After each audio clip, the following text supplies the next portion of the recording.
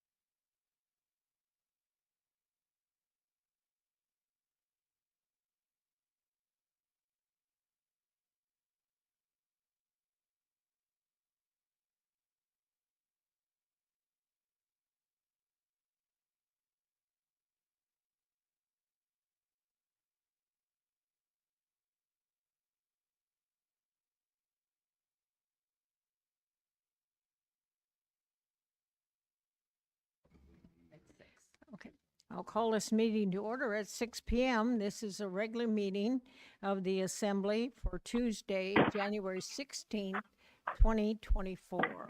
Madam Clerk, will you please take the roll? I will. Tim Hale. Here. Stephanie Nowers. Here? Dee McKee. Here. Robert Yunt. Here. Bill Gamble. Here. Dimitri Vonoff. Here. Ron Bernier.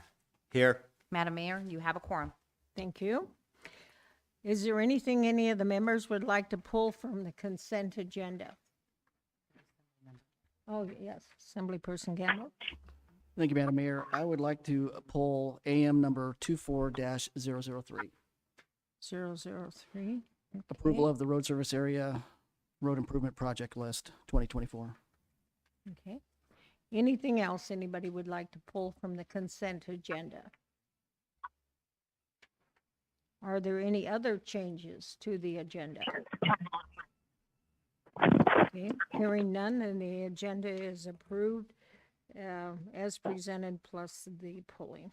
If you'll all stand, and Senator Stoltz, would you lead us in the pledge? Cool. Bill, will you lead us in the pledge?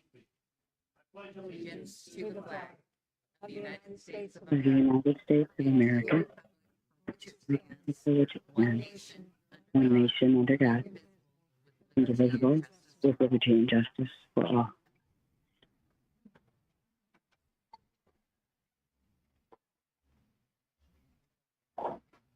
Before we go any further, we have, well, I was going to say a special person, but all of you are special people. So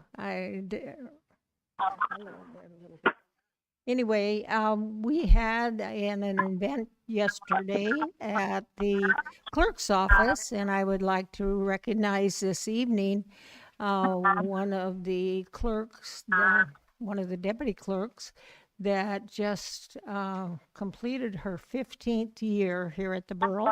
So Brenda, if you'll stand, and we'll give you a round of applause. Thank you for all your work.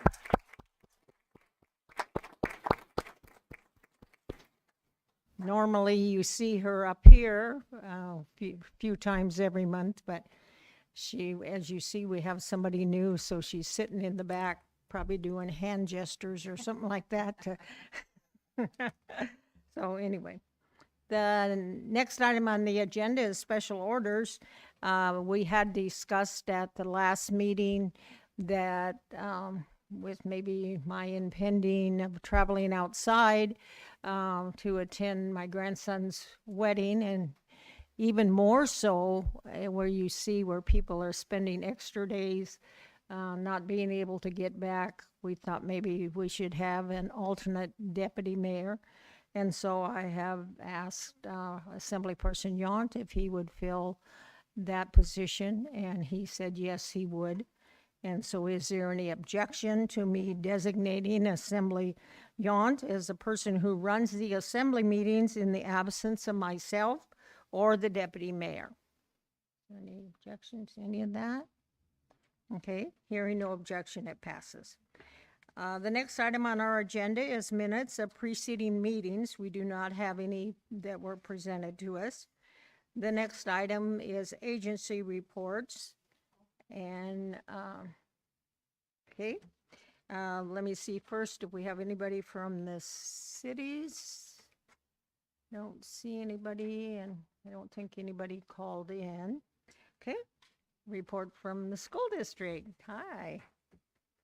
Thank you for coming. Good evening, Madam Mayor, Mr. Brown, members of the Assembly. For the record, my name is Katie Gardner. I'm the Deputy Superintendent for Business and Operations for the Mat-Su School District. And I am here tonight just to give a brief update. Christmas vacation is over. Kids are back in school and learning is happening. And I really wanted to say a number of thank yous. We've had some productive and robust discussions with the Assembly recently, both at our joint meeting in December and talking about charter schools, but also at the subcommittee meeting on school issues on Monday. Thank you to Manager Brown for inviting the legislative delegation. I think the school district appreciated the opportunity to share a little bit more about what we're doing for students in our district and sharing some of the positive results that we're seeing. So I appreciate that.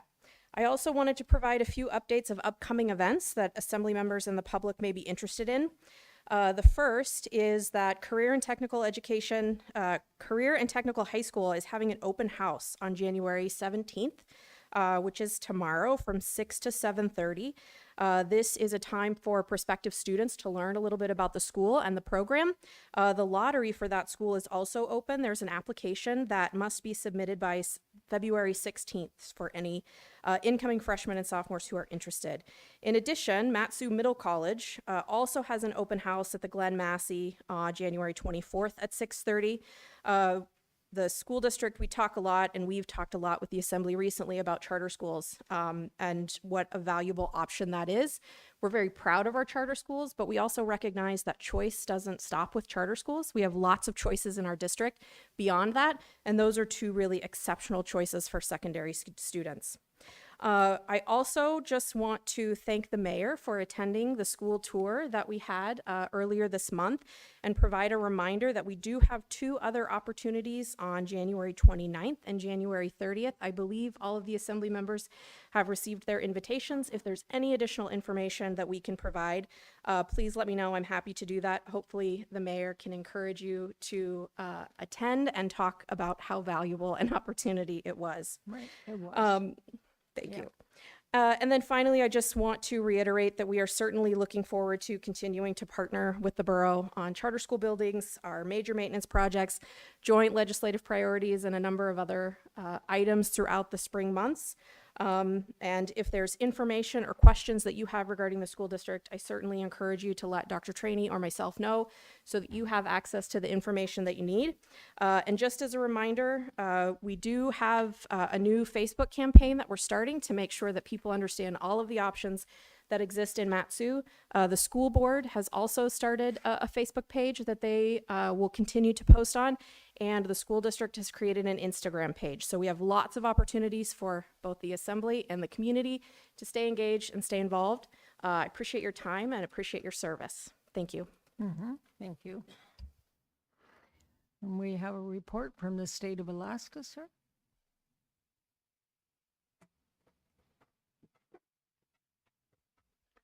Hello, Madam Mayor, members of the Assembly, Manager Brown, and staff and constituents. Todd Smolden with the Governor's Office in the Mat-Su. The legislature is back in session, so I don't know if that means we're safe or unsafe, but Juneau's happening again. The governor has some priorities that he's put forward, and press release went out yesterday. It's I don't think there's anything real new in the press release, although there were some explanations. Specifically, public safety remains a big concern of the governor and funding for that. Education funding, which looks different to different people, from the governor's perspective, that looks like strategically funding programs and opportunities for students that generate positive outcomes. And other areas that the governor's looking at is energy and also making Alaska more affordable for young families. So there are some issues around housing, food security, and other items that young families would consider important. We do need people to stay. We need people to work and be part of our economy. So those are all big important priorities for the governor. I also would just like to thank you and the school district for the work that you've done together over the last few years. Actually, despite maybe what you hear sometimes, the amount of education dollars that have been available over the last few years because of COVID funding have far surpassed any other amount of funding that's existed for education in Alaska. And while there's a lot of discussion about the BSA and things like that, this school district, with your partnership, is the only of the 5 who doesn't have a deficit this year, who has had increased outcomes, and is building a new building without debt.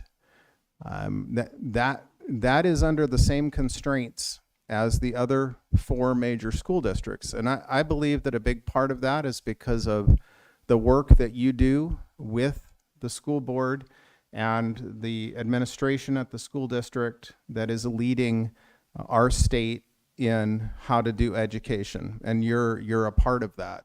And we'll hear lots about funding and the BSA and all of those things, but it really is possible to make wise decisions with public funds and improve outcomes without, I guess, some of the rhetoric and some of the tension that some people want to create. And you have proven that to be true. So thank you for your work in that area.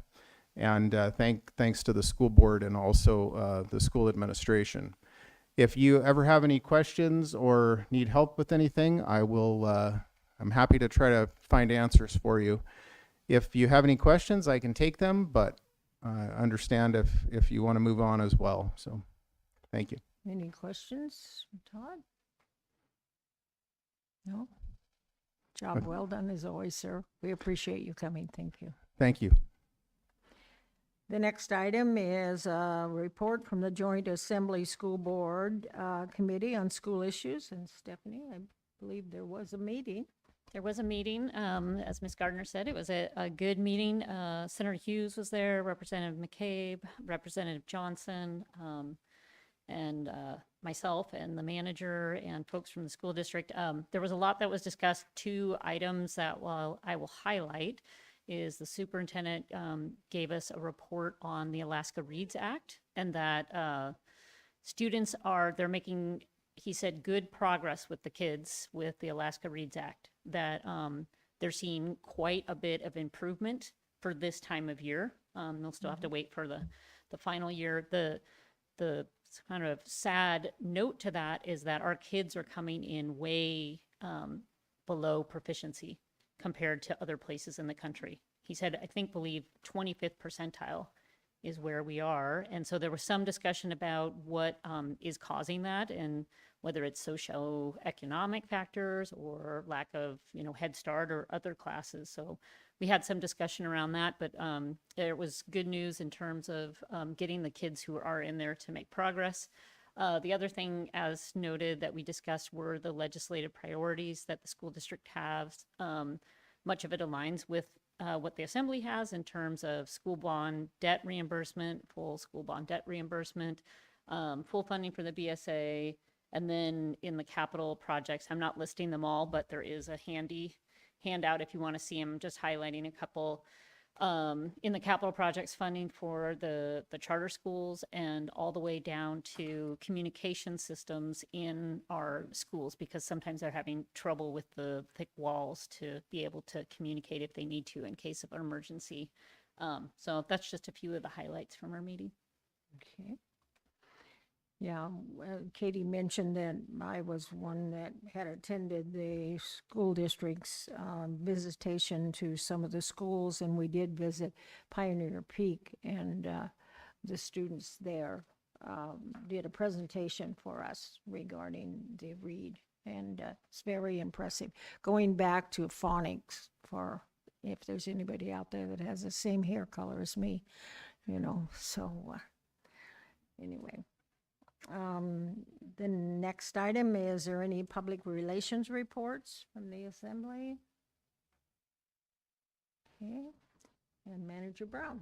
Thank you, Madam Mayor. Good evening, Mayor and Assembly. 2 updates for you this evening. I'm going to invite Oliver Querin up. He is our new borough assessor. So as he makes his way to the podium, we're at that time of the year where we start having that discussion about inputs to the budget process. So to begin that discussion, as we've done in the past with an annual update to the Assembly, is to ask the borough assessor to provide an update on appraised and assessed values, kind of what's happening in the market with property, and create an opportunity for the Assembly to engage with him if you have questions.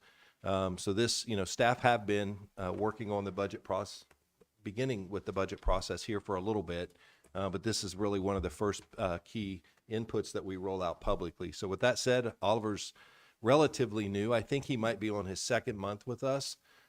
Some would argue he might be just coming home because he spent a number of years in the past, owns a home in Palmer, but he's been hanging out in the state of Washington for a while. So I guess we would argue that we got him back home. So with that said, I'd like to introduce Oliver Querin, and we'll allow him to provide this update to you. Thank you, sir. Thank you. Good evening, all. Just to give a little bit of my history, I did spend 12 years in Washington State, 6 of which I was chief appraiser for Mason County, and 6 of which I was a commercial appraiser for Benton County. Prior to that, I spent 16 years, I cut my teeth in Mat-Su Borough as a residential appraiser, a commercial appraiser, a land appraiser, and an analyst. So I am familiar with the area. I'm very glad to be home. I'm enjoying my job. I'm enjoying my son and my 2 grandkids, so it's good to be home.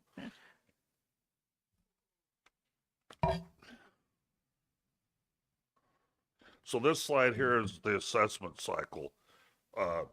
It shows that we're making clerical changes and inspecting properties throughout the year, whether it's during discovery for new construction, checking for any changes on existing construction, or making changes during the BOE.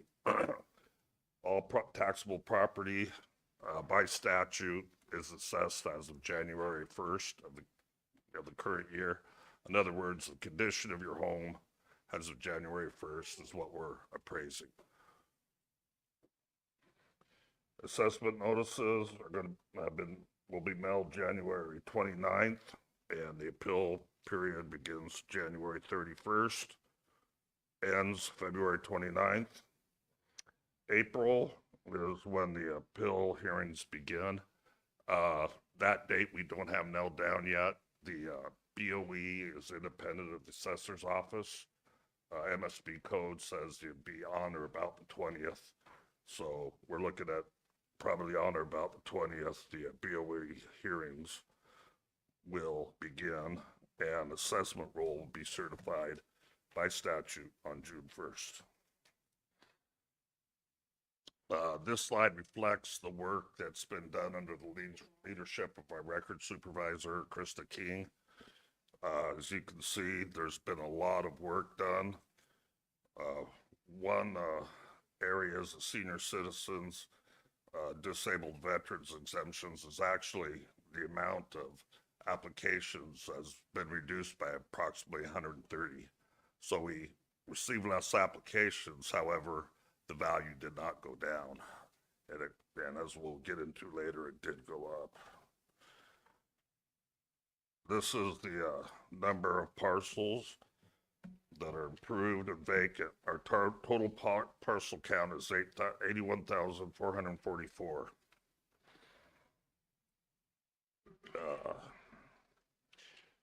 491 more residential improvements than last year.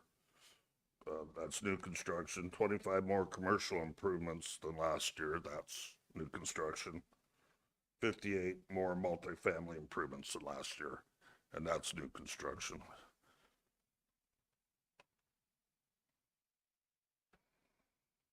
Cell 5 shows the appraised versus assessed value. We're required by law, by statute, to appraise all properties.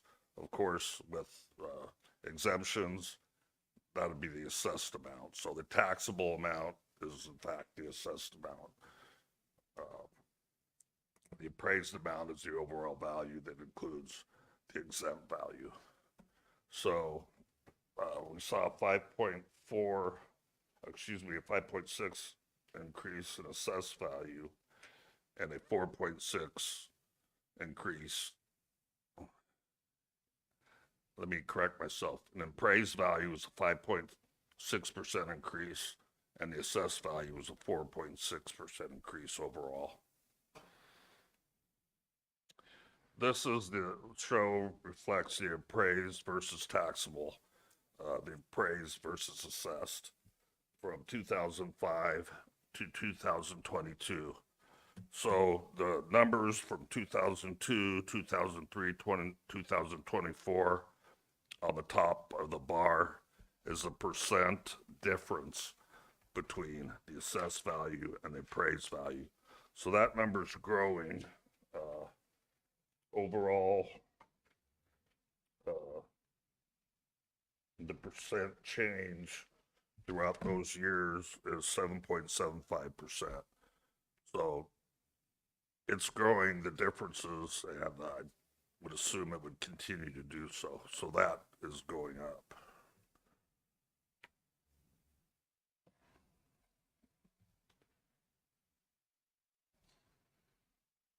Could you run that 7.75% calculation by me again? Are you saying the exemption is increasing by 7 or almost 8%? Well, the percent difference, yes, between assessed and appraised is increasing. So in tax year 2022, the difference was 27.13%.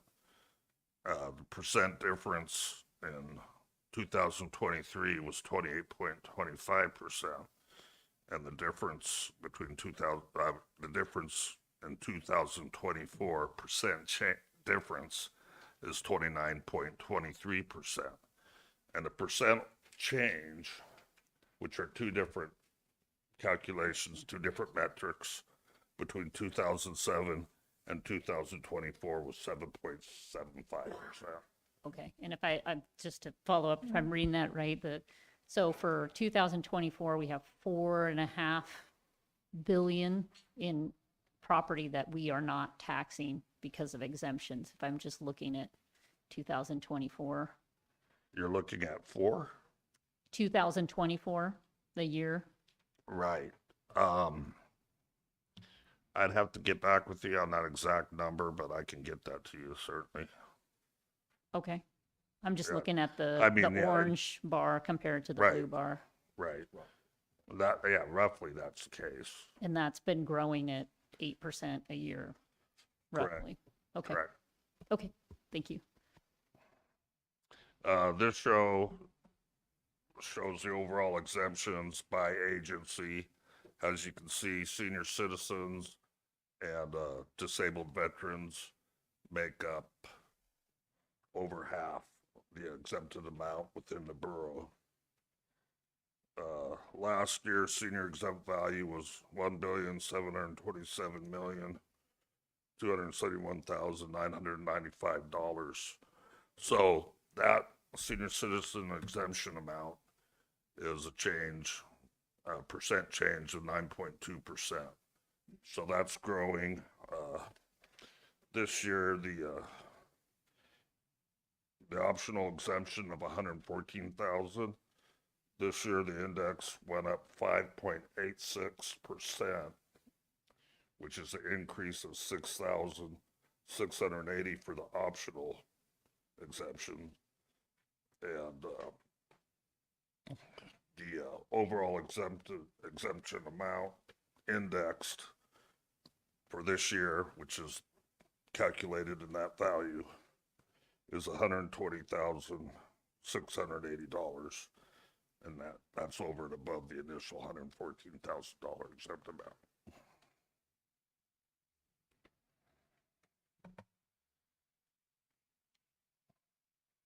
This shows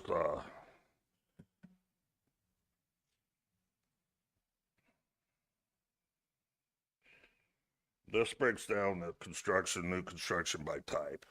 So for the given years, it's a single family, multifamily, and commercial.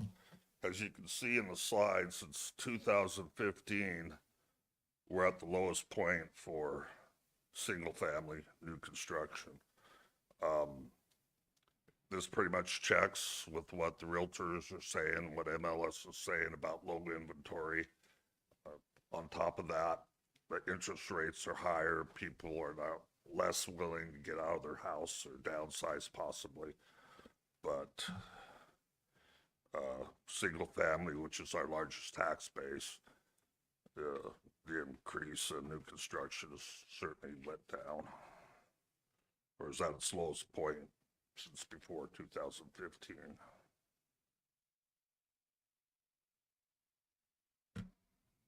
Okay, this is everybody's favorite slide. The 2003 to 2024 average value of a home is increased 4.3%. So when we analyze the market, we're looking at design type: 1 stories, 2 stories, 3 stories, daylight basements. We're looking at location. We're looking at year group, the year built. So there's a lot of factors we're looking at, and it's fluid. So 4.3 is the average for residential. Some may go up more, some may go up less. Of course, if you're changing your inventory, putting a new garage on, updating the interior, that's going to change more. But on average, it's 4.3%. So oftentimes when that statement's made, you get calls from the taxpayers that say, oh, you said 4.3%, mine went up 8%. Well, it may be in a very good location. That particular area may be seeing, we're looking at sales that are showing higher values for a given area. So there's various factors that go into that, but the average is 4.3%.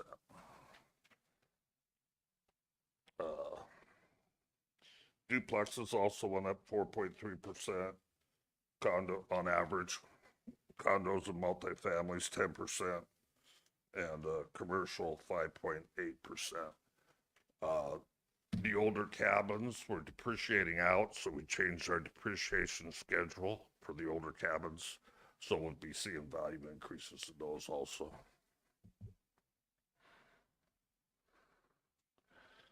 Slide number 10 is self-explanatory. What's very important and what I would like you to take away is there's an informal appeal and a formal appeal. The informal appeal is a call to the assessor's office. Oftentimes value disputes can be resolved with a simple telephone call. We'll check the inventory, we'll provide the taxpayer's sales, so we can show or convince them over the telephone that they're not being overassessed.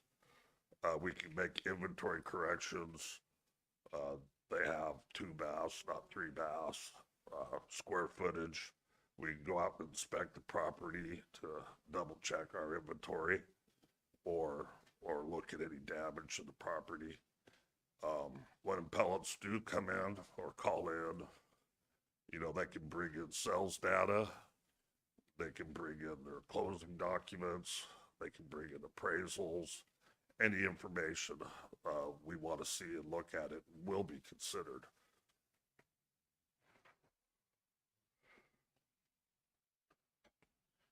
Don't have any questions? That concludes my briefing.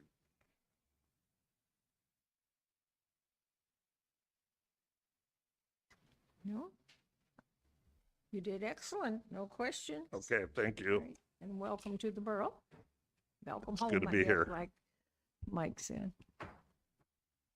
Okay, go ahead. with So your real quick for the report. assembly, then just to kind of wrap that up, and I think it's interesting, when we look at the appeals process, you think with the past 2 years that we had with double-digit increases, or in percentage, right?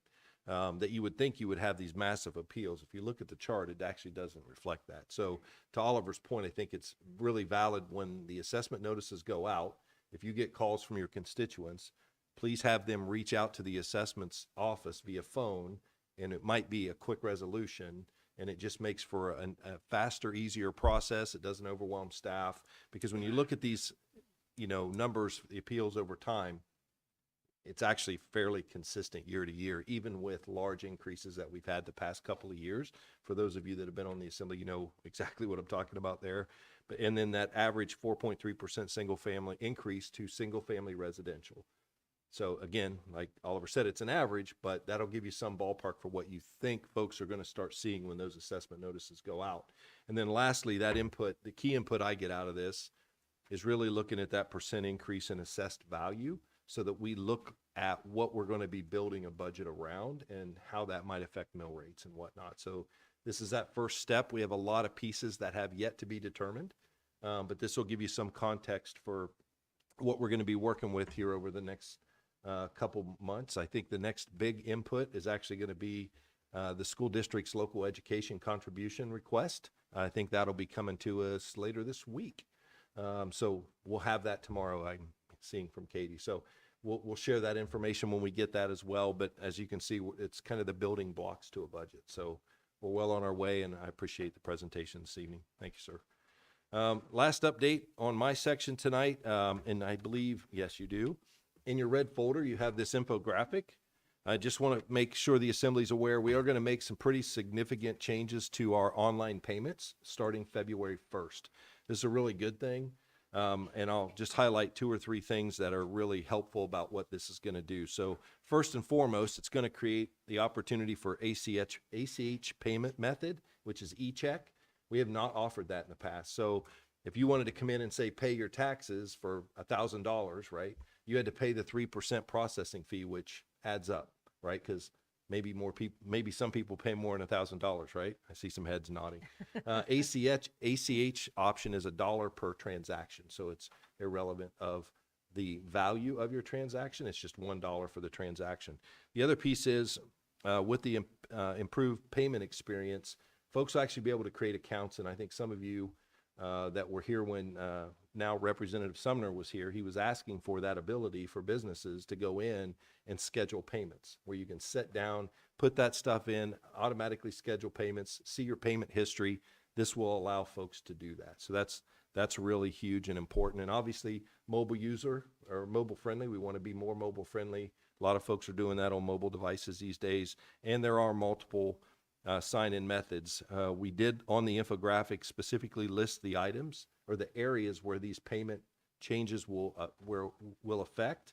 It doesn't change the payment method for everything we do. So for example, some of the permitting, campground reservations, swim lessons, things like that are still using the old system because we have to upgrade some other back-end stuff to make that work, because there's a lot of additional information that comes with that other than just taking a payment. So you will see a little bit of both as we continue this transition to modernize. But this is really good work. Really appreciate the effort from IT and finance staff to bring this forward. And we have a lot of other changes forthcoming around technology and how we interface with the public. So really excited about that. So that concludes my update this evening, Madam Mayor. Okay. Any assembly questions to the manager? Okay. Mr. Attorney, report, sir? No report tonight. As I mentioned, previous meeting, I'll be out of state next meeting, take one of my children out of state. So Mr. Ashenbrenner will be here the next Okay. meeting. All right, thank you. Madam Clerk, report? The clerk's report is in your red folder with the upcoming meeting schedule and the quasi-judicial report. Okay. The next item on the agenda is citizens and other correspondence. Are there any comments on the citizens and other correspondence? Okay, hearing none, they are presented. Madam Clerk. IM 24019, reporting conclusion of contract for bid 22054B with Western Construction and Equipment for a total contract amount $581,342.54 for the road service area number 16, Bel Air Estates Road Improvements Project. IM 24025, informing the Assembly of a grant amendment for time extensions only from the Alaska State Department of Commerce, Community and Economic Development that are to be presented to the Borough Manager for signature. IM 24028, informing the Assembly of the Manager's approval and submittal of a 2024 online volunteer fire assistance grant applications for the Department of Emergency Services for the fire service areas of Tucketna, Caswell, and Willow. IM 24029, reporting conclusion of contract number 2414B with McKenna Brothers Paving for a total contract amount of $585,475.84 for the 2023 road paving project. IM 24030, reporting conclusion of contract number 23112B with Big Dipper Construction for a total contract amount of $607,664.41 for road service area number 9, South B. Shannon Street, East Brenda Avenue, and East Carefree Road Improvement Project.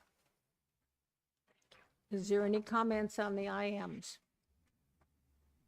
Okay, seeing and hearing none, they are presented. We do not have any persons to be heard. The next item is public hearings. Madam Clerk. Ordinance 24009, an ordinance changing the mayor and assembly term of office from 3 years to 4 years for future terms without altering the length of the current terms. If you're on the phone and would like to speak to this, press *3.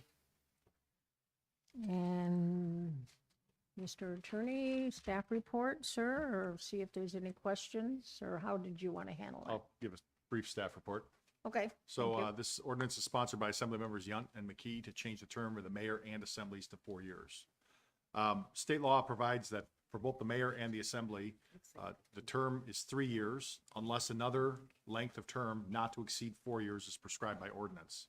State law also provides that you cannot alter the term of an incumbent unless it's required by reapportionment or redistricting. And so this ordinance here would change the terms to 4 years for assembly and mayor. And because everyone has a 3-year term right now, everyone who's currently seated here would finish their 3-year term, and then there would be a transition period. And so, and the IM on page 3 of 3, Assembly Districts 4 and 5, who were just elected, those terms need to serve until 2026, at which time Assembly Districts 4 and 5 would start 4-year terms. Assembly Districts 3, 6, 7, and the mayor are actually up for election this fall. So if this ordinance passes, they could go straight to 4-year terms. And Assembly Districts 1 and 2 expire in 2025, so they would need a transition term of a period of 1 year to put them on 2026. And if that all happens, according to what I just laid out, what would happen would be Assembly Districts and mayor would be on 4-year terms with 4 people up, 4 of the elected officials up every other year to coincide with the state elections. So on the years that the state is not holding election, there would not be assembly members up for election as well. Assembly have any questions of staff? Yes, Assembly Person Hours, go ahead. Thank you. Through the mayor, so, to the attorney. So, the voters just approved, 2 years ago now, 1 year ago now, that we could only serve 2 terms. Correct? Correct. Yes, but under this, we as the assembly, despite what that says, are allowed to add a third 1-year term, even though the voters said we could only serve 2 3-year terms.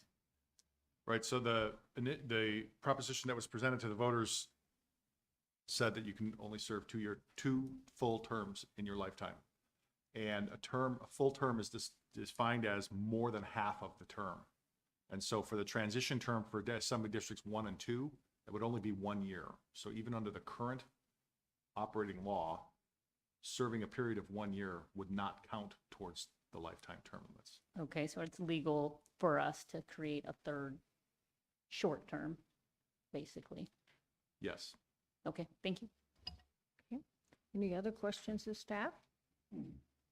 Okay, hearing none, then I will go ahead and open the public hearing. And we do have a sign-up sheet, so we will call on those people first, and then we'll give ample opportunity for anyone else that wants to testify. And you testify for 3 minutes, and please state your name when you start. Okay, Vicki Malone.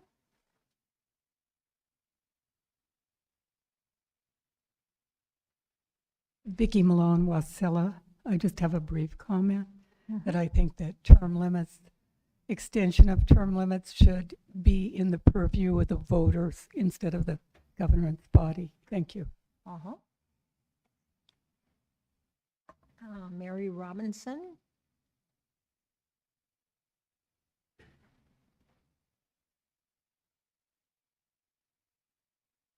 Good evening, Mayor DeVries, Good evening. Assembly members, staff. My name is Mary Robinson, Wasilla, and I represent myself. It is important to note that Alaska state representatives are elected for 2-year terms, a system designed to ensure they remain closely accountable to their constituents. By keeping the term shorter, as in the state level system, it ensures that elected officials are more frequently evaluated by the public, fostering a more dynamic and responsive governance. Thank you for your time. Thank you for the opportunity to speak. Thank you for your testimony. Dan Mayfield?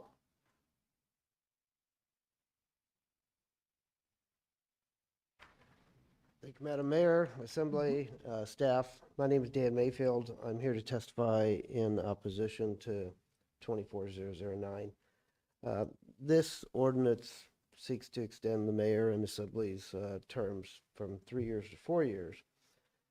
And, really, it's all about accountability. To me, I would endorse a 2-year stint for assembly members, but that's not what's before us today. It's increasing the number of years that assembly members can serve. And the present system works.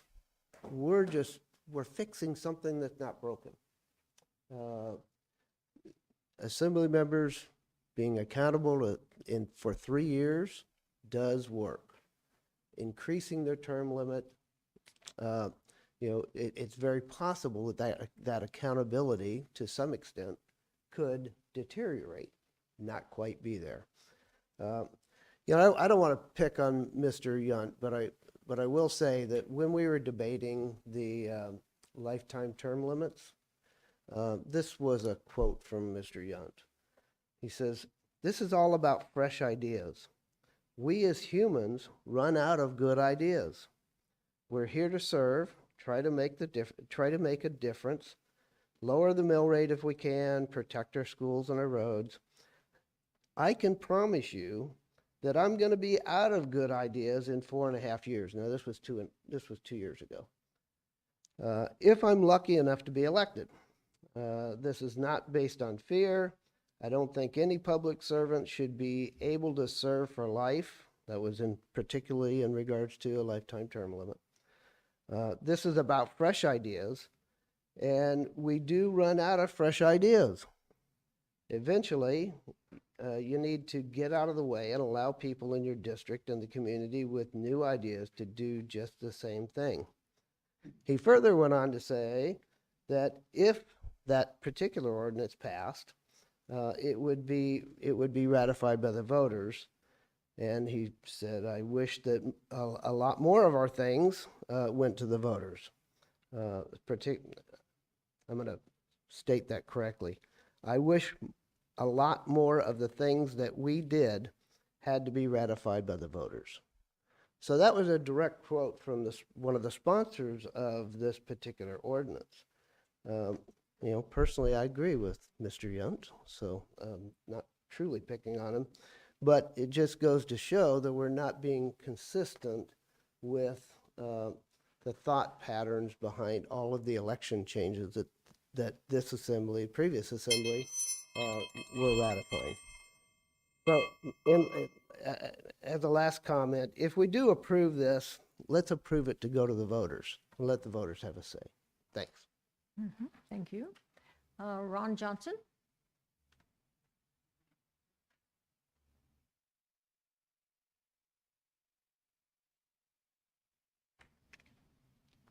Good evening, Madam Mayor, Assembly, and staff. My name is Ron Johnson.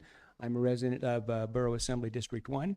I'm here to speak in support of this ordinance 24009. There's a couple reasons that really spark my interest, and the reason I support this. Number one, it's going to be a cost savings. We'll still have off-year elections. I'll address that at the later part of my comment, but it will save us money. The biggest thing for me is I've long been an advocate for participation in the public process. Voter turnout, as many of you know, is important to me, and I've long advocated that the greater the turnout, the better the process will be. I think that from the IM on this ordinance, you can see that we know what voter turnout is on off years. I was so disappointed in the 2023 election. A lot of people worked hard to increase voter turnout, and it wasn't there. I don't know what we can do, but this definitely will. Statistics show even year elections have higher turnout. I mean, the statistics are there. And that's probably one of the primary reasons that I support this ordinance. I have no fear of an assembly person or the mayor serving 4 years. Moving from 3 years to 4 years is not a big deal to me. That we'll have plenty of chances to turn over the assembly every 2 years. I do urge the assembly, this is just part way, we need some state code change in order to change the term limits on our school board. For us to totally eliminate off-year elections, we're going to have to get the school board onto a 4-year term, and that's going to require state code. So I urge the assembly to amend your legislative priorities. This could probably be at the bottom of that list, but we need to get it on the list to get state law changed so that we can move our school board to a 4-year term. Then we would be just an election every 2 years. So I believe there's a lot of reasons to support this ordinance. It's a good ordinance, and I hope it passes. Thank you. Thank you. Ellen Vanderwis?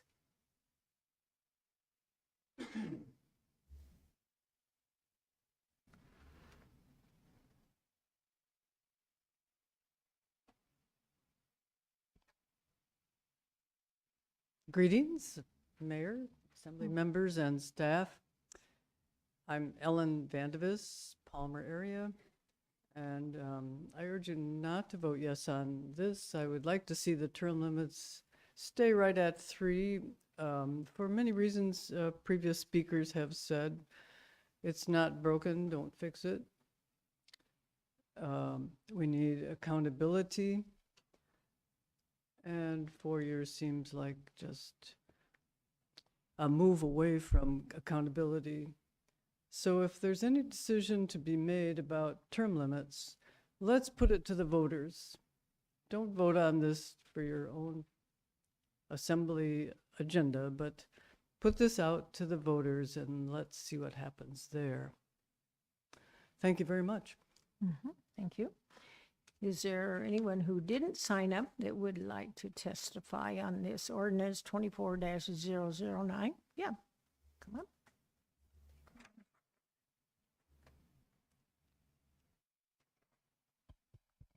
Madam Mayor, Hi. Assembly, Manager Brown. My name is David Miller. I wanted to just share a couple of comments on this ordinance. I think it's a good ordinance.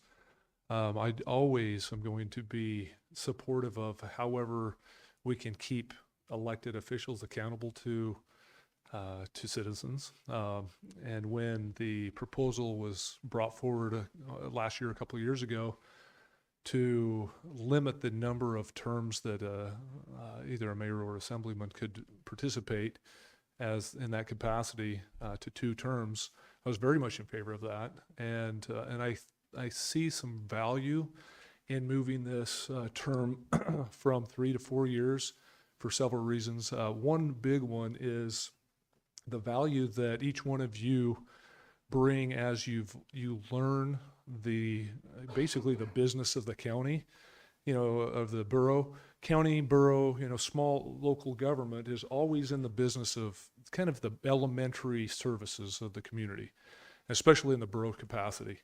And so it is important to have people that kind of learn and they understand and know what's going on.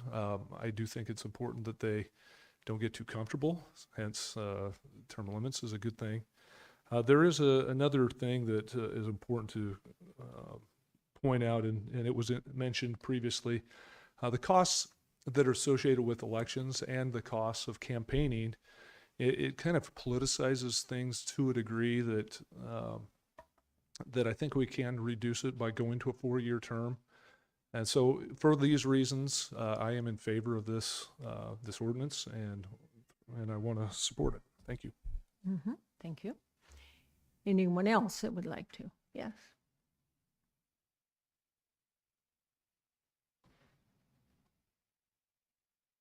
Good evening, Madam Mayor and Assembly. My name is Jackie Goforth.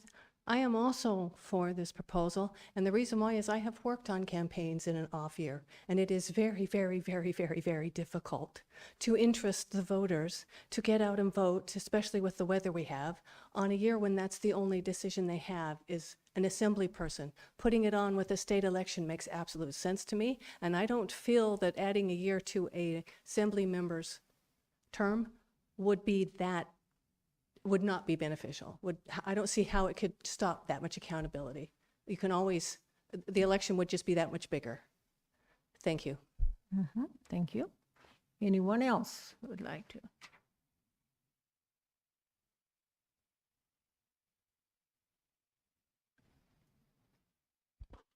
Good evening, Good evening. Assembly members and whatnot. I am Mary Rivetta, and I am from the Wasilla area, outside of the limits of Wasilla, and I'm in agreement with the terms being changed. And my thoughts about that, I agree with a lot of what the others said about extending it to 4. What I'm thinking is we went through COVID and it was extremely volatile and very stressful, and it seems like we could use a little more consistency for all of us right now. Anyway, thanks. Thank you. Anyone else? Yes.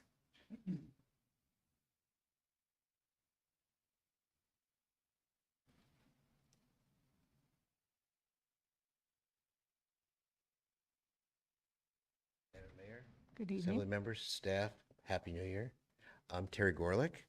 I had an opportunity, Mr. Gamble, Assemblyman Gamble, called me and asked me a couple questions when I got back from California, and one of them was this legislation in front of us, another ordinance. And I had a chance to, I like to look things up and make sure I've got lots of facts and information and detail. I'm very detail oriented. And I made a graph looking around the country, both what we would consider red, blue, liberal, conservative, and made a long list of both city councils, boroughs, assemblies of the same size as the Matanuska Valley. And made a long list for Assemblyman Gamble to take a look at. I'm neither for or against it. There's benefits to everything, and there's detriments to everything. But in the list of locations similar to ours, the 4 years was far outnumbered the 3 years or the few that were just 2 years. So it was. I think there's some benefit to it in regards to timing.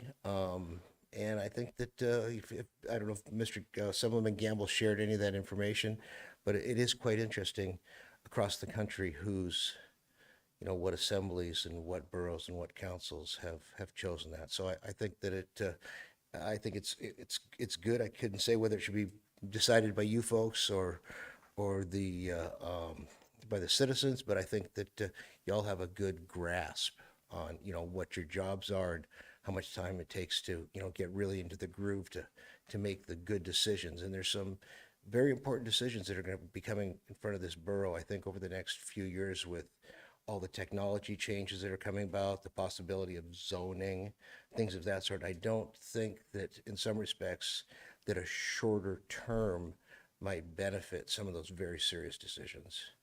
That's just my opinion. Thank you very much for the time to speak. Mhm. Thank you. Anyone else?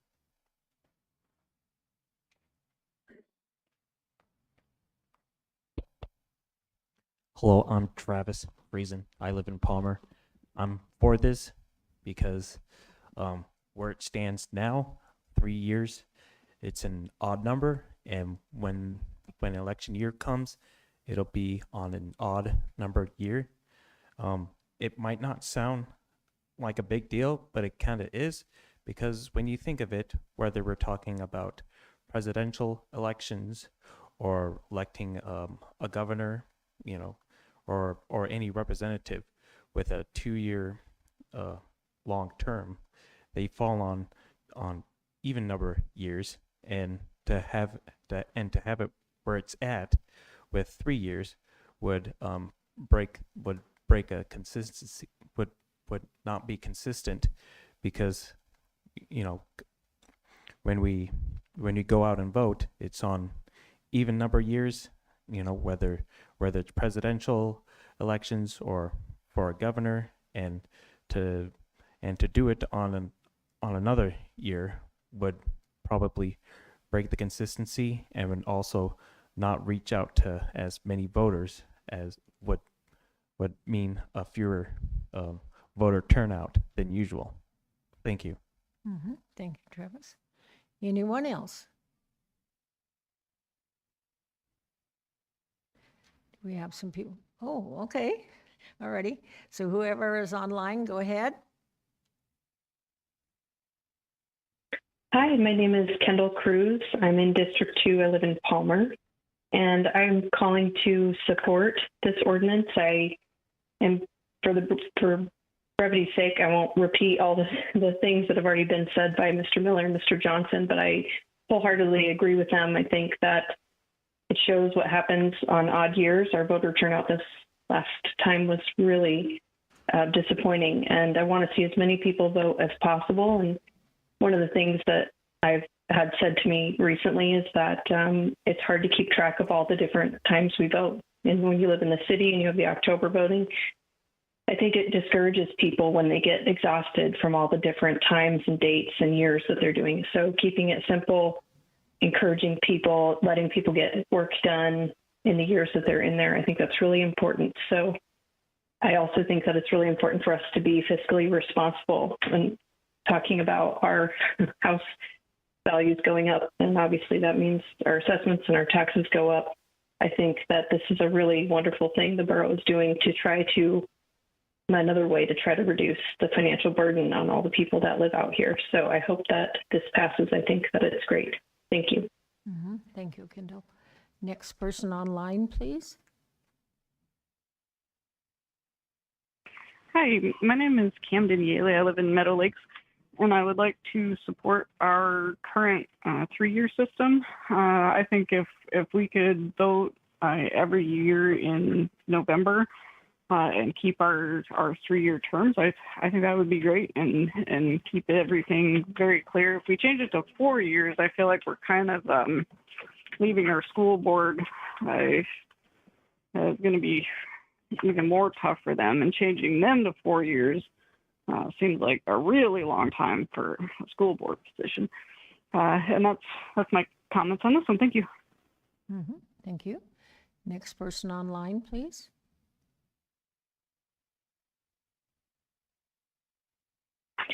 Hi, my name is Lacey Libby, and thank you for giving me a brief chance to be heard about the ordinance on elections. I've lived in Wasilla my entire life in District 3.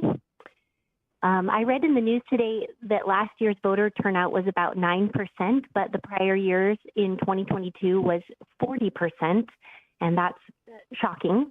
And that holds true for any borough elections that align with state or national elections. We'll have a 4 to 5 times higher participation with voters, which many people have mentioned as a positive, and I agree.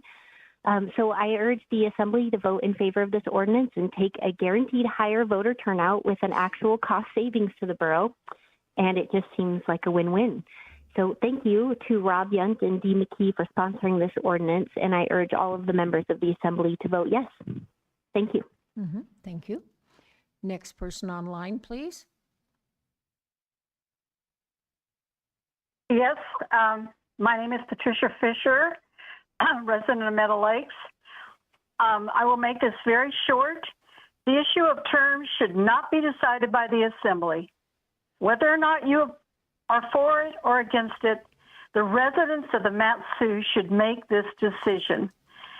It's not the people sitting up here on the Assembly. So I urge you to put this matter, this issue on the ballot for the residents of Mat-Su to decide. Thank you. Thank you. Next person online, please. Hi, can you hear me? Yes, go ahead. Okay. My name is John Strassenberg. I agree with the comments about accountability. I think the shorter the term, the greater the accountability. However, you need to take some time to learn the job. It's not an easy job to learn. So basically, considering learning curve and accountability, I think 3-year terms strikes the appropriate balance. Another thing is I have a little confusion. I'm a little confused about the language and about a possibility of a 3rd term for some Assembly people, depending on where they are if they're in their 2nd term. And it says, this is a term limitation, and it reads, the ordinance reads at Section 3, this limitation applies to all former and current Assembly members, except that it shall not prevent the current Borough Assembly members, as of the date of the voter ratification of this ordinance, from holding the remainder of their term and serve 1 additional term. So those of you, I think District 4 is one of them, that have served the 1st term, are in their 2nd term, and yet, according to this language, get an additional full term. Now, I'm confused about what voter ratification of this ordinance. I didn't know this ordinance had to be ratified by the borough. So all I'm saying is, I don't think that anybody should get 3 terms, and I think that this ordinance needs to be changed to be clear, so people know and they don't read it like I did. So I'd like to have that point clarified. The others I don't like. My next reason is I don't like the coinciding the borough with the state and federal. And the reason there is that the borough candidates and the issues get lost in the shuffle.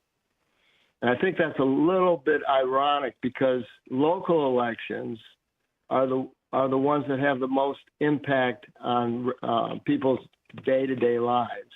And I think the Assembly, if they approve this, would be doing a disservice to those that they represent to not allow a reasonable opportunity for them to learn about the issues and make an informed decision on Assembly candidates. And I also believe that residents of the Mat-Su should decide this issue. Thank you. Thank you. Next person online, please. Hi, my name is Ruth Wood. I live in Talkeetna, and I oppose this ordinance to change the Assembly terms. Last year, the Assembly voted to limit the number of terms that Assembly members and the mayor could serve to 2 terms with a lifetime limit of 2 terms, and that's 6 years. The change you're looking at tonight would increase that to 8 years. If an Assembly member is not representing his or her constituency well, the people in his or her district are underrepresented for 4 years, and that's too long. If the ration is to get MSB elections on the same schedule as the state, a limit of 3 two-year terms would accomplish the exact same thing. Both the state and the U.S. House representatives serve 2-year terms, and that would be just fine. Furthermore, I do not think it is legitimate for this Assembly to vote themselves longer terms. No one currently on the Assembly should be able to serve more than 6 years in total, because that was the term in effect in the last election. I'm very perplexed that the Assembly would try to do this themselves rather than take it to the people on the ballot.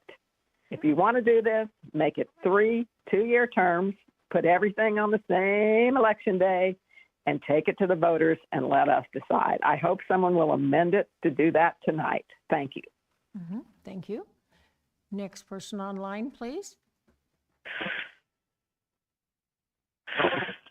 Yes, it's my turn, Charlie. I am in favor of this ordinance. And there's really good reasons for it, but let me try to take it down to some brass tacks. This last election, we had 9% turnout. We got Sir, we're having a very hard time understanding you. I don't know if you're too far away or too close to your mic. I'm very sorry. Hold on a second. How's that? Is that better? That is better. Thank you. And we will start your time over, sir, so go ahead. Okay, thank you. My name is Mike Coons, and I'm in support of this ordinance. And there's been a lot of good comments on the reasons why, but let me take it down to brass tacks. Last year we had 9% voter turnout, so 50% of that 9% of 50% of the person that won by 50%. Won based on 50% of 9% of the entire voting population. Now, that's not real good representation. Now, is it whose fault is that? It's the voters' fault for not showing up. True, I totally get that. But I think we do this on the state and federal timeline where we have a good voter turnout, where we do get 40%, 60%. This coming election in November, we're probably going to have a huge voter turnout. We could really have the ability then to have an election that people that maybe really don't like what's going on, but didn't vote this last time in 9%, now we'll all of a sudden have a chance to vote, and they're going to go, oh, wait a minute, now I can, now I feel like I've been vindicated by throwing the bum out, or I've been vindicated by putting this person in, or whatever. So I think the bottom line of this is the whole idea of voter turnout. We get that voter turnout, we get more community involvement.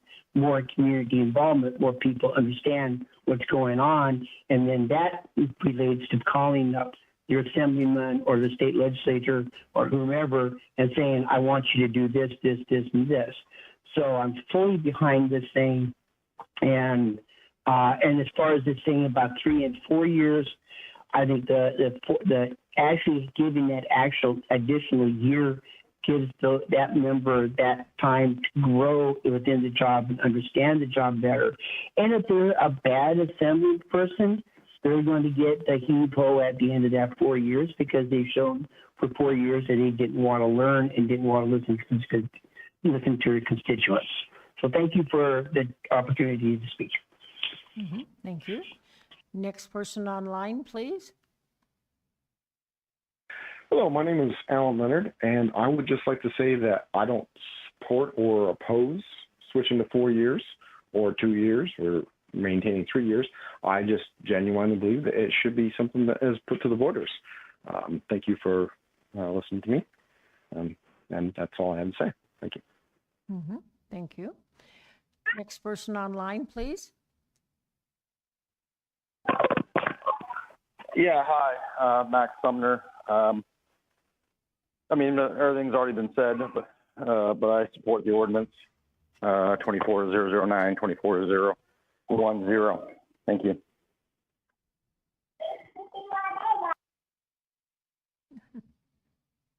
Thank you. Next person online, please. Hello, Steve Edwards. I just thought that there could be an argument made for converting it to 4, and the 2 year sounds kind of intriguing. I could see matching it to the other elections for better turnout. That makes sense, but that certainly would be something that you could sell to the voters, and we would possibly vote for that. It makes some sense. So, but it should be decided by us, not you. And certainly, absolutely, anyone on the assembly now that could possibly be reelected and have a term extended should recuse themselves from this vote. That would be absolutely unacceptable to have somebody vote for this on the assembly and then benefit from it on another future term. So make sure that doesn't happen. I would say just postpone it and put it out from the ballot. And it seems likely that it might pass because of the valid reasons that you presented. That's it. Thank you. The next person online, please. No, that's it? Okay. So one last chance for anyone here that didn't get a chance to testify that would like to on ordinance 24-009. Okay, seeing no one and no one else has come online, Caleb. Okay, I'm going to go ahead and close the public hearing. Assemblyperson Yon. I move to adopt ordinance 24-009, and if I may speak to it, please. Yes, you may, sir. Okay, so at first I'd like to speak to a couple of the misunderstandings. There was somebody that was concerned about this affecting the school board seats. This has no effect on school board seats. This is only in regard to mayor and assembly. One of the other folks had said that state representatives are 2 years. That is correct. State representatives are. State senators are 4 years. Governor is 4 years. Federal senators are 6 years. So I would love the idea of going to 2-year terms. I actually think that has merit. I don't think anybody should be up here for life, obviously, because I was the sole sponsor of the lifetime term limits bill a couple years ago. The issue with putting everybody on there, right now we have 4 people up one cycle, 2 the next, and 2 the next. So you have a mayor and 3 assembly members 1 year. Then the next year you have 2 assembly members. Then the next year you have 2 assembly members. It's the government elections are designed this way so you don't have a huge pendulum, so you don't just crash from one side to the other. Representatives at the state and federal level are every 2 years, but the system is offset and protected by the fact that senators serve 4 and 6 years. So you cannot just change out the entire body at one time. So that would be my concern with that. Let's see here. Someone had mentioned term limits. They don't think that this should allow a 3rd term. This will not affect my term. I was going to run this last year and didn't because it was my election year. So this will not give me another term, nor would it give anybody else in my position an extra term. So there was a misunderstanding, it seemed like, where somebody thought it would give 2 of the assembly members a 3rd term. That's actually not the case. The way our term limits are written, I wrote it exactly like the President of the United States of America. They are allowed to serve up to 1 day less than 2.5 terms. The reason it's designed that way is in case the president were to pass away and the vice president were to get, promoted or whatever. If that happened before half the term was over, it would count as your term. If it was after half the term, it would not. In our particular case here, sometimes you see we'll see, assembly members run for a state house or state senate seat. If they leave, somebody has to get appointed to that seat. And if it was prior to half a term, it would count as theirs. And if it was after, it would not. And so this won't change any of that. This was very simple for me. Not everybody, there was a lot of people upset in 2018-19. Not a lot, a very small amount of people, but were very vocal. They were upset that we were going to change the election out here. I helped participate in that so that we could change the election from October to November and marry up with the state and federal elections. The results have been that our voter turnout on even years is 4 times higher. I think that's a good thing. I think it's an outstanding thing. As mentioned, in 2022, I believe voter turnout was over 40%. And in 2023, I believe it was about 9%. We could ask the clerk for an exact number. We did save a lot of money in this odd year election because we went to a hand count for the first time. So rather than sending $70-something thousand to Canada for some machines to count, we hired local residents, and I think we spent $26,000 or $28,000, and we got the results back in a couple of hours rather than in a week or 2.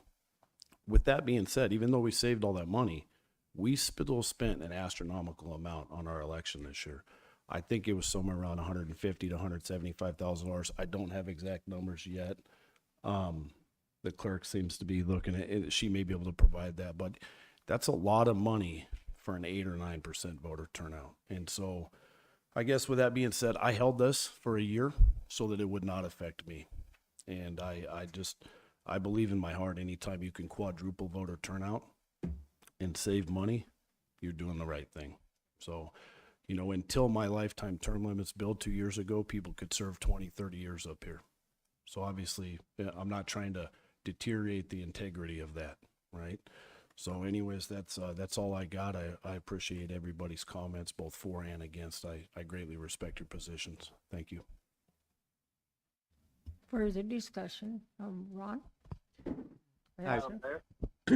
I would just like to thank Rob for this legislation, and it just makes so much sense trying to get the public involved to elect our electors, and as much money that I believe the elections were somewhere around the 210,000 maybe on average, but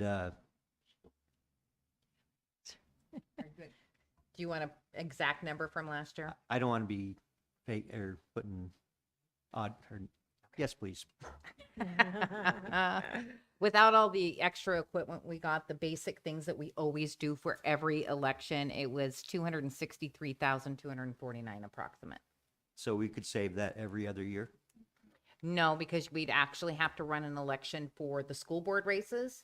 It'd be a lot less precincts open, a lot less election officials, a lot less printing. So if So we- it would go down. So from if that. we can get the state turned over onto the school board, then we can do it everybody every 4 years, Be every two, yeah. or 2 years, Yep. yeah. Yep. Thank you. Assembly person hours? Oh, I'm sorry, well, Tim. Okay, go ahead. I'm sorry. Assembly person Hale, had recognized Assembly person hours, so, go ahead. Okay, thank you, Madam Mayor. So speaking of longevity, one thing I want to point out about the term limits and somebody serving 20 to 30 years out here is we had term limits before the lifetime term limits. So the rules before that, the voters said you could only serve 2 terms. Lifetime was you could serve 2 terms and then you had to step off. And then you could come back and run again, but the voters would decide. So in reality, about 3 people ever came back and ran for a 3rd term. So I just want to correct, if anybody thinks that, a problem up here on the assembly is people serving lifetime limits, it hasn't been a problem, and the voters have secured that with the lifetime limits. So also the lifetime term limits, when that legislation was passed, there was one exception that was made, and I call it the Jesse Sumner exception. So he was in his 2nd term, and the way that legislation was written is that anybody currently serving could serve 1 more. So there's 1 person in this valley who has carved out an additional term if he wants to come back. I'm not saying he's in the state now, so he'll decide. But, that certainly that upside of having longevity and some history behind things has value. I do have a question for the attorney. So with this legislation, Mr. Fonov is in a seat. He has served, in November, he will have served a year and a half-ish of Mr. Sumner's term. Our legislation says if you've served a half of a term, it counts as a full term. So, but half of 3 years is a year and a half, so that would count as a full term, or would District 6 be able to potentially run for a 3rd term if this legislation passes? Regardless of whether or not this legislation passes or not, Assemblymember Fonoff, if he gets elected this fall, will serve his last term. He has served more than half of District 6 term. So Assemblymember Sumner served less than half of his last term because he left in January. So he served from November through the following November, which was 1 year, and then he left in January. So Assemblymember Fonov was appointed in February, almost a year ago, coming up on a 1-year anniversary. And so sometime in July, August, he will pass 1.5 years serving in this seat. So he is effectively in his first term right now. But if this legislation passes, half of a full term would be 2 years. If this legislation passes, his current term is not affected. Okay, so it would not. His current term is still Okay. 3 years. Okay. Everyone's current term is still 3 years because you can't Okay. affect the current term of people in office. Okay, thank you. So, we're talking about, I think there's good points on both sides of this. I mean, increasing voter turnout is great. Longevity is great. Increasing voter turnout doesn't necessarily mean people are more informed. On the downside, they come out for state or federal elections and they might just check a box for local. So if our goal is to help citizens be informed, increase voter turnout, but make it so that people care about their local elections. So I definitely see the, downside for the borough of conflating state and federal issues with local. I've heard that from people, and so the advantage to having these off-year elections is you really focus on local and you don't have people deciding the person that's going to fix their potholes and decide whether we have a 5-year timber sale schedule based on what they believe about the border issue, for example. So that's, potentially a downside, it leaves the school board a little high and dry for a while. So if we're trying to increase turnout, we're potentially going to lower it for school board, at least until that gets changed. I think there is a downside to the assembly deciding this because it could potentially be viewed as we're trying to benefit ourselves. And then, the last thing I would say is that we're talking about representation. And so we have, the people in this room that have commented and the people who have mailed us, but there's a lot of other people out there. And when it comes to elections, it seems like that is a choice that should be put to the voters to decide. We did that with term limits. If you did it just on representation based on the emails and people in this room, the overwhelming is opposed or putting it to the voters. Well, maybe I haven't gotten all the emails you have. I'm just counting the ones that have been sent to the assembly. And then I've gotten additional ones. But if we're talking about wanting to truly represent the voters, I think this is an issue that we should send to the voters. Like I said, it has pluses and minuses on both sides, but I'd sure like to get as much input from residents on this as we can, because this is these are the choices the borough residents are making, so they should make the choice whether we are doing 3 or 4 year terms. Assemblyperson Hale, thank you for waiting. Thank you, Madam Mayor. I move to place this question on the general election ballot 2024. If I can speak to it briefly. It was a year ago that the voters told us that 2 3-year terms for a total of 6 years was enough, and that should be our lifetime limit. And now here we are talking about making that 2 4-year terms, then effectively extending the limit from 6 years to 8 years. And I don't think that's a decision that we should be making here at this table. Okay, so was that amendment then to the main motion, sir? Did you say you amended that to place it on the ballot? Yes, ma'am. I'm going to place it on the general election ballot 2024. We're having a little bit of problem hearing you, and the clerk didn't hear you. So can you restate it, please, and maybe a little bit slower? Yeah, absolutely. I've got a new Bluetooth earpiece, and I may be still trying to quite figure it out. But I would move to place the question on the 2024 general election ballot. Okay. All right. So now the discussion will be on the amendment to. Oh, I'm sorry. Much more to that than just making. There's much more to that than just making this motion. Okay. We don't have ballot language.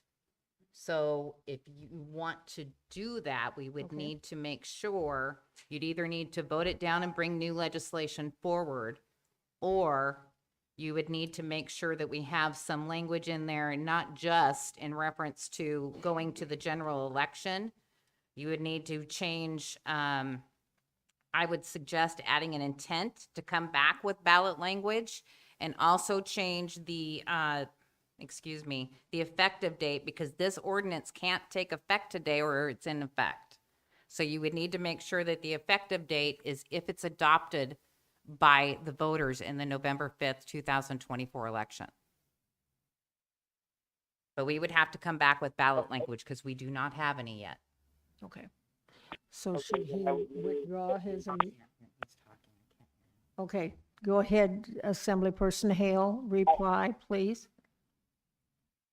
I would move that we place this question on the 2024 general election ballot, and that staff develop ballot language to come before us for approval no later than May 1st, and change the effective date to the certification date of the 2024 election.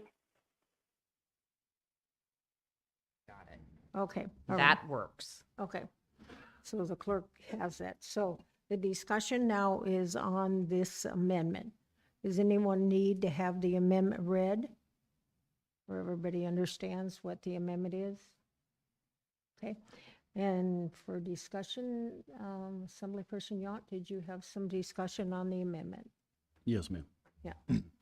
Okay, so I'm a huge fan of putting things on the ballot. I've put 3 on there in my career, or in my short, time here, 3.5, 4 years, whatever it's been. So I'm a big fan of going to the ballot.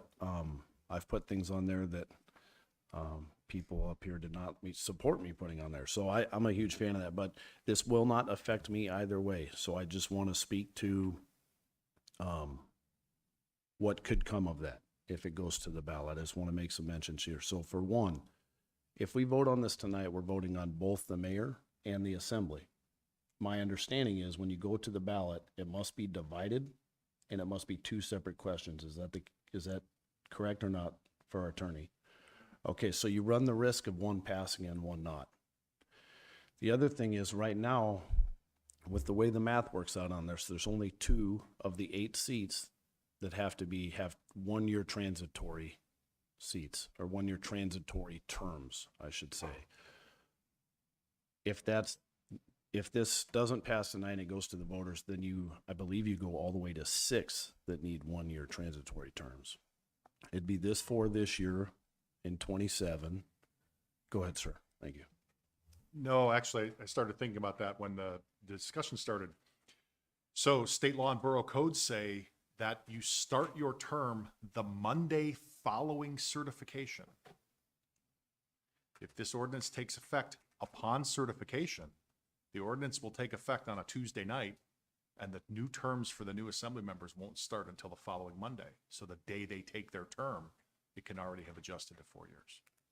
I see. So if it went to the ballot, then those 4 this year, it would still be a 4-year if it passed. So then the only risk that we're running, and again, like I said, I love putting stuff on the ballot. I'm 3-0. All 3 things I put on there passed overwhelmingly. So I'm all for that. But I will mention that if it passes, if it goes there and 1 were to pass and 1 were to not, I think we'd have a kind of an odd situation. I don't know, maybe the mayor passes and the assembly don't, maybe vice versa, but that'd be pretty odd. And it is in line with the amendment, ma'am. So I just wanted to say that I don't want anybody to be confused and think that this would save us all $263,000. We had an area-wide question, so all 7 districts were up. If this were to pass and we didn't have the school board members on even years, there would still be 2 of them. So if you just take 28% of the 7 for the 2 seats, it probably would have saved us about $189,000. That's the math, give or take. That is a lot of money. But again, I wonder how that looks if one of these were to pass at the ballot and one of them not. So, like I said, I've put 3 things on the ballot. They all passed overwhelmingly. I think it is a great idea, but in this case, you run the risk of it passing for assembly or for mayor and not for the other. So for that reason, I can't support it because it would be very confusing and very problematic if that were to happen. So we're a representative government. We are elected to lead. And for that reason, I cannot support the amendment. Okay. For the discussion on, yes, Assemblyperson Benir, go ahead. I support taking care of business this evening. Thank you. Mm-hmm. Assemblyperson Hours, did you have a comment? Yeah, thank you, Madam Mayor. I agree that could happen. We could have the voters decide that the mayor should be a 3-year term or a 4-year term and the assembly should be a 3-year term. I think that's up to the voters to decide. I don't think it's up to a single set of 7 people to decide for the whole borough how their elections run. So I will support the amendment to put it on the ballot. And as the attorney mentioned, it would take effect immediately. So it would solve that issue, avoid that issue of having a bunch of transitory time. So I'm just a big proponent of, the voters spoke to us and how they wanted their elections run 2 years ago with lifetime term limits. I think we have the ability to put it out to them, and it doesn't hold up anything.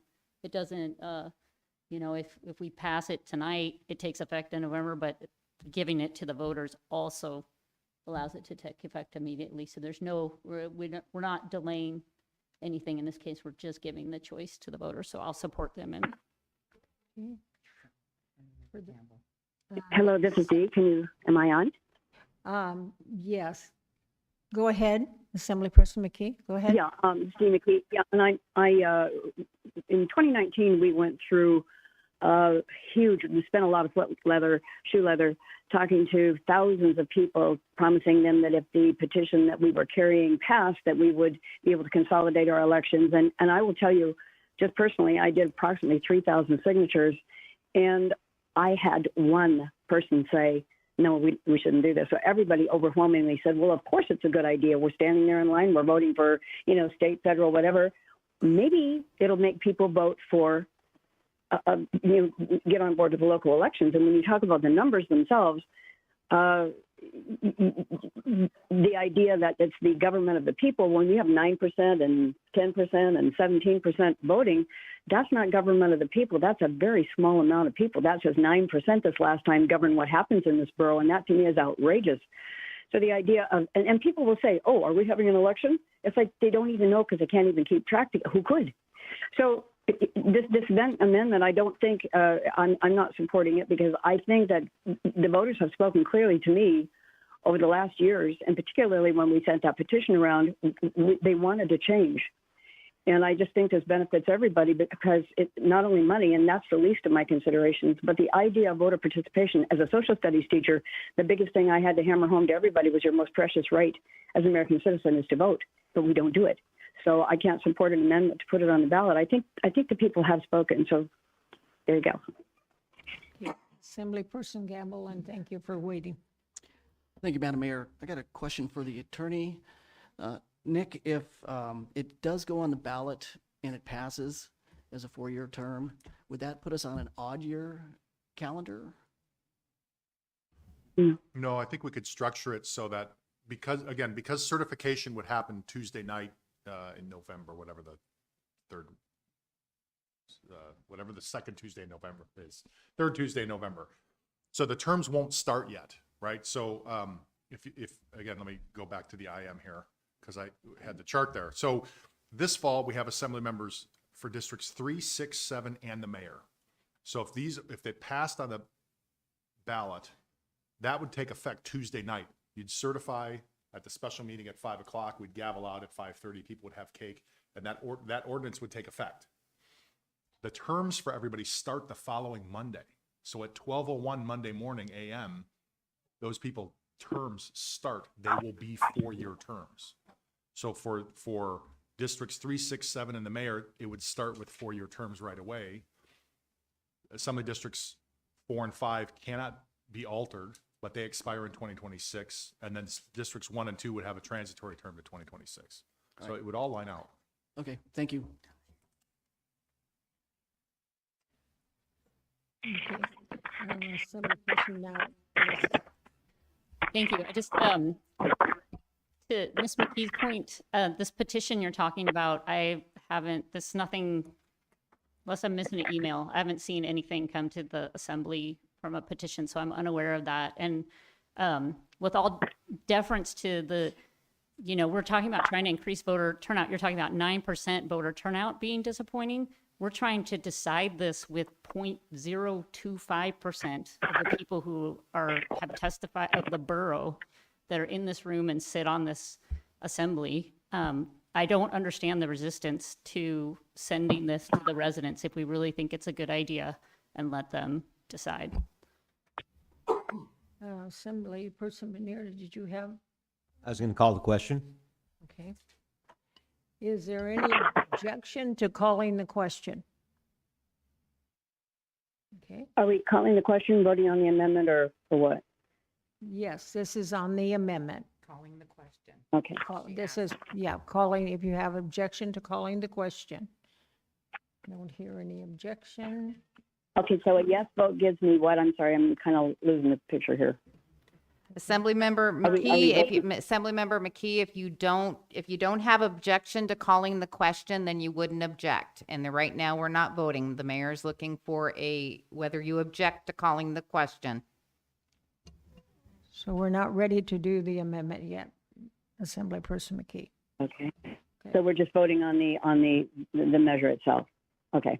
No, calling the question, just to stop debate, calling the question. Oh, Yeah, I don't necessarily want to do that. okay. So I don't hear any objection. Okay, so go ahead, Madam Clerk. Is there any objection to the amendment? Okay, is there any, I think there is. Okay. but Yeah, Okay. I would say that there is Yeah. objection to the amendment. Yes, I see a couple heads shaking. Okay, so. If I can get Madam if I can get the members in the room to go ahead and vote on the amendment.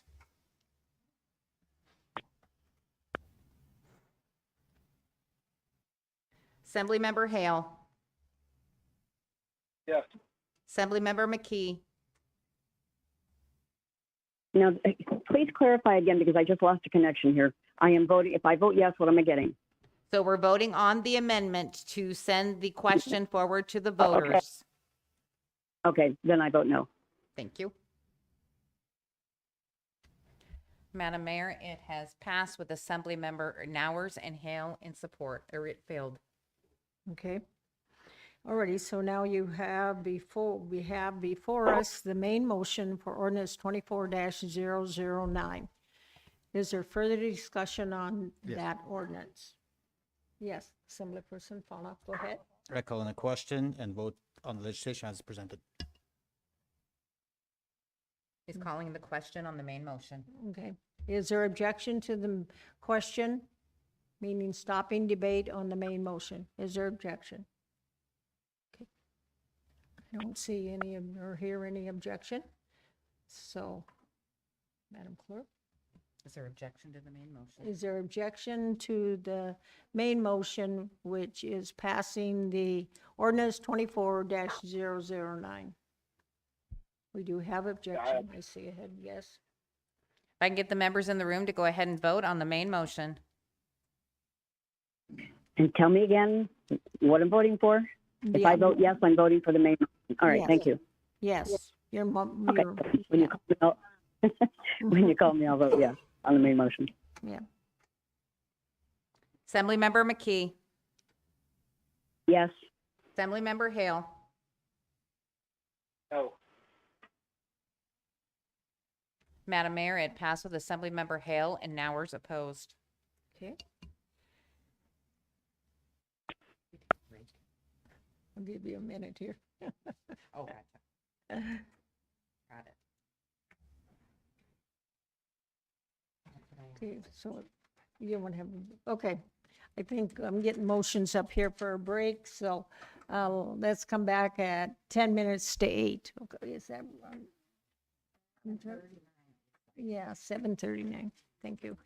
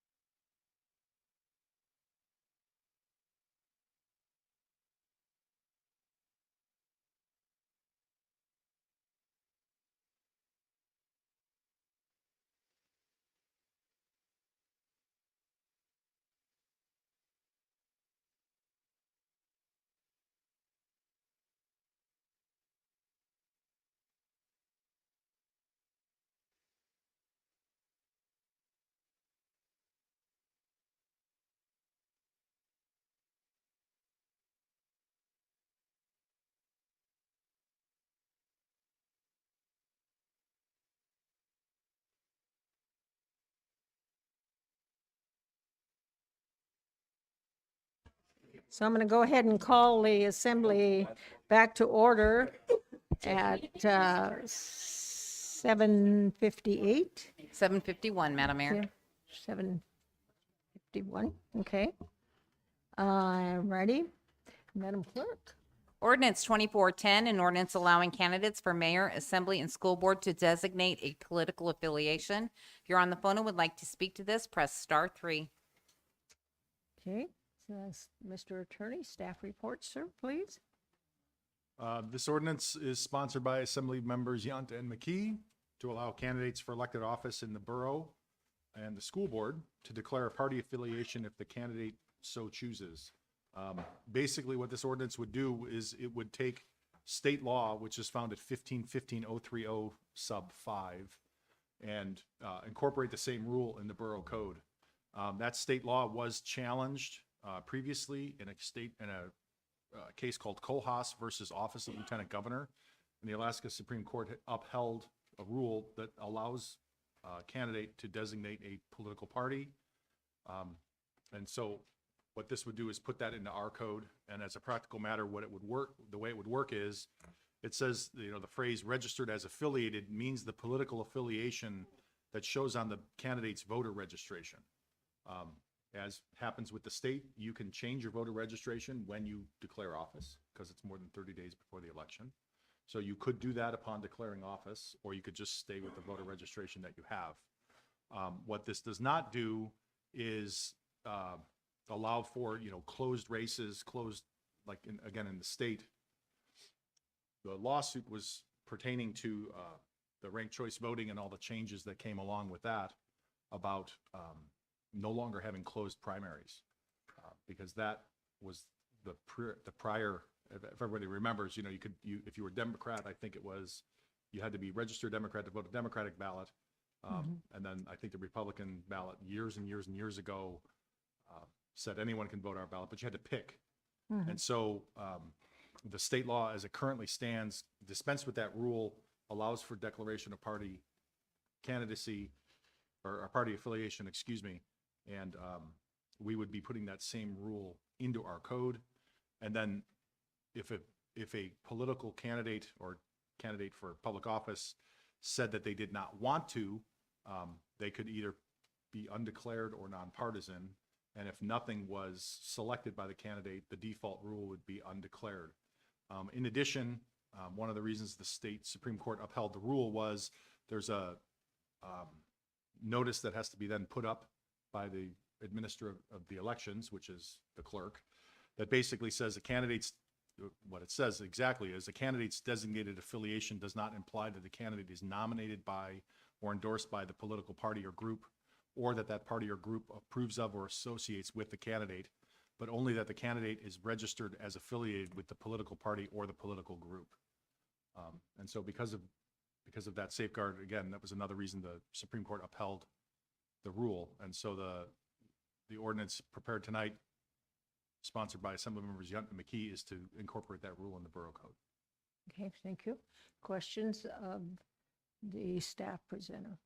Yes, yes. Thank Go you, ahead. through the mayor. So I guess I'm trying to understand, I feel like I'm asking what's the definition of is.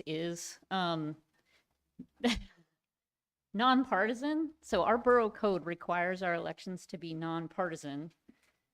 I think of that as that party does not play a role in the election. So how can we put party affiliation on the ballot and stay in compliance with our code that says borough elections are nonpartisan?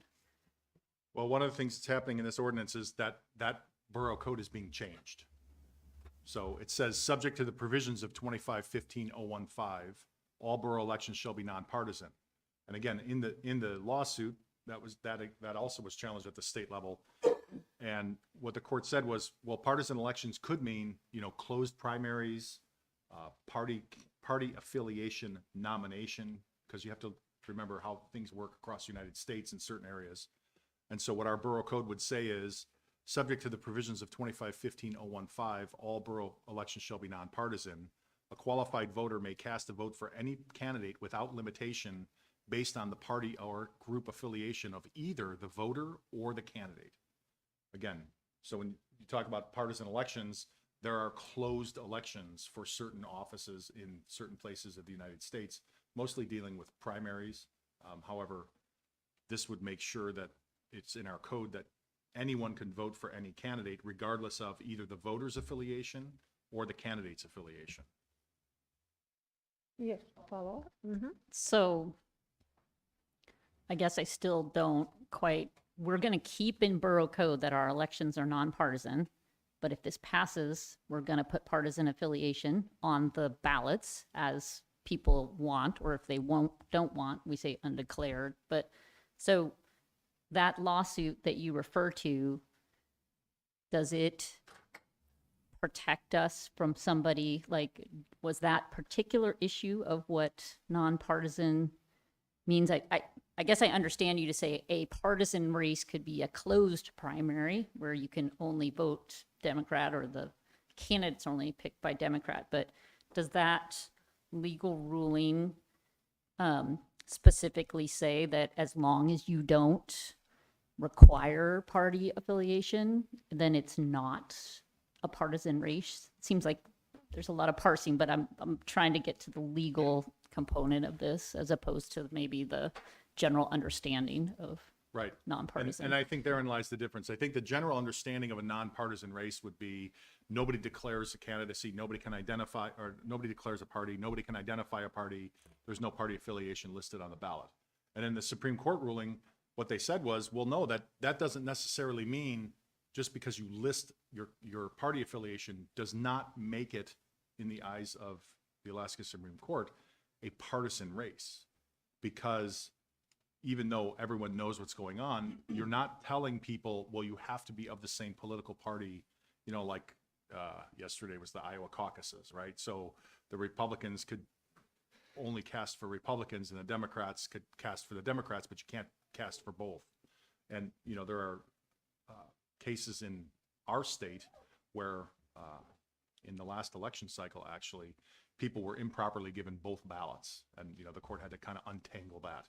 And so the nonpartisan requirement, I believe, should stay in our code to make it clear that you get to vote for a candidate no matter how you affiliate and no matter how the candidate affiliates. But it's up to the Borough Assembly if you want to, you know, parse that language out. You could certainly remove it all the way if you'd like to. Okay, thanks for parsing the legal. I think I'll stick with the general description of nonpartisan. Thanks. Further question, Mr. Attorney? Yeah, Madam Mayor. Yes, go ahead, Assemblyperson Hale. Yeah, thank you. Through the mayor to the attorney. Isn't there how was it established that local elections should be nonpartisan? Wasn't that something that the founders came up with when they were either writing the Constitution or coming up with the first set of state statutes? I don't know. We weren't able to find anything regarding nonpartisan requirements. So, you know, as I've mentioned several times before to the Assembly, state law that generally governs the borough is found in Title 29. State law that governs the school board is found in Title 14. There's nothing in there that says that as a local matter, a borough assembly gets to set the rules. There's nothing in there that says the borough assembly could not vote for this and allow this. The only nonpartisan requirement where it says all elections shall be nonpartisan is in a home rule unified municipality. There must be a requirement for nonpartisan elections in the charter. And so regular home rule municipalities, general law municipalities.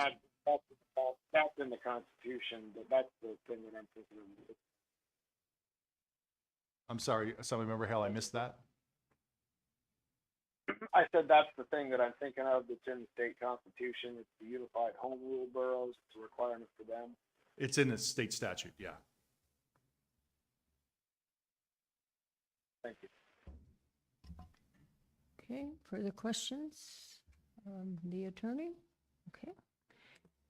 Seeing and hearing no one, then I will go ahead and open the public hearing, and we do have a sign-up sheet, so we'll go to those people first. This is on ordinance 24-010. Vicki Malone.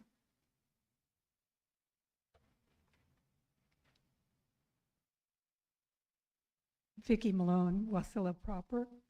Thank you, and I certainly appreciate all your angst about the low voter turnout. However, I must speak again in opposition to this proposal, and I really, really feel that the job of the Assembly is to remain as nonpartisan as possible and do nothing to encourage more partisanship. Because the Muni and the borough are involved in essential services, I think that partisanship should be irrelevant to our water and our sewer and our roads and our public safety and our fire department. I also think you owe it to the many fine employees of the borough and the munis who I feel have on so many issues, from taxes to platting to public works, have treated us with so fairly and with a great deal of confidence. And I've always felt that they have a real sense of service that is beyond partisanship. And I don't know what church they go to or what their party affiliation is. I think they have served me well. I think they have served our communities well. And I really feel that the increased partisanship will eventually spill over, and it makes everybody's job harder to do. And we do depend on these great workers. Thank you. Thank you. Ralph Baldwin.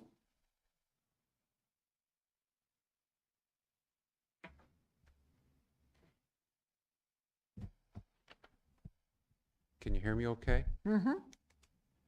Madam Mayor, members of the Assembly and staff, my name is Ralph Baldwin. I have been a resident of the borough for 30 years and a resident of Alaska for 45 years.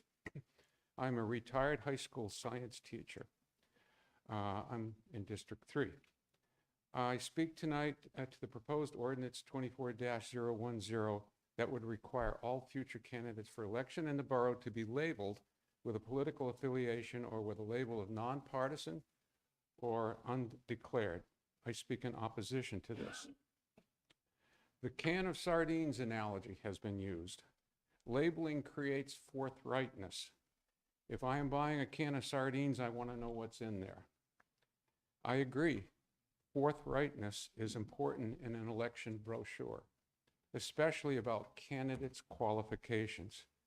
However, I am concerned that the proposed labeling as to political affiliation is not really about candidate qualifications and will only overshadow the important stuff. I have always felt that the existing Mat-Su Borough Ordinance 25-15-015 with the wording, all borough elections shall be nonpartisan, holds our local elections to a high standard, one that requires candidates to stand or fall on the information presented in the election brochure. And this approach, to the extent possible, leaves party politics out of it. Part of the justification for this proposed ordinance is that the state of Alaska ballots require political affiliation be stated. Not only that, but also, as the attorney stated just a moment ago, this state requirement has survived a challenge before the Alaska Supreme Court. The rationalization follows. If the state does it, we too in the Mat-Su Borough can and should do it. I say, don't do it. Let's continue to keep our local elections as nonpartisan as possible, especially in the current, highly polarized political environment, one that is only inflamed and amplified by social media. We all know this is happening. If the candidate is one of us, they got my vote, regardless of qualifications. If the candidate belongs to the other tribe, voting for them is the last thing I'm going to do, regardless of qualifications. We have a good thing going now in the Mat-Su with the current ordinance that requires elections be nonpartisan. Labeling candidates for borough office with political affiliation will not help elect better candidates. Only a critical examination of the candidates by an informed electorate can do that. Members of the Assembly, please vote this ordinance down. Thank you for the opportunity to speak. Thank you.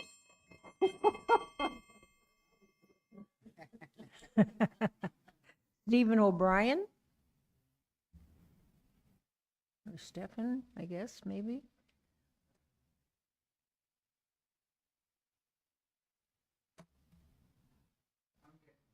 All right.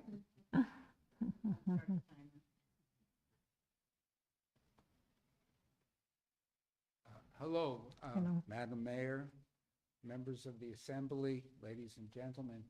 I'm Stephen O'Brien. I live here in Palmer. Came to Alaska in '79. I think we moved here 12, 13 years ago. I'm a retired educator. All my life, I've heard, if it ain't broken, don't fix it. My father used to tell me that I don't know how many times. I heard it an hour ago over the previous resolution from two speakers. If it ain't broken, don't fix it. I agree with the previous presentation. We're all Alaskans. We're all residents of Matsu. We have a shared commonality. I have grandchildren in the schools here. I have two grandchildren that have recently graduated from high school in Matsu. And it doesn't matter if they're Republican, Democrat, Libertarian, or whatever. You know, we all care about our kids. We all care about our roads. We all care about snow removal. And I don't care what they say about what goes on in Washington, D.C., or even in Juneau, you know. We share a community. When George Washington, father of our nation, gave his farewell speech, one of the key points in that was get rid of the political parties. For God's sake, it's going to tear us apart. And that man, that father of our country, he was right. But we didn't listen to him anyway. We listened about other things, but we didn't listen about political parties. So I'm going to ask you to listen, if not me, listen to George Washington. And, you know, just keep what we have. It's nice. If, you know, if I'm a guy wearing a red cap and that has some political say on it, and I'm talking to a guy with a Bernie Sanders jacket on, I don't want to know that, you know? I want to know about our community. So let me just end on a little comparison. You know, I'm getting older, and I tend to forget the names of politicians from way back when. But I made a point of remembering them earlier today. So let me ask you, Jay Hammond, Mike Dunleavy, Wally Hickel, Arlis Sturgeluski, what do they have in common? They're all Republicans at one point or another. But are they the same? I tell you they're not. I was going to give you some Democrats too, but I ran out of time. But you get the point. Thank you for your attention, and thank you for your service. Thank you. Mary Robinson?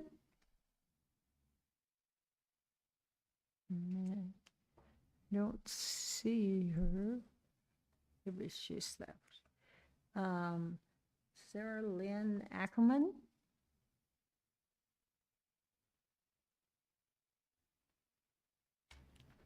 Hi. I'm Sarah Lynn Ackerman, and I would like to speak in opposition to this ordinance.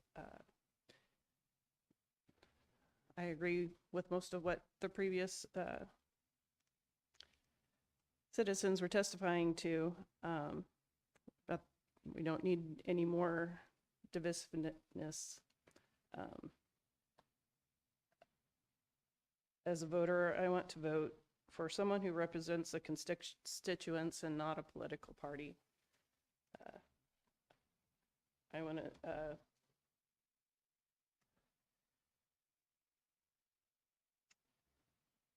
sorry, I lost my train. Not used to speaking. I think the community is better off selecting candidates based on their position on the issues as opposed to what letter is behind their names. And those letters carry a lot of baggage. And I don't really think it serves our community to decide local candidacies based on the baggage that it carries nationwide. I just don't see any advantage to our community to add this in. The only advantage I can see is for a candidate that is wishing to promote a political career. I don't see any reason to add this in. Thank you. Thank you. D.T. McBride or D.J. Oh, J. Yeah. Good evening, Madam Mayor. Good evening. Assembly members, staff. My name is DJ McBride. I live in Caswell Lakes. I oppose 24010. Local politics deal with local issues. By introducing a party affiliation into local elections, you'll have candidates running on issues that are on a national level rather than a local level. Topics that will never be decided at the assembly level. Our candidate pool is too small to shoehorn them into a narrow party affiliations. It'll become obvious during their campaigns whether they're conservative, liberal, or whatever. We should vote for whomever can do the job and who can serve our community, not for a party. Thank you very much. Thank you. Ron Johnson?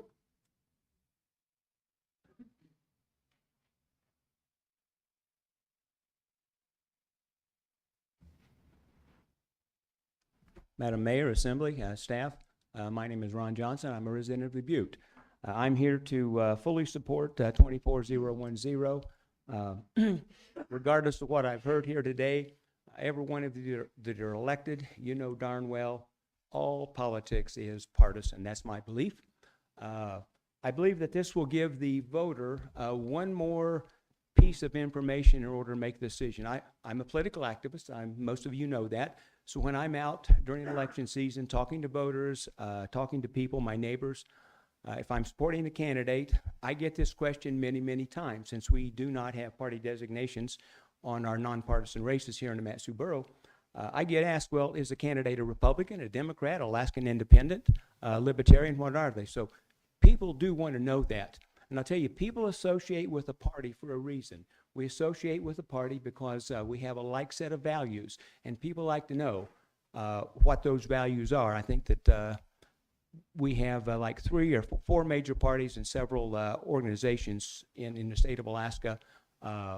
People pretty much know what one party or another represents, and so I believe that this just gives the voter one more piece of information. I'm telling you, I get asked many times, is it, when I'm campaigning for a candidate, is a candidate Republican, are they Democrat, or are they Independent, Alaskan Independent? And I support this just for an information purpose.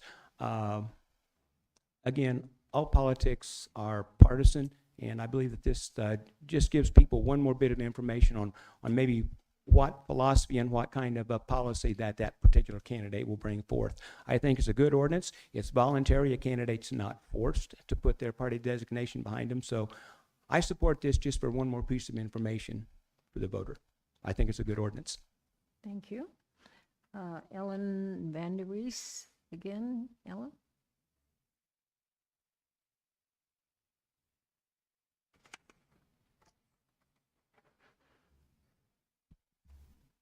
Hello again. Hello Ellen again. Vandevis.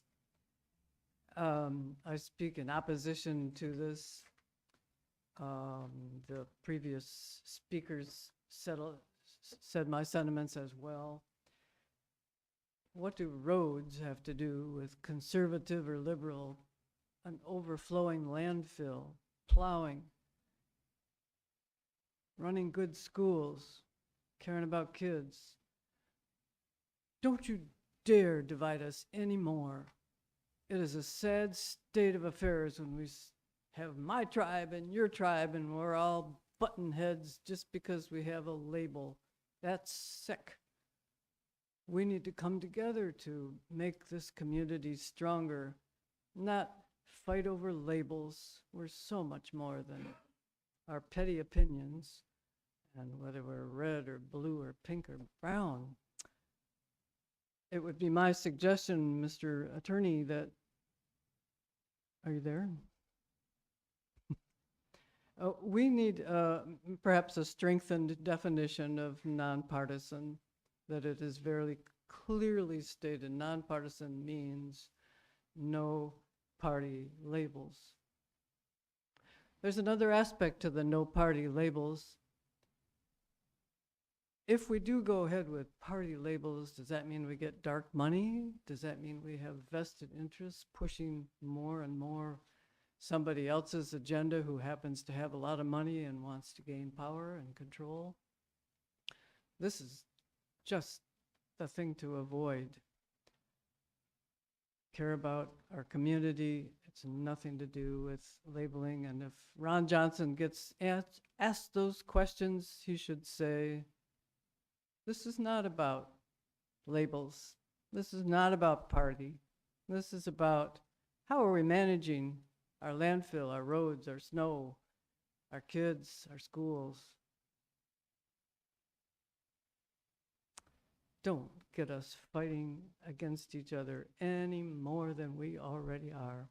Thank you. Thank you. So that's the end of the sign-up sheet, but anybody else like to testify? Come forth.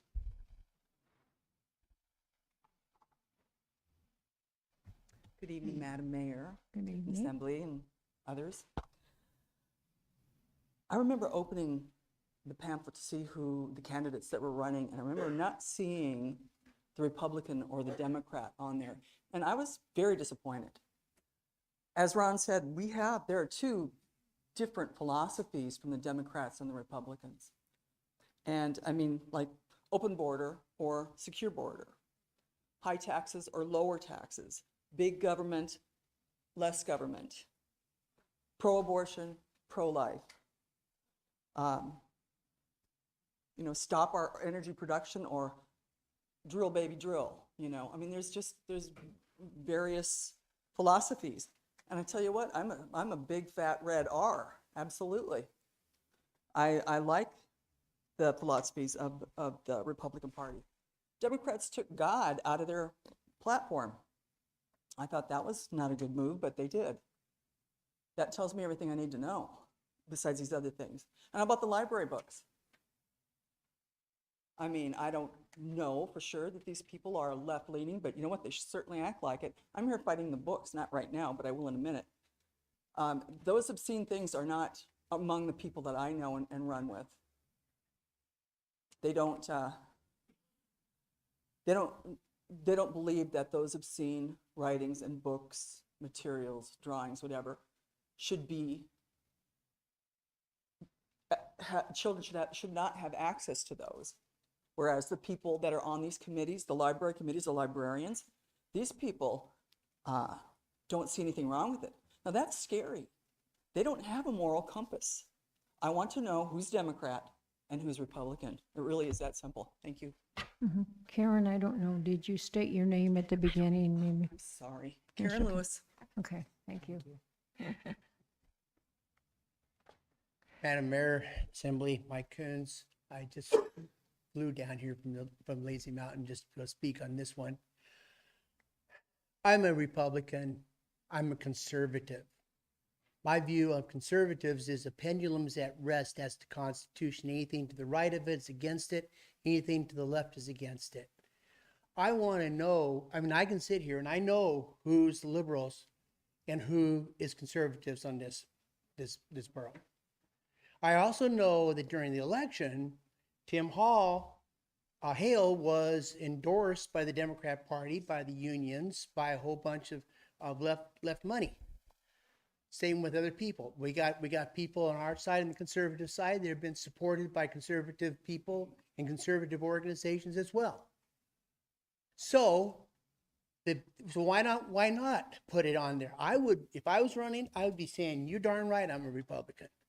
But the funny part about it is, ever since I'd say about the last 5 to 10 years, haven't we noticed that the number of people up and down in Juneau that are non-affiliated or an independent and they caucus with the Democrats?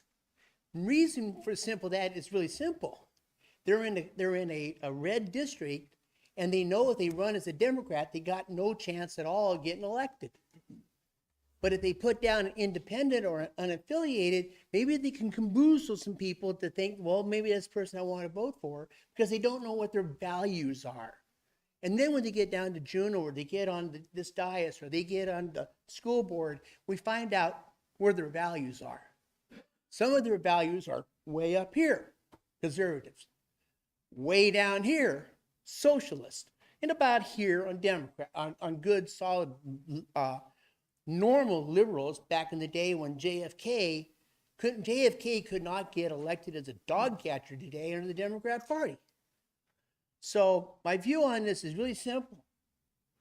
Mr. Yount, when you want to put down an R on yours when you're running, by all means, go for it. If Tim doesn't want to, if we all know he's a Democrat, go ahead. That's his choice. Nobody's making a determination, and nobody's saying that you have to put a D at the end of your name, or an R, or an I, or whatever. You don't have to do anything. However, the voters kind of have a tendency of going, if they don't have the guts to put it on the end, maybe they're a Democrat, maybe they're a liberal, maybe they're a socialist, so I'm going to vote against them. That works too. So thank you, and I fully support this. Thank you. Anyone else?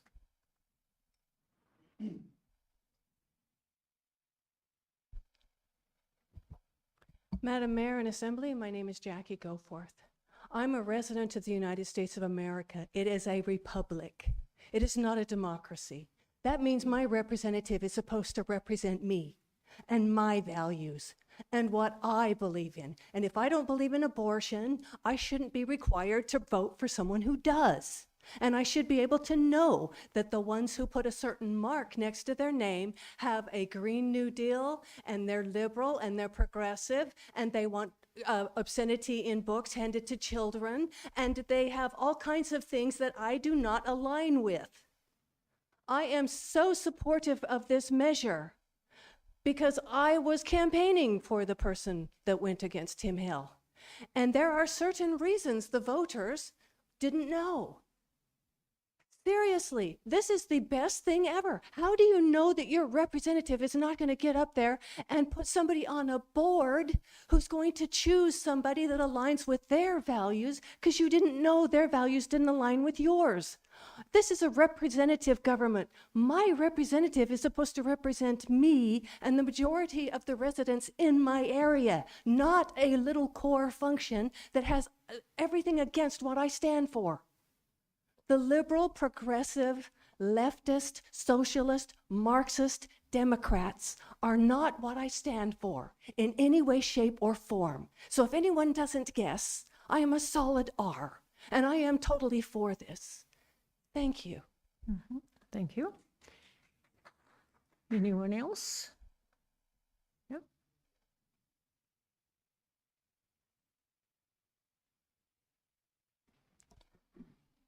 Good evening, Mayor Edna, Assembly, and staff. This is Mary Ravetta, and I'm outside of Wasilla. I am for this, and what comes to mind for me is the more information I have, the better I am to be able to choose who I would like to vote for. And it is a free country, as far as I remember or have heard. And I would like the freedom, like was said before, to be able to use it or not use it, and for me to be able to have more information when I vote. Thank you. Thank you. Yes. Mm-hmm.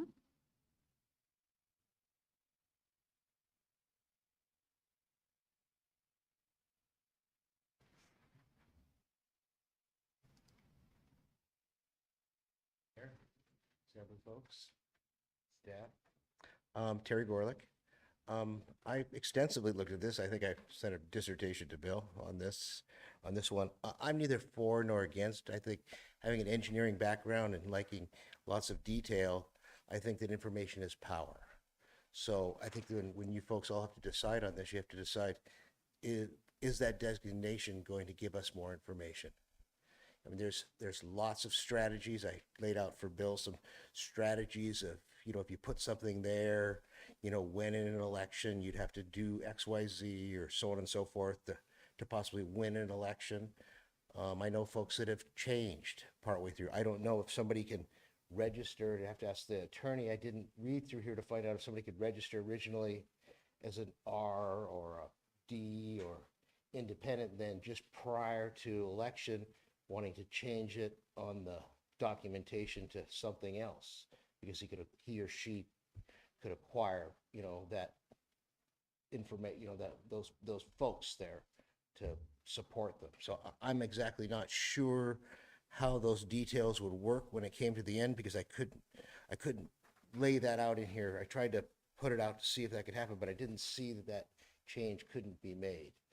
But I just want to encourage all of you to think about it as information. I mean, it's, good or bad, it's information is power. And I think that the people need information, and strategically, we don't need to be fighting or that sort of thing about it. I think just, the documentation, thank you.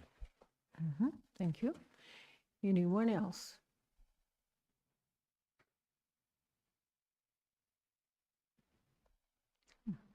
Steve Edwards, I'll be fairly brief. So just what we don't need is more partisanship in the country. So I'm against it, but I think it's a little bit insulting, actually, because I look into my candidates. I look at their pages on social media. I look at their websites. I try to learn about them before I vote for someone. And to imply that I don't have the abilities, or anyone in this room doesn't have the ability to research their candidate and they're going to only vote based on a letter, is kind of demeaning to the voters. I think we have that ability to find out whether we support or disagree with a candidate. That letter is very meaningless. As the attorney pointed out, you're free to change that. You could put it on there just to get it elected and then change it. It has nothing really as a fact about your characteristics or your values. It's just a letter next to your name. So you actually have to research, look into the candidate, and make a decision. We don't need this extra information that does very little value, and we have the ability as voters to determine whether we support a person or not. Thank you. Mm-hmm. Thank you. Anyone else?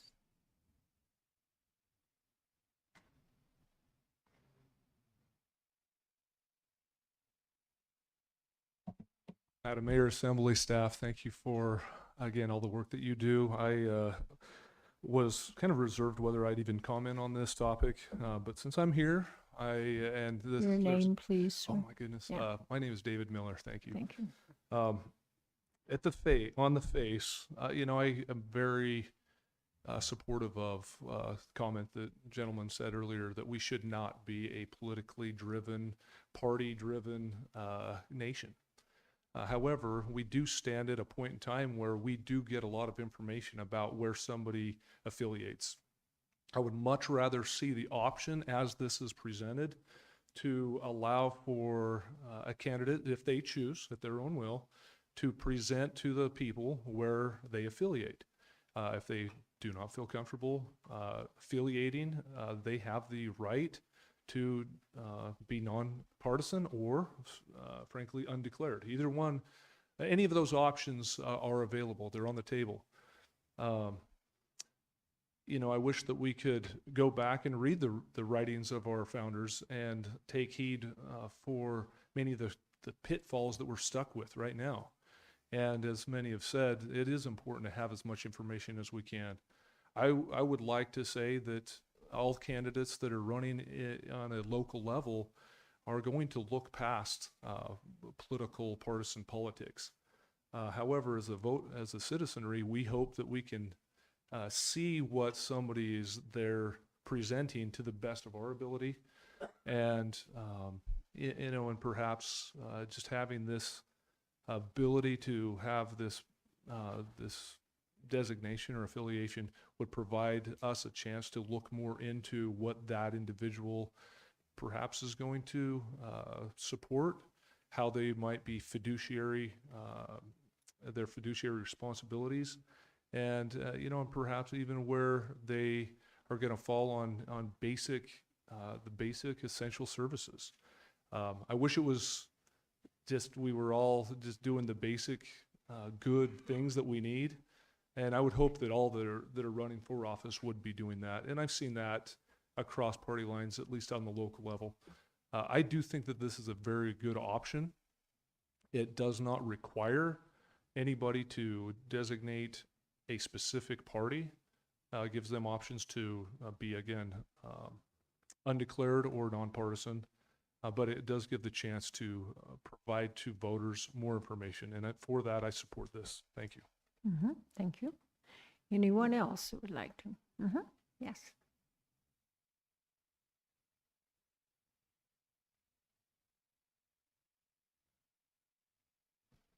Good evening, Madam Mayor and Assembly. I too believe that having Your name, please. Oh, Kathy Kaiser. Thank you. Sorry. I believe that it divides people when you put an R or a D on when you're going to vote. I think, unfortunately, we do have a large number of people in our society who don't do their homework and don't look up information on the candidate, and they just walk into that little booth and they check all the R's or all the D's. And I don't think that helps our situation. I don't think that gives us more information. You should have all the information you need before you walk into that booth, because an R or a D is telling you nothing. They can be extreme one way or another. I just think that it doesn't support our democracy, our trying to come together instead of spread apart by putting one more label on the folks that we're voting for. Thank you. Thank you. Anyone else who would like to testify? Okay, how many people? Oh, only 5 online, huh? Okay. Go ahead, whoever's first online. Hello, Alan Leonard here. I am in District 7, and I was just going to say, with regard to this, prior to living in Alaska, I lived in almost exclusively Republican or Democratic areas, and I thought it was really refreshing having candidates I could vote for that were more local issue-based. So rather than whoever the current political party from larger, higher-up nationals is pushing through to bring up to further up. So I think it's good for local politics to have people that are outside of partisan politics. Thank you. Thank you. Next person online, please. My name is John Strassenberg, and I'd like to speak in opposition to the OR 24-010. The existing nonpartisan election structure should remain as it is, nonpartisan. The job of the borough is to provide essential services to its citizens. Political party is irrelevant to this duty and purpose. Potholes are nonpartisan. The focus in a nonpartisan environment is to get the job done rather than follow party line or make the opposing party look bad. You have a better chance of having better public policy if politics don't get in the way of meeting the real and legitimate needs of the public. This is important because decisions made at the local level are those that most affect the day-to-day lives of the residents. Things like snow removal or roads. The state is removed, and the U.S. is further removed of these down-to-earth needs. Meeting local needs should not be compromised by political ideology. Nonpartisanship translates to better representation. People work better together, and it's easier to listen and engage with each other and with the communities and constituents if you're not bound up in politics. And I, for one, am sick of the bickering that goes on between the parties and the poor public policy that often arises due to political agenda. And my same reasoning applies to the school board. Politics and political ideology should not get in the way of our children's education. So I ask that the Assembly defeat 24010. Thanks. Thank you. The next person online, please. Hi, my name is Camden Yealy. I live in Middle Lakes, and I wanted to thank the Assembly for giving me the option of calling in. It takes, I'm the mom of two little kids, and it takes a significant amount of arrangements for me to be able to attend the meetings in person. So I appreciate that you're providing that option. I'd like to encourage you to keep our elections as nonpartisan as possible. It kind of makes me think that in terms of trust in public, in terms of trust in government, all we need is more partisanship will fix everything. No one has said that ever. I think the letters behind people's names are either too small a box or they're too vague.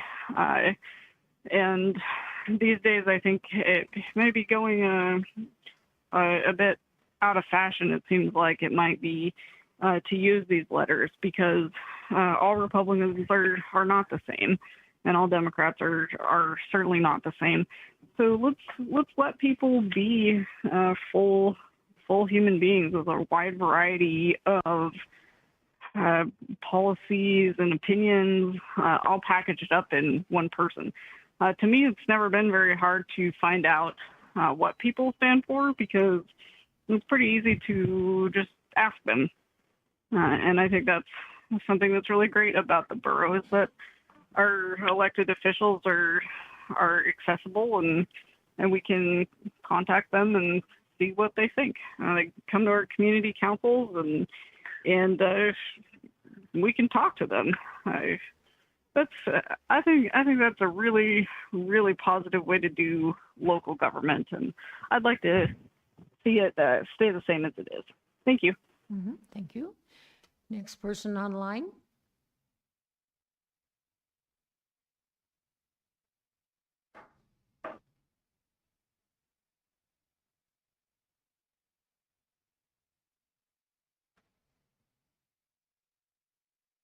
No? Did they hang up or there's nobody there? Oh, okay. You might be muted on your end. We cannot hear you. Can you unmute yourself, please, and then give your testimony?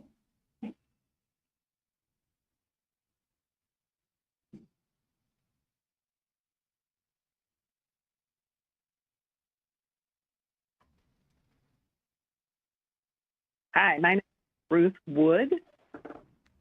Can you hear me? Yes, we can. Go ahead. Okay. I don't think I was the previous one. Oh, okay. The only reason to pass this is to get people to vote based on a label rather than on knowledge. I was really upset listening to some of the other testimony because I am undeclared. I call myself an independent because I refuse to be either a Republican or a Democrat because what is happening in this country right now is that they are both vilifying the other. And most people are not villains, they're not devils. And I just heard someone say that if I wasn't a Republican, I didn't believe in God. I really resent that. And, someone else said if I wasn't a Republican, I don't support the Constitution. And, those are the kind of views that I think are going to really hurt this country, this borough, this state in the long run. Most people are reasonable. I've served my community here on nonprofit boards, on our community council. I'm on a borough board. I have never tried to represent a political party. I only try to represent the people that live here. And that's a lot easier to do on a community council where you don't make laws, on a borough board where you're just advisory. But the idea that I have to be extremely red or extremely blue in order to serve, the idea that someone can look at an R or a D on the ballot and determine whether they should vote for me or not is just awful. The borough has been nonpartisan. Republicans win, Democrats win, independents win. They win because people talk to the candidates, find out where they stand, and that's how they vote. So I am really upset at some of the testimony I heard earlier tonight, and I really hope this assembly will not encourage people to vote based on a label rather than on knowledge and talking to the candidates. Thank you. Thank you. Is there that other person? Yes, go ahead, whoever's online.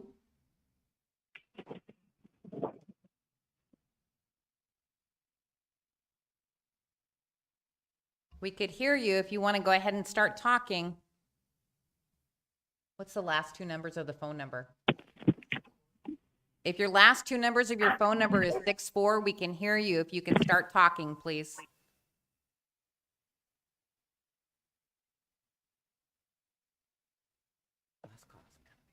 Hmm? They're not going to talk. They're not going to talk? Okay. Is that the last person that's online then? Okay.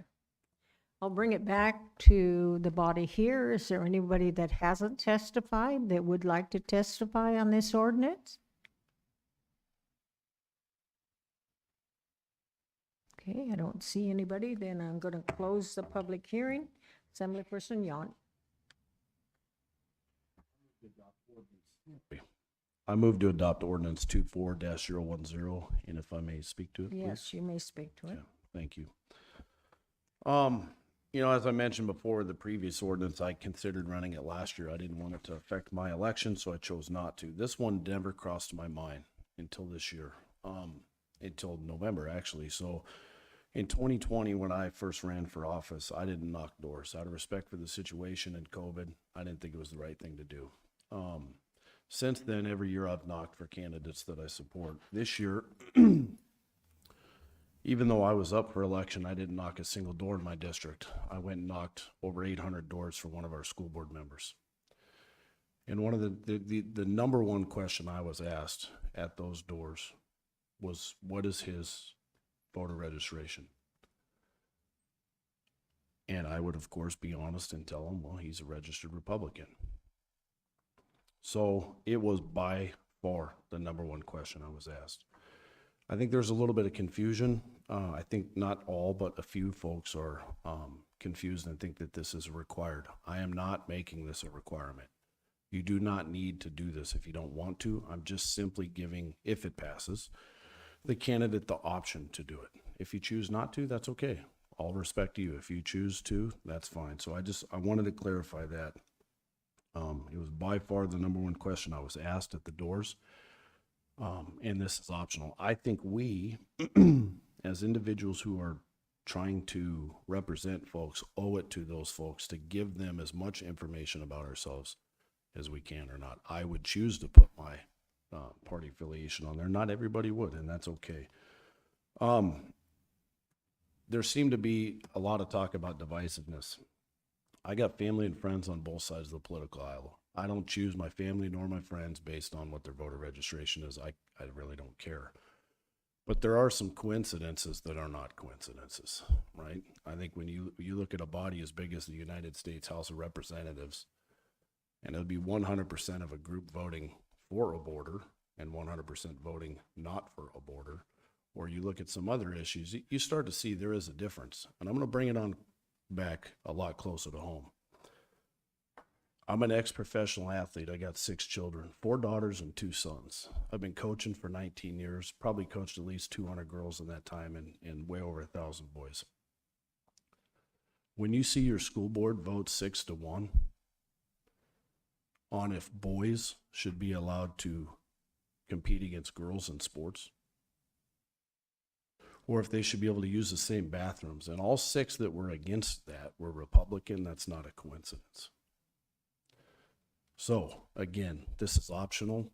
I think it's a good idea to tell the voters as much about yourself as you can. Not everybody needs to, but that's where I stand on it. Further discussion on the motion? Okay. Assemblyperson Nowers, go ahead. Thank you. Mhm.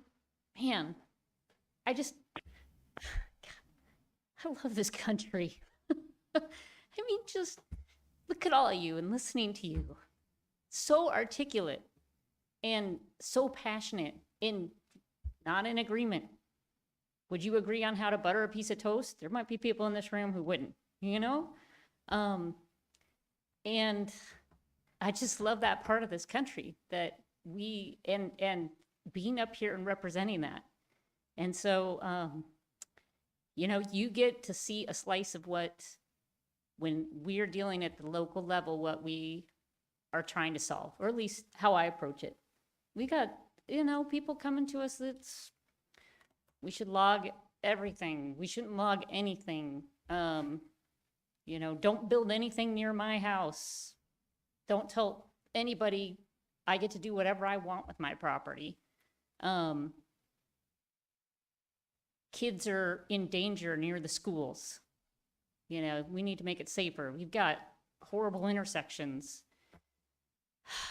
We have very little commercial base out here. How do we fix it? I think that one of the reasons perhaps that this body is listed as nonpartisan is because it's to say, like, your job is not to play party politics, it's to solve problems. I mean, it's no secret that you can go on most people's websites when they're running and find out what they're running for, or that the parties are very, sometimes actively involved. I should say sometimes, every race, parties are actively involved out here. But it sort of officially says, hey, you 7, when you get up here, you just got to figure it out and work with each other. I asked just a couple of data points.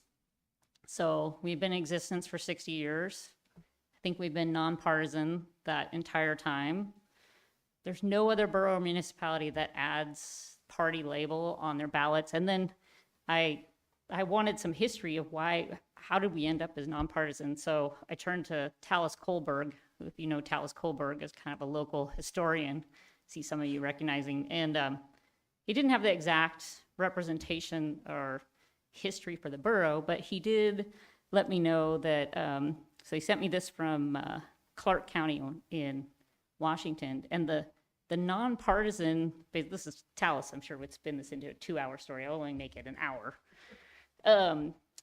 But it was the progressive era reforms in the 19th century at the time they wanted to eliminate party corruption and influence on elections. That's why they wanted nonpartisan elections. And they thought that if they were nonpartisan, you would get rid of those party machine politics. And then the thing you sent me says, you know, it does kind of take the party out of it, but a lot of times what it does help is incumbency, because then people go on name recognition.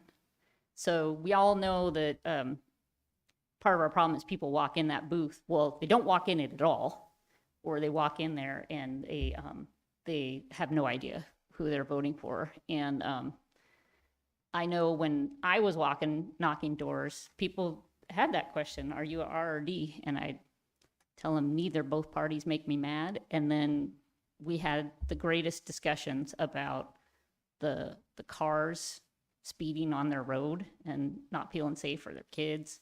And, you know, a gal who's got medical issues and how she's struggling to pay for it. And anyways, you know, that's a lot to say.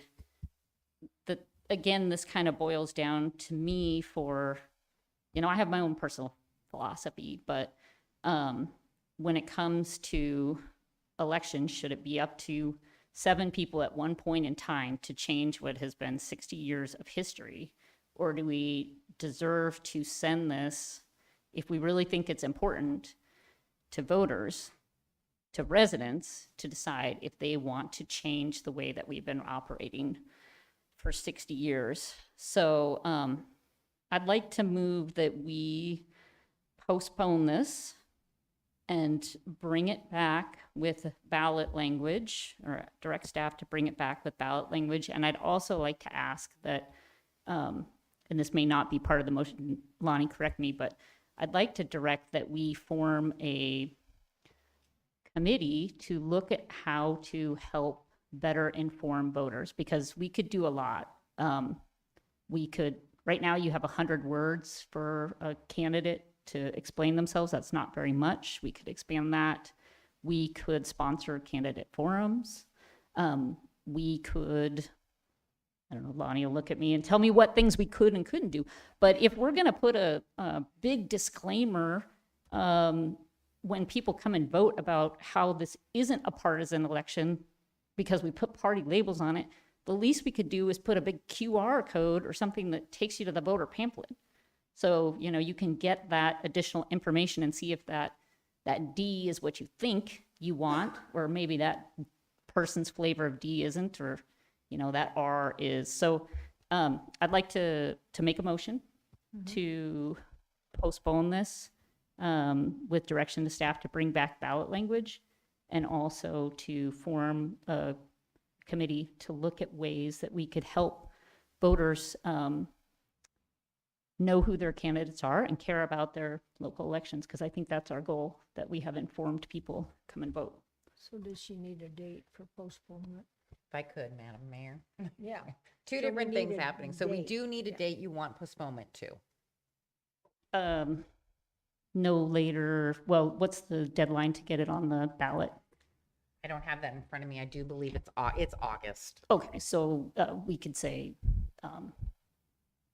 we've got the budget season coming up, no later than June 1st. First meeting of June? Yep. And then the other one, so we can't form a committee with this, but you can definitely direct staff to create legislation to form that committee. Okay. Thank you. Okay, so this discussion now is on this amendment. Does anybody, Assemblyperson Gamble, go ahead? Thank you, Madam Mayor. I actually can get behind putting this on the ballot. I really don't have a problem with that at all.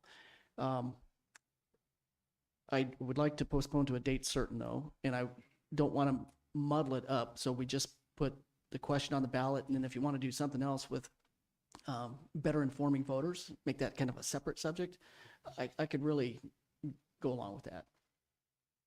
And I know when I was out there campaigning, my campaign, I made over 1,300 contacts. We were both R's.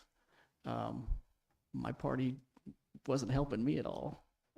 But every door I knocked on, the first question they asked me was, are you a Republican? Or are you a Democrat? Are you independent? And then the next question was, are you conservative? Or are you a rhino? So I spent a lot of time out there knocking on doors, so I know what it's like. And I think the more information people have, the better they can make a decision. And so, but I'm all for putting it on a ballot. Thank you. I don't think that was part of her motion. Yeah, was I just want to, if I could, Madam Mayor, Yeah. I do want to clarify that part of the Assemblymember Nauer's motion is to postpone it to June 4th for staff to bring back ballot language. I'm taking the other part about creating a committee with legislation is a different direction, so that's not part of this motion. Okay, so there wasn't a part in this amendment regarding putting it on the ballot, so that would have to be another amendment No. at some time. The amendment that's on the floor is to postpone to 6-4 for staff to bring back ballot language, which would amend this. So that's what's on the floor right now.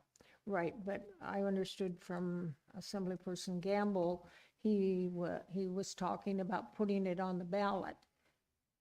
And so when you say the ballot language, then you're assuming it's going to go on the ballot. Not until the assembly wouldn't act on that until June 4th. Okay, so you And understand per this that? amendment. Okay, all right. I wanted to be sure that that was, okay. Assemblyperson Yount, go ahead. Yeah, I think it's a great idea. I fully support it. So the other three that I've put on the ballot passed overwhelmingly. The one that was earlier, the only reason I was against that was because it could have been different for the two. You would have had to divide the question between mayor and assembly. I'm all for it. I think it's going to pass overwhelmingly. Okay. Further discussion on the amendment? All right. Yes, Assemblyperson Bonoff, go ahead. I'd like to propose a secondary amendment. And that would be to have this option for those who choose to declare in that election, the next that will be on the ballot. And at that time, when they will be voting, they will have a say to decide if they want to keep that or they want to eliminate that, Okay, go ahead. the voters. So through the mayor to Assemblymember Fanoff, if you're moving a secondary amendment, it has to amend the primary. And what you said does not amend the primary amendment. What you're talking about is actually in the legislation itself. So right now, we are only on moving to postpone until June 4th to bring back ballot language. So you'd have to be amending that.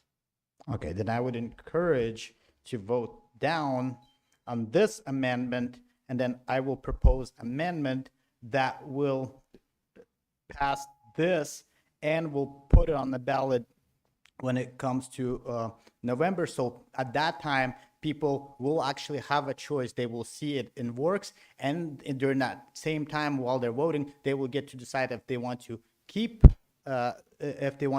that or they would like to eliminate that. And then we'll give them that option to, as an indicator. I have a lot more to say on that, but and at the same time, they'll have an option to close that door and we'll get to hear from them. Okay, alrighty. So further discussion on the first part of Assemblyperson Nauer's amendment to postpone until, I'm sorry, what? Assemblymember Yunt, sorry. Oh, okay. Go ahead. I don't know if this is allowable because we do have an amendment on the floor, but I'd like to postpone the entire ordinance for approximately a month and give everybody an opportunity to work on this. Really, at the end of the day, this is optional anyway, so we should probably just pass it right now. But for the sake of, we have a lot of really talented people up here, and I'd like to give them an opportunity to work on this. So Okay. I would like to postpone, we're looking at, this is about middle of January. I'd like to postpone this until approximately the middle of February, whatever that date that the clerk chooses. Okay. That would be a secondary amendment to strike June 4th and insert February 20th. And that's just, at that time, at February 20th, would be ballot language for We us would to be bringing forward ballot to language. consider. Correct. And then we can decide on the whole thing right then. Yeah, Correct. that's my secondary Okay. amendment. Okay. We've got a lot of very talented, hardworking, dedicated people up here, and I'll give everybody a chance to make this better. Thank you. Okay. So the discussion This is Dee. Can I make a comment go or ahead. ask a question? So when we say that, was that for me, for Dee? To go ahead? yes, Assemblyperson McKee, go ahead. Thank you. So if we vote to postpone this until whenever we said middle of February or June, whatever, does that automatically assume that we are bound to putting it on the ballot or not putting it on the ballot? You know, it's my understanding when we postpone it to say the question is now February 20th, then you could either vote it up to go to the ballot with that language, or vote it down, or further amend it. Is that correct? So the motion now is just to postpone 24-010 to February 20th. Okay, great. That's clear. Thank you so much. Further discussion? Yes. Quick question. So February 20th, we would have ballot language in front of us for that. Okay, I think that's a good idea, and I would support that. Okay. Further discussion on the motion to postpone until February 20th Assembly meeting. Is there any objection? Seeing and hearing no objection, then. Madam Mayor, Yeah. that was, we just voted on the secondary. Now we need to vote on the primary, which is to postpone until February 20th to bring back ballot language. Okay, so the postponement till February 20th now adds the addition to bring back ballot language on the 20th of February. Is there objection to that amendment? Okay, seeing and hearing none? Yes, Point go of ahead. clarification. So at that time, we will have option to pass as it sits or not? Right, yes. This 2410 will come back to us on the 20th, along with the ballot information. And you can accept it, reject it, massage it more, whatever you want to do at that time. Okay, thank you. Okay. Is there objection to that amended? Seeing and hearing no objection, then that amended passes.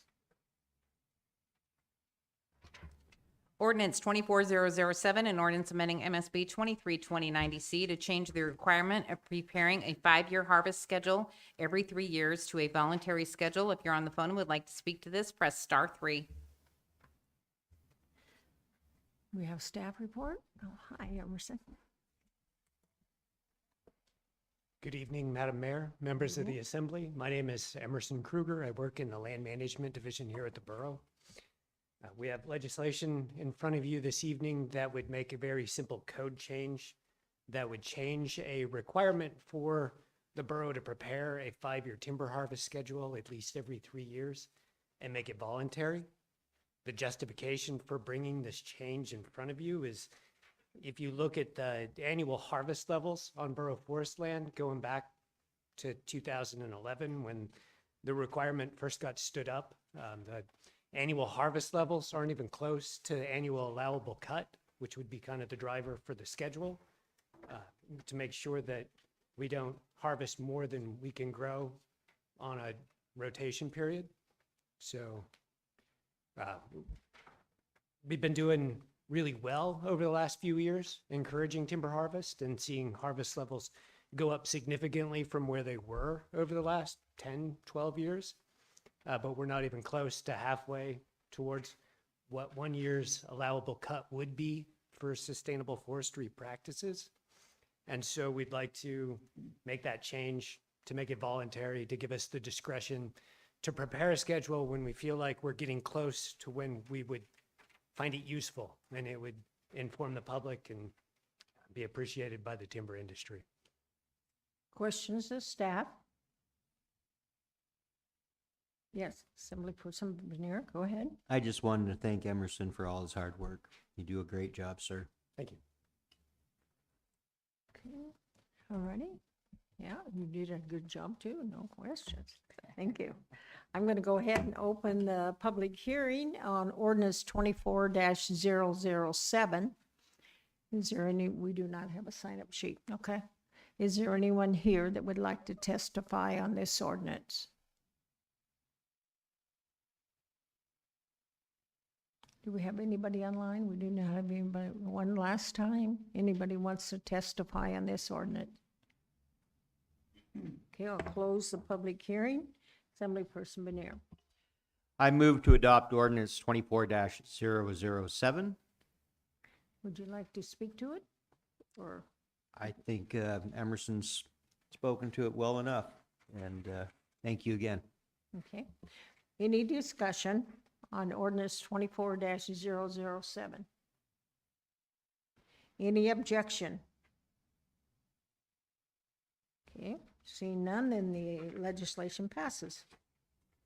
Ordinance 2411, an ordinance accepting and appropriating 2023 September Talkeetna flood disaster relief funds in the amount of $763,703.21 from the Alaska State Division of Homeland Security and Emergency Management with accompanying resolution 249, a resolution approving the scope of work and budget for Susitna River revetment and trail as a result of the 2023 September Talkeetna flooding. Okay, oh, there you are, thank you. Through the mayor to the assembly, Cheyenne Heindel, finance director. Before you that accept and appropriate from the state of Alaska, reimbursing the borough for the $763,703.21 that was spent on the revetment project. Questions of staff? Yes, yeah. Yeah, Madam Mayor, I just wanted to add quickly, and when you look at the timeline for this closure, if you will, with accepted and appropriating funding, this flooding occurred in September. We rendered repairs in October, submitted for reimbursement in the November-December timeframe, and are bringing that reimbursement forward in January. I have not seen a disaster declaration work this quickly, so I just wanted to give props to Public Works, Finance, and our emergency management staff and support from the state of Alaska, because I think there were we have heard feedback through the Talkeetna Fire Chief that there were a lot of folks in the Talkeetna area that did not expect us to get any repairs done before it froze up. And that's going to put us in a much better spot for spring breakup. That's not to say it's going to be perfect or there might not need to be more work in the spring, but had we done nothing with the level of erosion and flooding that occurred, we would probably be in a much, much worse situation going into spring breakup. So I appreciate the effort that staff did. I think if you haven't worked these disaster declarations, I mean, we're going to do a couple of appropriations from a disaster a couple of years ago. And I think when I first got here a couple of years ago, we were still appropriating funding for the 2012 flooding. So this is extremely well done. And again, appreciate state support. I mean, the governor did back up the disaster declaration and provide some state funding as well. So really appreciate the effort there. Okay, thank you. I'll go ahead and open the public hearing on ordinance 24-011 and resolution 24-009. Is there anyone that would like to testify any of this ordinance or resolution? Do we have anybody online, sir? Okay. So one last chance. Okay. Close the public hearing. Assemblyperson Benier, go ahead. I move to adopt ordinance 2411 and resolution 24-009. Okay. Discussion? Is there any objection? Seeing and hearing no objection, the legislation passes. Ordinance 2412, an ordinance accepting and appropriating September 2023 Talkeetna flood disaster relief funds in the amount of $20,692.50 from the Alaska State Division of Homeland Security and Emergency Management, with accompanying resolution 2410, a resolution approving the scope of work and budget for repairs to Moose Meadows and Shoshana roads as a result of the September 2023 Talkeetna flooding. If you're on the phone and want to speak to this, press *3. Go ahead, staff. Through the mayor to the assembly, Cheyenne Heindel, finance director. Again, before you is a ordinance to accept and appropriate emergency funding to reimburse us for repairs that were made to roads for damages that resulted in the 2023 flooding disaster. Questions of staff? Okay. Don't see any. I'm going to go ahead and open the public hearing on ordinance 24-012 and resolution 24-010.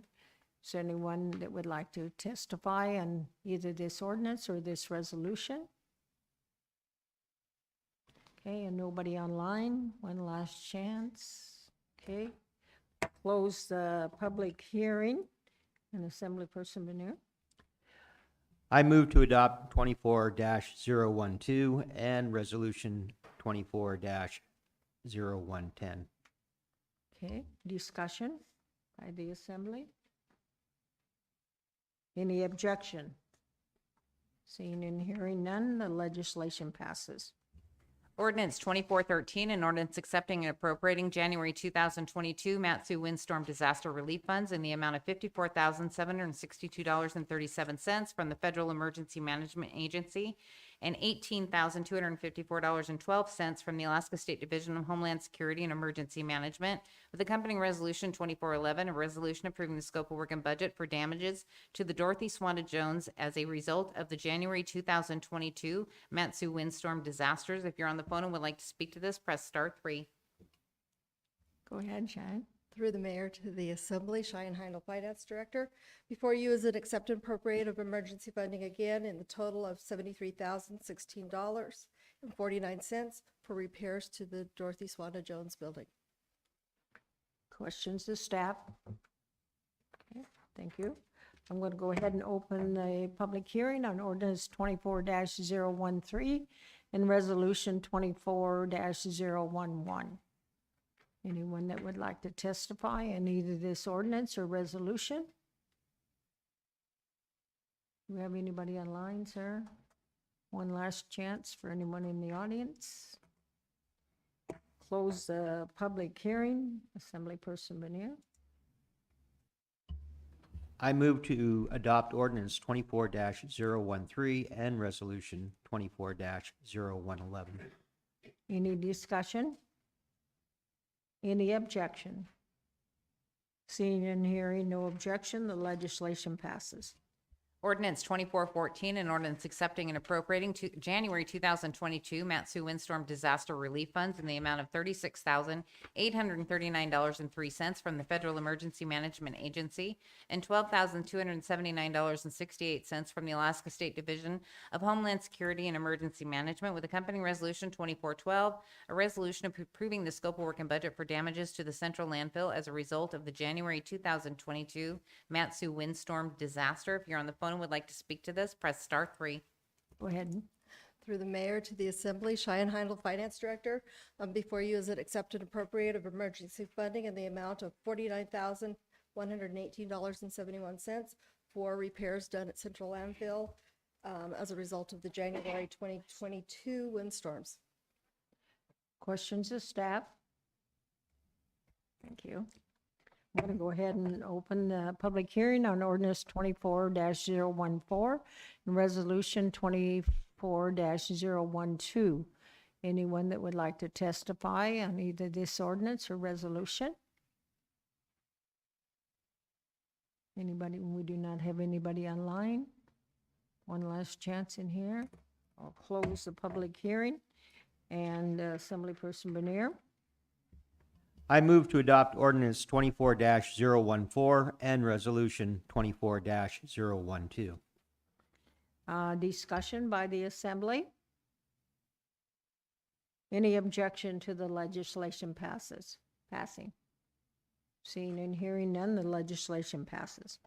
The next item is audience participation, and we do have a sign-up sheet. So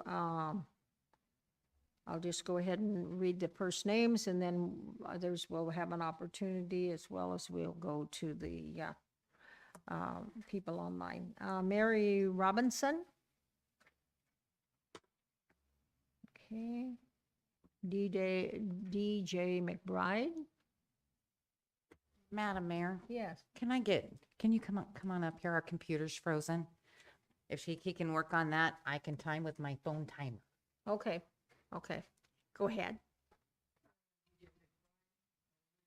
DJ, can I get you to turn the mic on? There's a button right there. Yep, I Thank see you. it. Okay. I'm DJ McBride. I live in Caswell Lakes. I am against RS 24-021. Seriously, what is the point of this? Most of the valley already owns firearms and ammo. Why do we need to be encouraged to do what we're already doing? Where this leads down the road to vigilantism and allows people to think that they can take the law into their own hands rather than call the troopers. Surely the Assembly has better things to spend their time on, like figuring out how to complete the TIP 21 projects that aren't going to be completed fully, ways to lower property taxes, getting a trooper station in the Susitna area, cleaning up junky properties. How does this ordinance improve the lives of the residents of the Matsu Borough? Thank you. Thank you. Pat Daniels?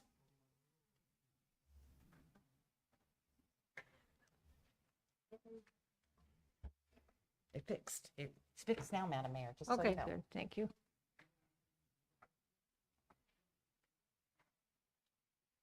Good evening, Madam Mayor and the Assembly and staff. I am Pat Daniels, the Matsu Borough Road Primary for RSA 21 Big Lake. I am here tonight not to be controversial, but to provide leadership and correct the misinformation and request the Big Lake RSA Assembly consent be postponed till March 12th.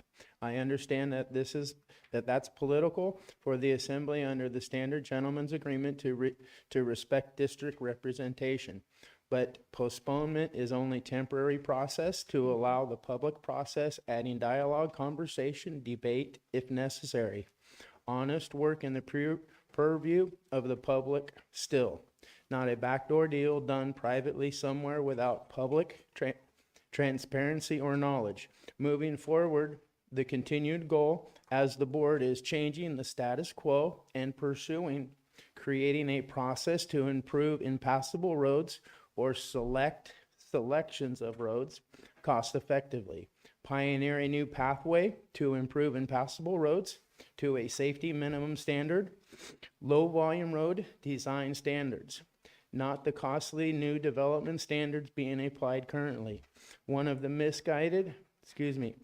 the misguided designs and projects continually getting retrofit funding, burdening the remaining community infrastructure. Complete the decade-old issues that burden the property values and continually getting shelved by bureaucracy. Concerns. The Matsu Borough Budget Performance Report shows $1,787,410 in total revenue for the year, but is spending $2,047,149, overdrafting the revenue by $260,000. Ongoing appropriation update changes, example, October 9th, 2023, showing appropriations of $1,013,496. Currently now in January 2024, it's reduced to $808,000. The Matsu Borough wishes to redirect our road reconditioning allocations to additional maintenance, moving the fund guidance to the RSA through the O&M's department instead of the RSA 21 board. The Matsu Borough air pollution funds have been eliminated now, only accounting for the application of last year's prepaid product. Nothing moving forward. The largest problem currently is requesting $5.3 million in unfunded liabilities in forward spending, crippling the current and future RSA for years to come. Do I get time to finish? Yeah, it's Okay. not working. Horseshoe Lake, Echo Lake, Papoose, Henry Aaron's, Lotus Shotgun, and Lodge are unsustainable design and cost. A cost-effective audit needs to be required or is requested. Lakeview Loop is a private property nightmare without RO right-of-ways and utility issues. I think you need to wrap it up, sir. Okay. Go ahead. I understand. In closing, fundamentally, the process and public input of the board process has been circumvented, rushed, and put together in a backdoor partnership. I'm asking for a postponement till March 12th. Thank you. Thank you. Sorry. Thank you. Okay. The next person online is Travis, but I think he is gone. So, Jackie.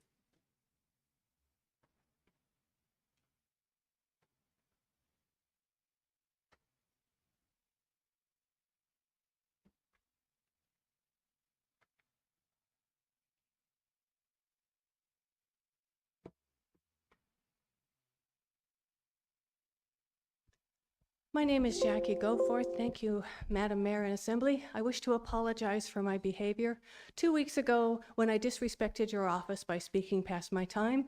And in order to not do that again, I'm only giving you 4 handouts this time instead of 8, okay? So, on June 6th, I went to a librarian and I asked to speak with her on 2 books. After a lot of problems with pushing this, I actually got to speak with her in October, 4 months later. 4 months. Now, on October 17th, I sent the required paperwork into the Parks and Recreation person to have a hearing. It took 3 months. The hearing now is scheduled for 2 days from now. On Thursday at 10 o'clock in the morning in this room, I will be discussing why this book is obscene and why this book is obscene.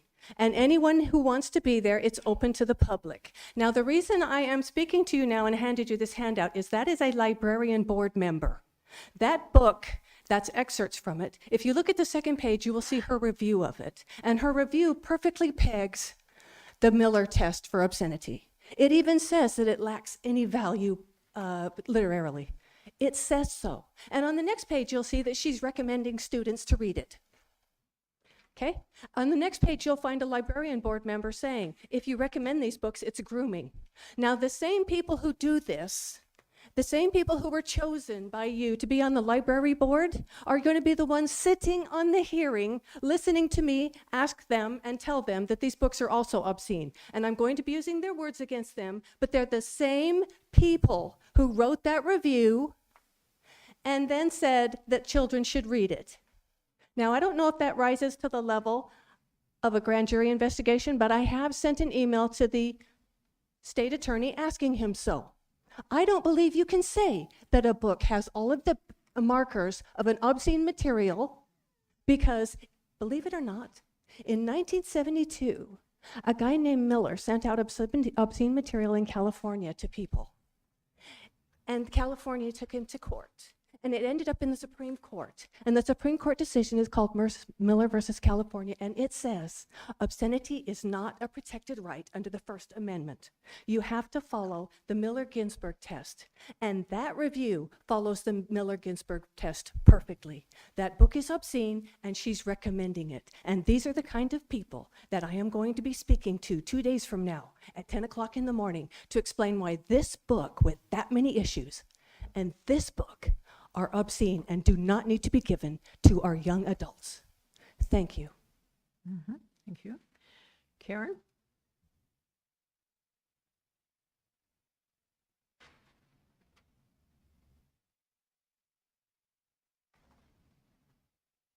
Madam Mayor, Assembly, everybody.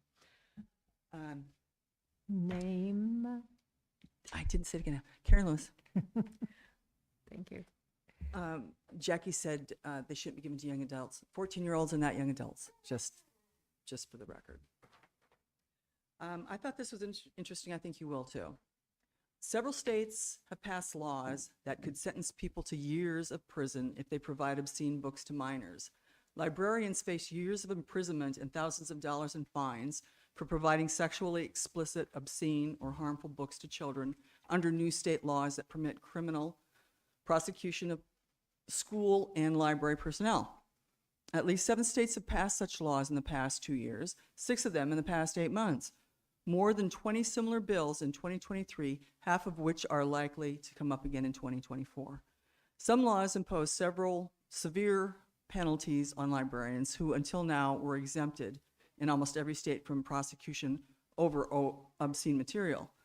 One example is an Arkansas law that was implemented in 2023 that says school and public librarians, as well as teachers, can be imprisoned up to 6 years or fined $10,000 if they distribute obscene or harmful texts. In addition to Idaho and Arkansas laws, Indiana, Missouri, North Dakota, and Oklahoma enacted laws mandating fines or imprisonment, or both, for school employees and librarians. The Indiana law says school staffers can be forced to pay up to $10,000 or serve 2.5 years in prison for providing obscene or harmful material to minors. A 2022 Oklahoma law says school employees and public library staffers can be fined up to $20,000 or serve up to 10 years in prison for facilitating indecent exposure to obscene material or child pornography. Tennessee has passed two measures, one that targets schools and another that targets book publishers or vendors selling to schools. Good. One of the Tennessee laws says book publishers, distributors, and sellers can face up to 6 years in prison and up to $103,000 in fines for providing obscene matter to K through 12 schools. I know the librarians and their library committees, publishers, and vendors have had a free run here for far too long in our state, but those days are over. We are in the process of returning to the days when children were safe in libraries and parents could trust the librarians, and the books that were available in schools didn't steal the children's innocence or warp or confuse their ideas about sexuality. In Texas, so far, over 800 obscene books have been removed in 22 school districts. In Florida, over 560 books, obscene books, removed in 21 school districts. In Pennsylvania, 457 and counting obscene books have been removed. And we're doing it here too, and they're doing it in a lot of states. So we'll get there. Thank you. Pete Probasco?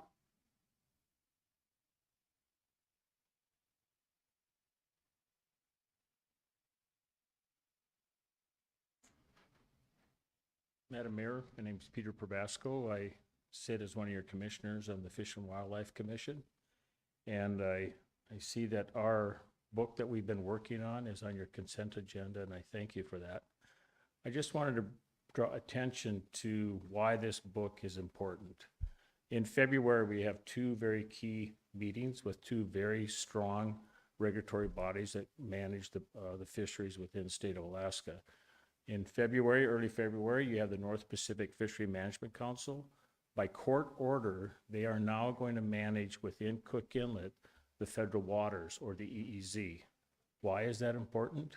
The conservation corridor that your prior Fish and Wildlife Commission worked on through the Board of Fish got this conservation corridor in place to allow fish to migrate through the Central District, i.e. the area around Kenai River and Kasilof, to move up into our northern systems.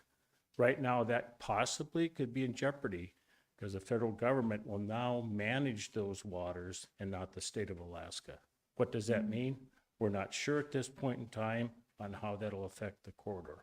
This booklet will provide key testimony when we send two of our commission members to Seattle in early February to work both with the North Pacific Fishery Council as well as the scientific and advisory panel. On the end of February, we meet with the Board of Fisheries. There's 186 proposals before the Board of Fish that address Cook Inlet waters. Of those, many of them could affect how fish migrate into this area of the Northern District. So this booklet is very important in doing that. Manager Brown, you have some great staff that help us. And I particularly want to recognize Maya DeSalvo. She's with us every meeting, extra meetings as well. Stefan Hinman is very crucial in making this happen. And then your GIS staff, Heidi Whipple and Carla Gores, great staff. And I give them an attaboy or an attagirl, whatever you want to say. So thank you for supporting this. We will keep you posted on how we proceed and what both the North Pacific Fishery Management Council and the Board of Fisheries will ultimately develop. And Bill Gamble now, Assemblymember Bill Gamble sits with us, and he was at our last meeting, and we look forward to working with him. Good. Thank you, ma'am. Mm-hmm. Thank you, Pete. Ellen? Vandervis?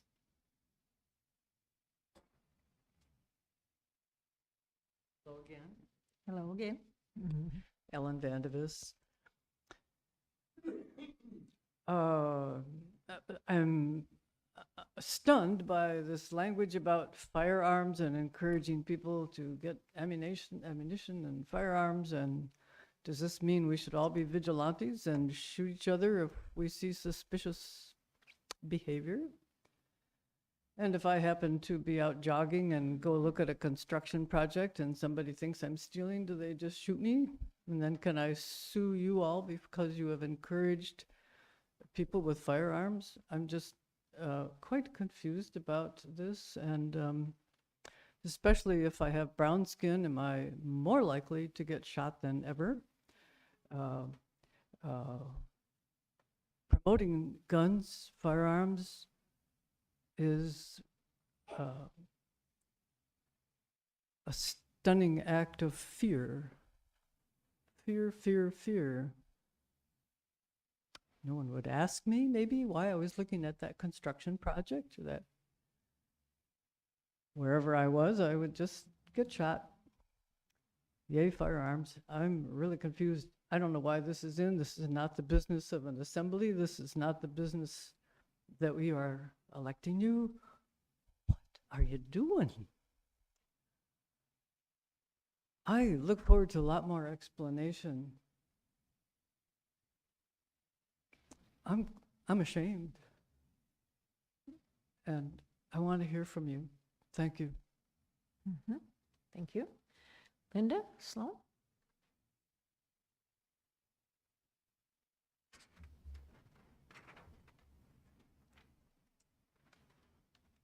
Good evening.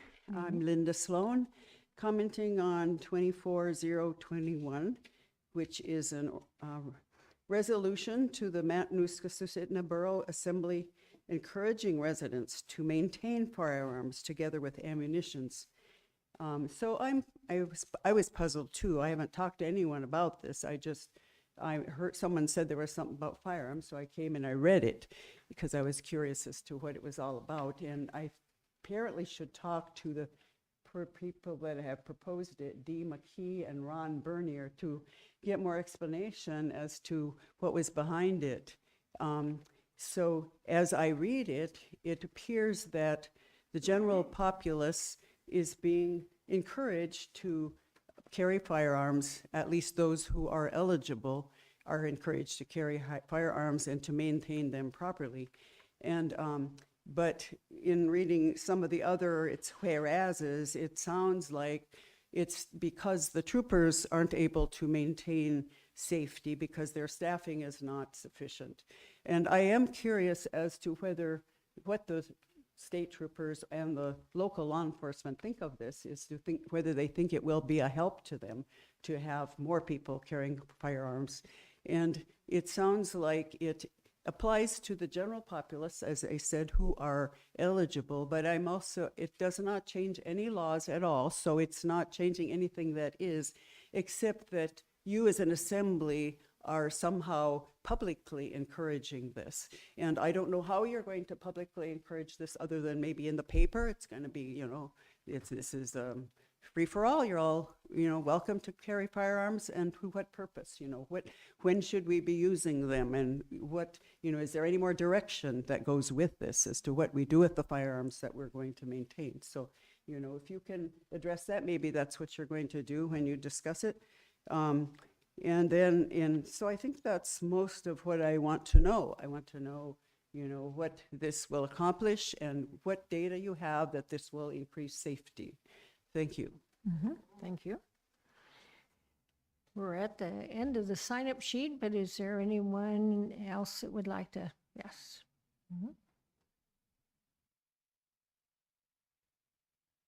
You've got words again. All righty.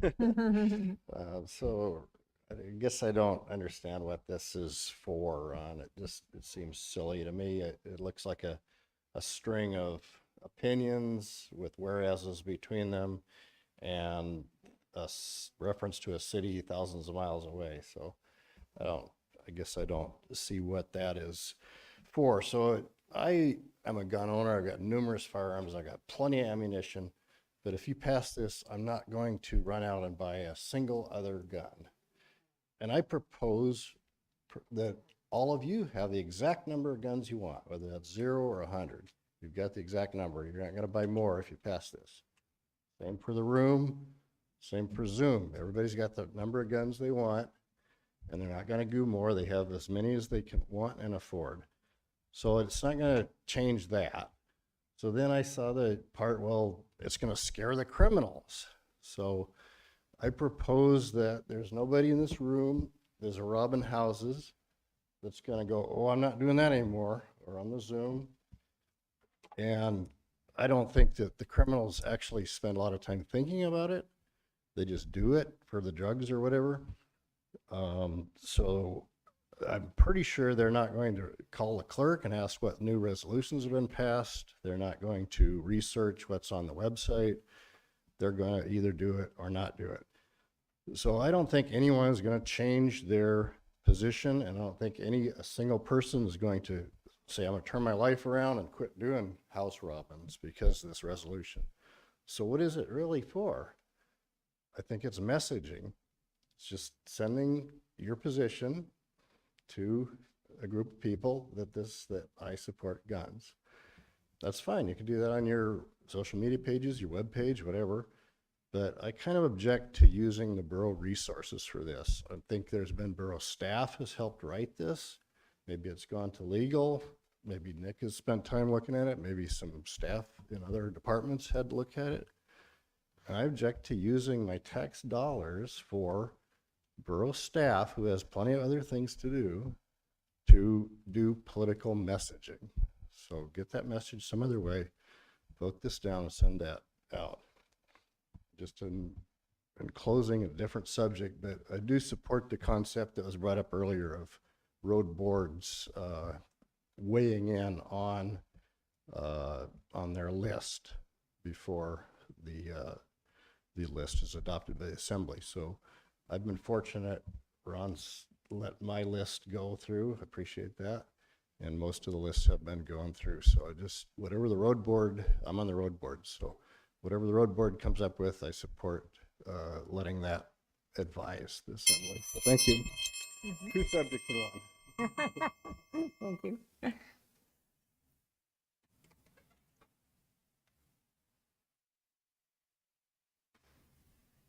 Mayor Assembly, Mike Coons. On the resolution, Kennesaw, Georgia has made it a law to own firearms, and they have some of the lowest crime in the nation.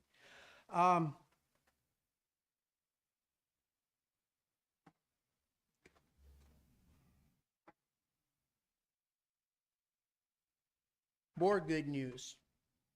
Activists declare victory in war against library promoting leftist ideologies. Officials from Mass Resistance, an organization that fights for traditional families, school children, and moral foundation in society, is declaring victory in a war for the Wyoming library that has been promoting the deviant sexual ideologies of the religion of wokeness. The group says the turnaround of the Campbell County Library was accomplished after a majority left board was replaced, a leftist director was fired, and several leftist employees following the director out of the door. This should happen everywhere and should happen here. This battle erupted in 21 when parents were outraged by the policies and practices of the public library, which were described at the time as a nightmare for pro-family citizens. Anybody remember? See, that's going on here. The public library was stocked with horrible graphic sexual, homosexual, cross-dresser books for children, and briefly promoted a cross-dresser performer for kids. The library director arrogantly defended the obscene books, like here, mostly using the American Library Association talking points. The library board was solidly leftist, like here, and openly hostile to parents, like here. And the county commission, which appoints the library board, refused to listen to the parents, like here. Even shut off public comment to silence their comments, like here. In addition, pro-LGBT CD leftists would regularly come to a public meeting and harass pro-family people. Parents, however, refused to concede and worked to testify at board meetings, like here. They read lurid texts from sexualized children's books to board members. They protested and informed the public. They dug up federal statistics on preventing child sexual exploitation and explained how many libraries are part of the problem, like here.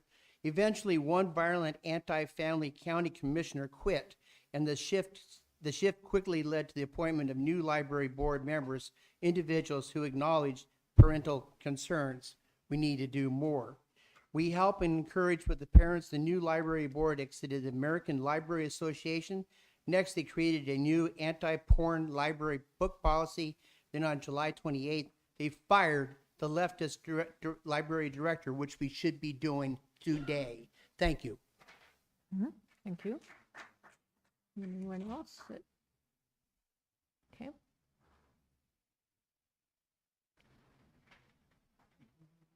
Hi again, it's Mary Ravetta. And I have the USC, it's a code, the United States Code Title 1470 on obscenity. And obscenity is not protected under the First Amendment rights to free speech, and violation of federal obscenity laws are criminal offenses. The U.S. courts use a three-pronged test, commonly referred to as the Miller test, to determine if given material is obscene. The obscenity is defined as anything that fits the criteria of the Miller test, which may include, for example, visual depictions, spoken words, or written text. Federal laws make it illegal to distribute, transport, sell, ship, mail, etc. I wanted to add that to give more specific examples on obscenity, in addition to what Jackie Goforth and Karen Lewis are speaking on, and Mike Coons. Thanks. Thank you. Assemblyperson Yount, can I have you make a motion to extend the meeting past 10 o'clock, please? Yeah, I'll I'd get like to you in make a just a motion to minute. extend the meeting until 11 p.m. 11 p.m. Any objections to the extension of the meeting until 11 p.m.? Okay, I don't hear any. Okay, go ahead. Hello again, Madam Mayor and Assembly. My name is Kathy Kaiser. As a member of the Mat-Su Borough Library Board, I'd like to take this time to explain to you how challenged materials are handled and hopefully clear up some misinformation about the process. First, the patron discusses their concern with the librarian from the library where the book is being challenged.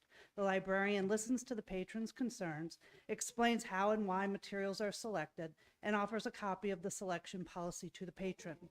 If the patron is not satisfied with the result of their discussion with the librarian will explain and provide the patron a copy of the reconsideration process.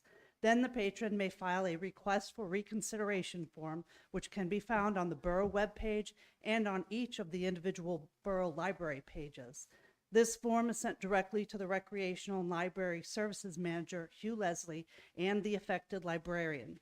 Mr. Leslie then requests that the affected librarian submit in writing within 30 days the results of the discussion with the patron and any steps that were taken to resolve the concerns or the reasons why the material should remain in circulation.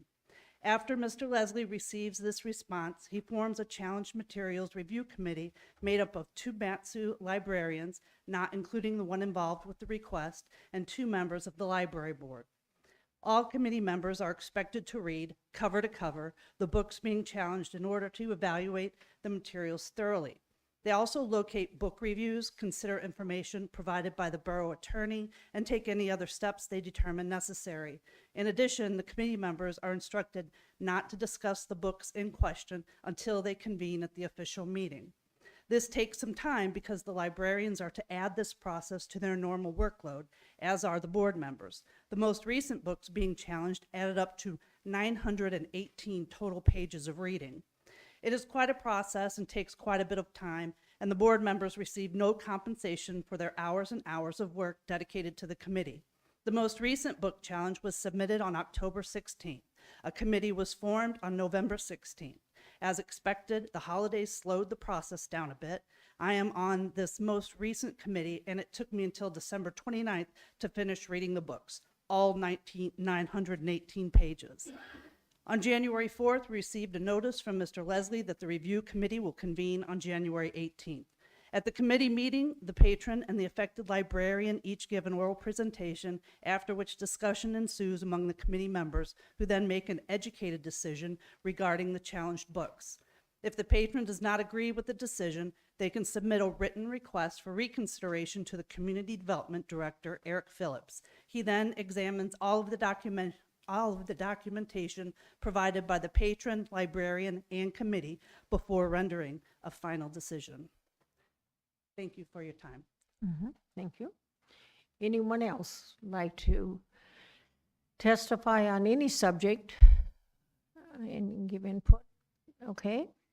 Alrighty, we'll go ahead and go to those online. First person online, please. Hi.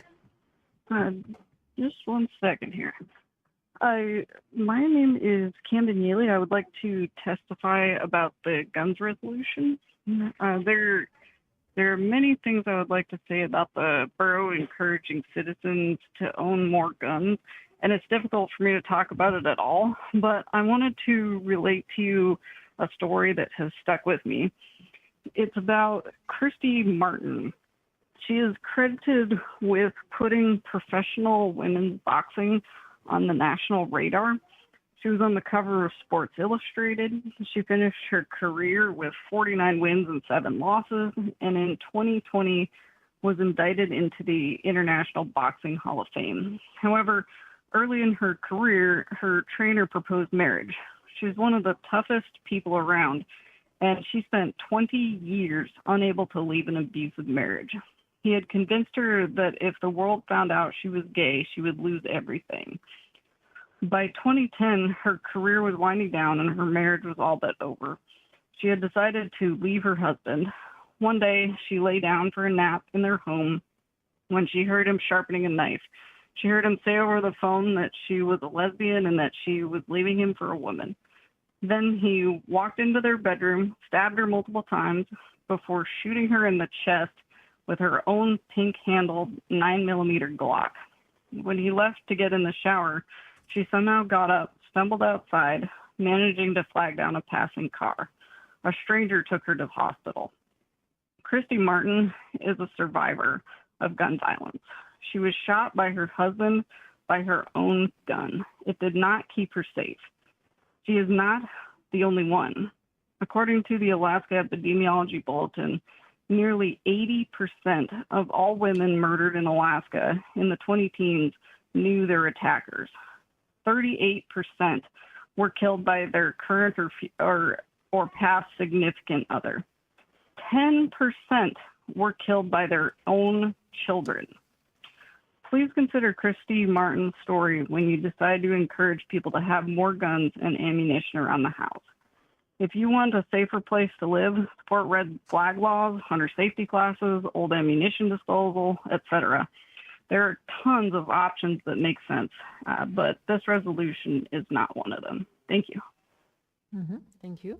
Next person online, please.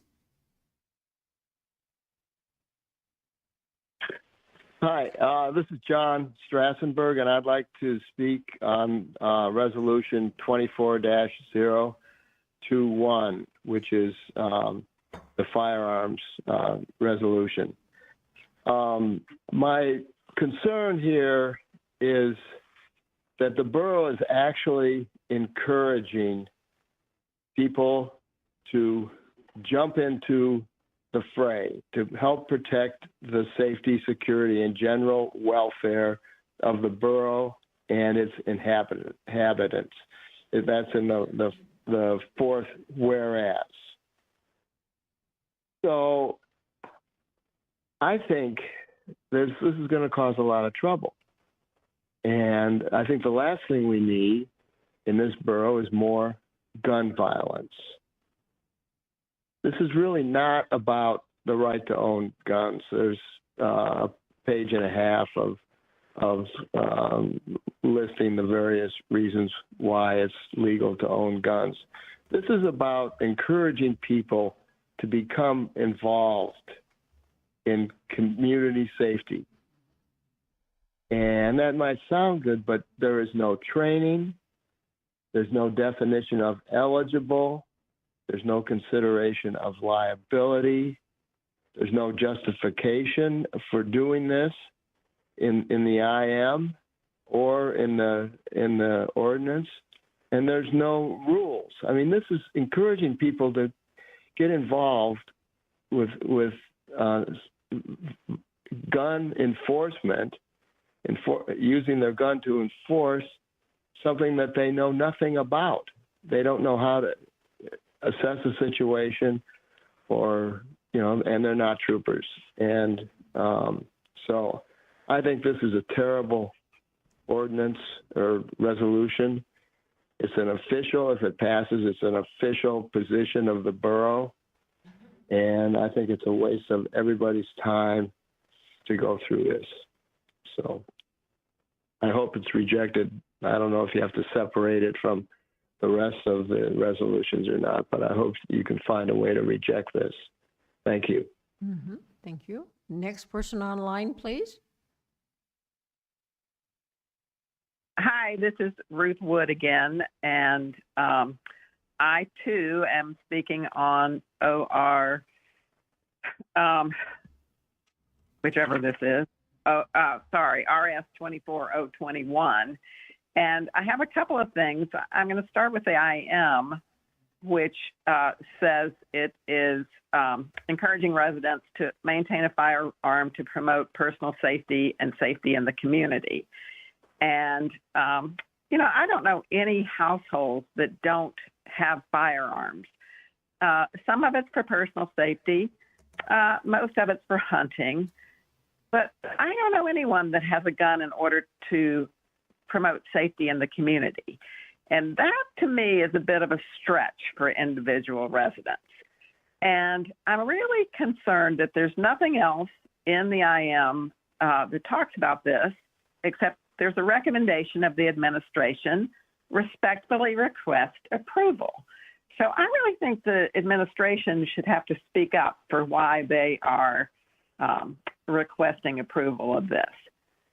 Then I want to go on to look at the resolution itself. And the fourth whereas says, whereas residents of the Matanuska-Susitna Borough can provide for the emergency management of the borough. I'm not sure what that means, or where residents are allowed to provide for the emergency management of the borough, and provide the safety, security, and general welfare of the borough and its inhabitants.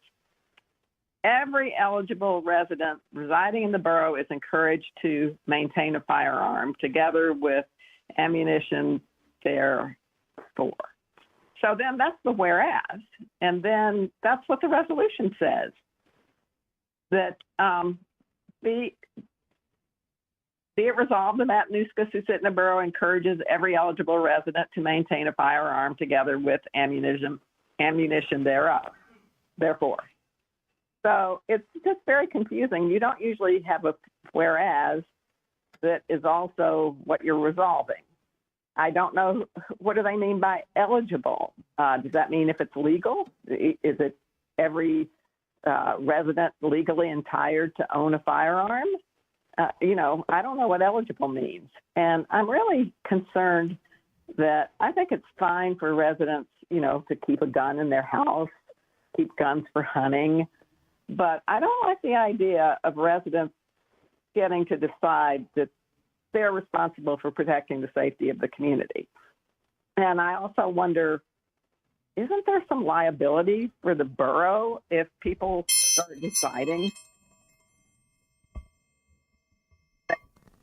the community with their gun, and the borough assembly and administration encourage them to do so? Somebody shoots me, I'm going to sue the borough. Okay. Thanks. Thank you. Next person online, please. This is Jill Parson. Can you hear me? Yes, Okay. My name is Jill Parson, and I'm on the RSA 21 Board of Supervisors, and I also was on the Road Service Area Task Force. I'm calling regarding AM 24-003, which has a list of the RSA 21 RIP lists up for approval. And I respectfully request that no action be taken on the one for RSA 21. The RIP list that's shown here is not the RIP list that I made the motion to support. There are some errors in it that need to be corrected. And as Pat Daniels brought up earlier, we have scheduled a meeting on Monday to reconsider this motion, and I will vote to reconsider. And also, we do need to revisit this RIP list because this RIP list proposes project costs that are way beyond what RSA 21 revenues can cover in the proposed time frame. It also ignores the focus of this board for the last 2 years to first and foremost repair impassable sections of existing roads. And per an assembly-approved resolution from RSA 21 board and the task force, an additional standard for safe, always passable roads which do not meet subdivision standard specs must be developed to allow repairing our existing roads to put them into safe, usable condition. And that new standard has not been developed, and RSA 21's RIP list needs to again include what's needed to accomplish that. So please do not take any action to approve the RSA 21 RIP list that's included now in AM 24003 until we can meet and reflect on what is really needed for Big Lake RSA 21. And I thank you for your consideration. Thank you. Next person online, please. Yes, this is Sherry Rusher from Meadow Lakes, and I'd like to address the firearms ordinance. I would like to see you remove it from the consent agenda, turn it down, whatever's necessary. It just isn't appropriate. We elected all of you as our representatives to take care of our Mat-Su Borough business, such as transportation, planning, emergency services, assessments, mill rates, school funding. And just from your meeting tonight, you have plenty on your plate. Your expertise, your knowledge, your experience should be going to address those issues and not addressing my right to own or not own a firearm. That's under the Constitution. I can have a gun or I can not have a gun, but I do not believe the Mat-Su Borough Assembly should get involved in this issue. Thank you. Thank you. Next person online, please. Oh, that's it? Online? Okay. One last chance for anyone here that hasn't had a chance to participate. Yes, Ron?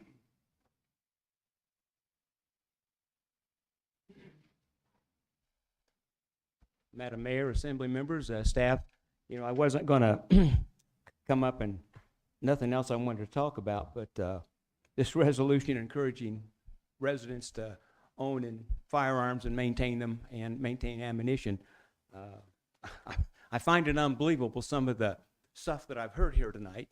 Number one, we have first of all, let me start out. I'm a lifetime member of the NRA at the endowment level. I'm a strong Second Amendment supporter. I've helped raise hundreds of thousands of dollars right here in the Mat-Su. I was president of the Friends of the Mat-Su committee for many years. Many of you know that. Alaska is a constitutional carry state. When Frank Murkowski was governor, he got a law passed that you do not need a concealed carry permit. Anyone that can lawfully possess a handgun can carry concealed in the state of Alaska. Many states are passing this law. We still also, for your information, we still do maintain concealed carry permits, and I keep mine current because there's about 28 states that honor that concealed carry permit. I am an armed citizen. One thing I want to point out, I don't know how many licensed pilots we have here. I do have a commercial pilot's license. There is an Alaska supplement to the FARs, that's federal air regulations. It requires Alaskan pilots in their airplane to carry a firearm. There's a reason for that. We're in a rough state. You talk about protecting your family or protection. If you called a trooper It might take you 20 minutes to get one. You know, when you're faced with a life or death situation that requires deadly force, statistics show you have about 3 seconds to react.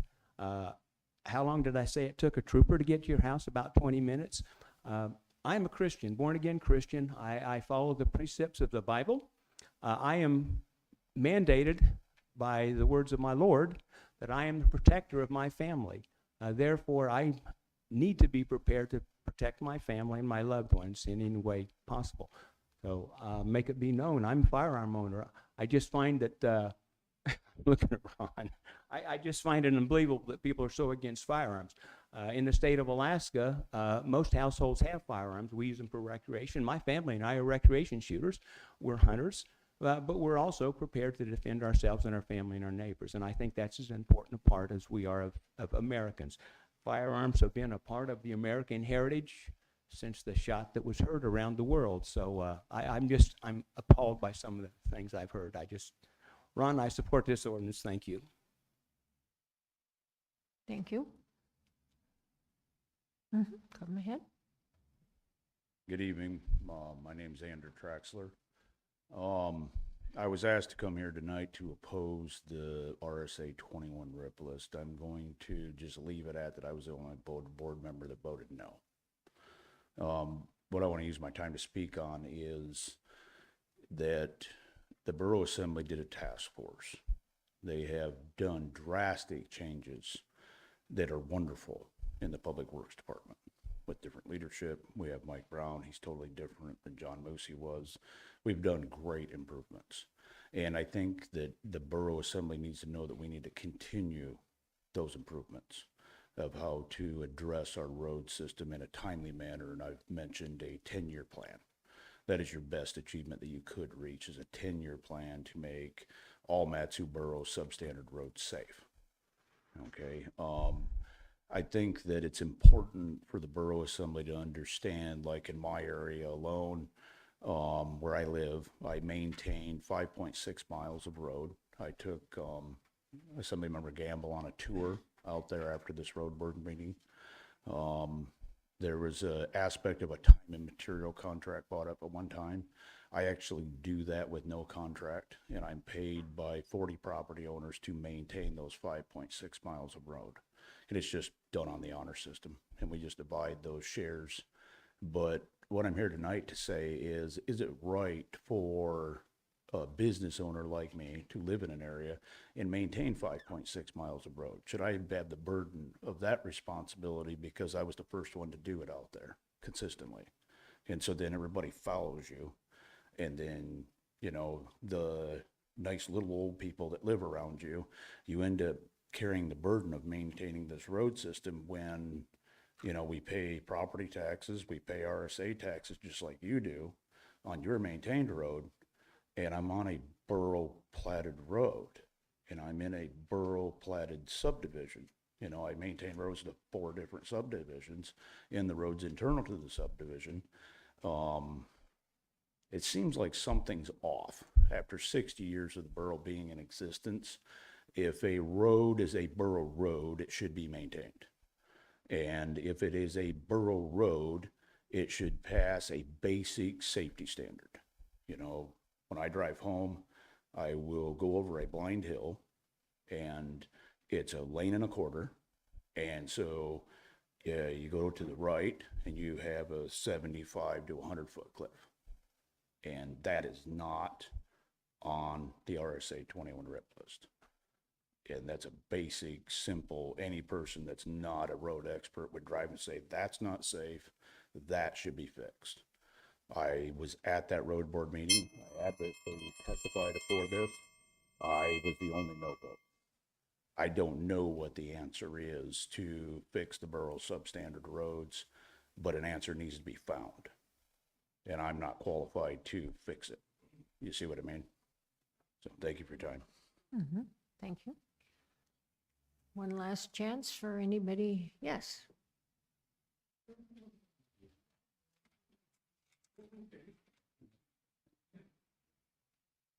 Madam Mayor, Assembly folks, staff, usually I'm very well prepared. I know what I'm going to talk about. And This one I'm not as well prepared, so I'm going to first apologize. I heard all these folks from RSA 21 talking about the previous RIP list. I know that past assembly members. Your name? Oh, Terry Gorlick, I apologize.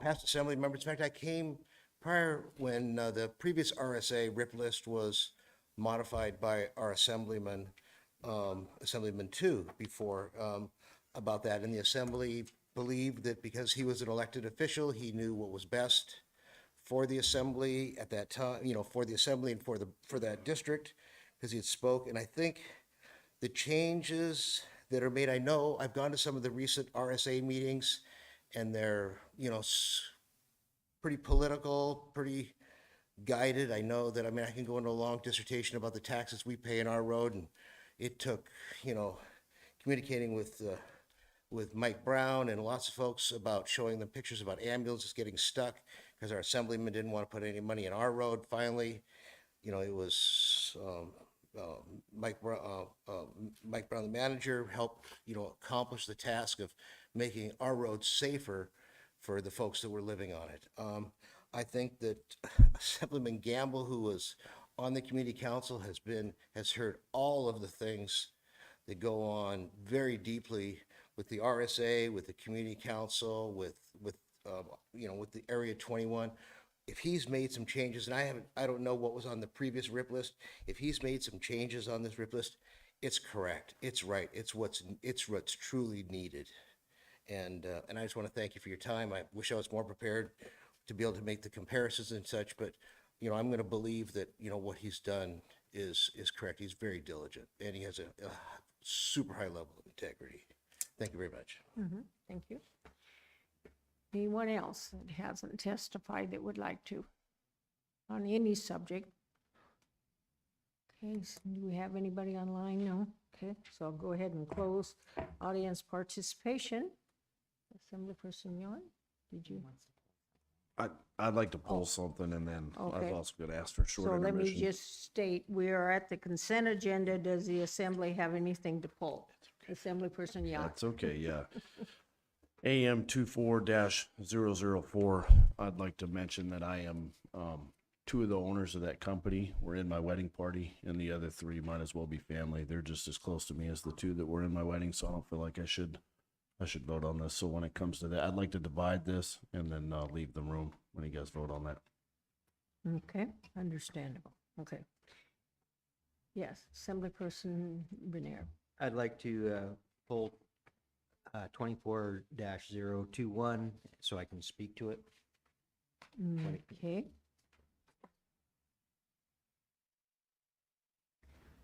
Okay, anything further for anybody?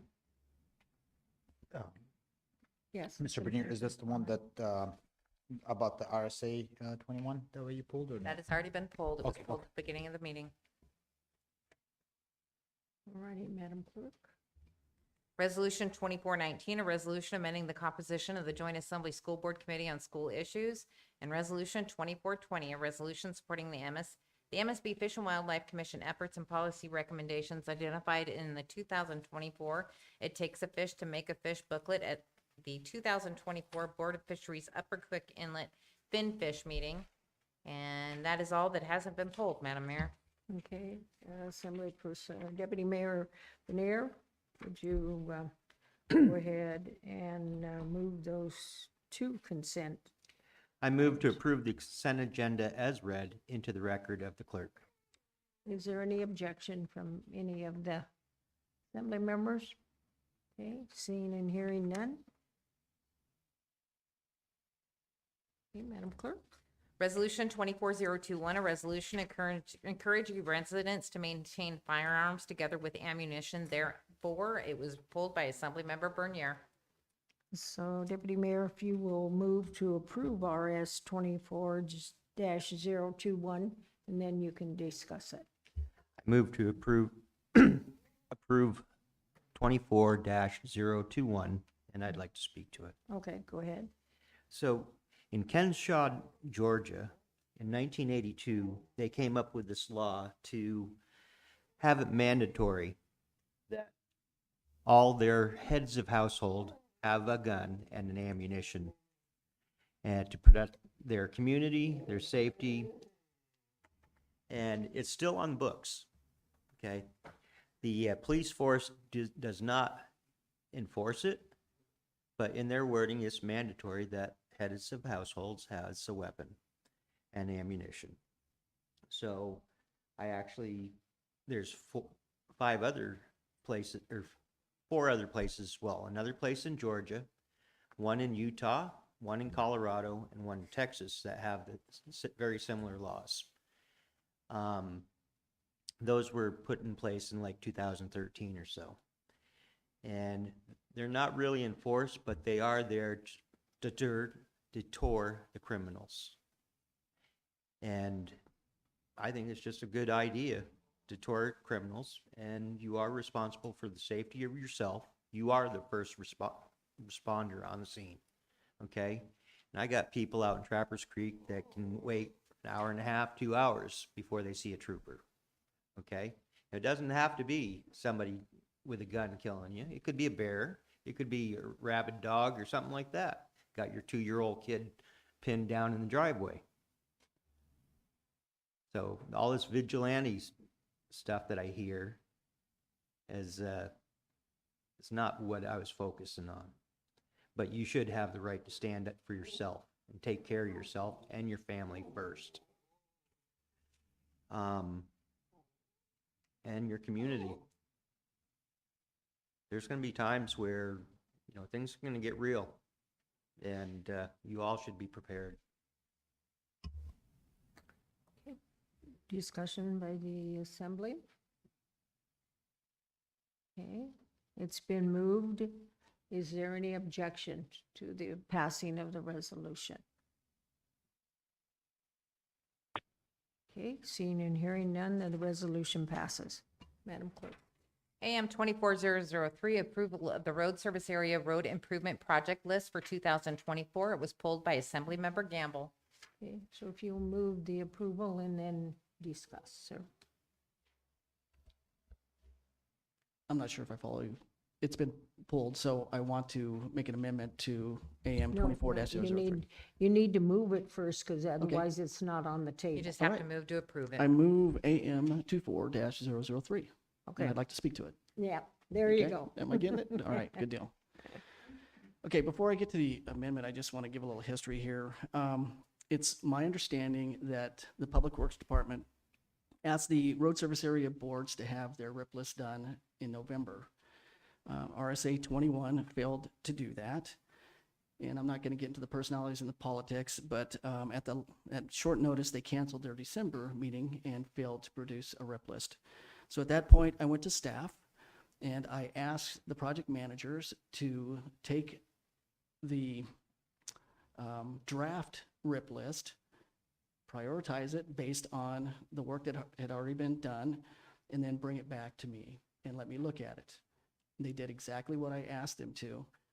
It went in front of the RSA 21 in January. It was approved with an abstention and a no vote. And then the next day they wanted to rescind the vote, which they couldn't do. The board is not performing like a road service area board should. The staff needs to have a project list that they can go forward with for a budget.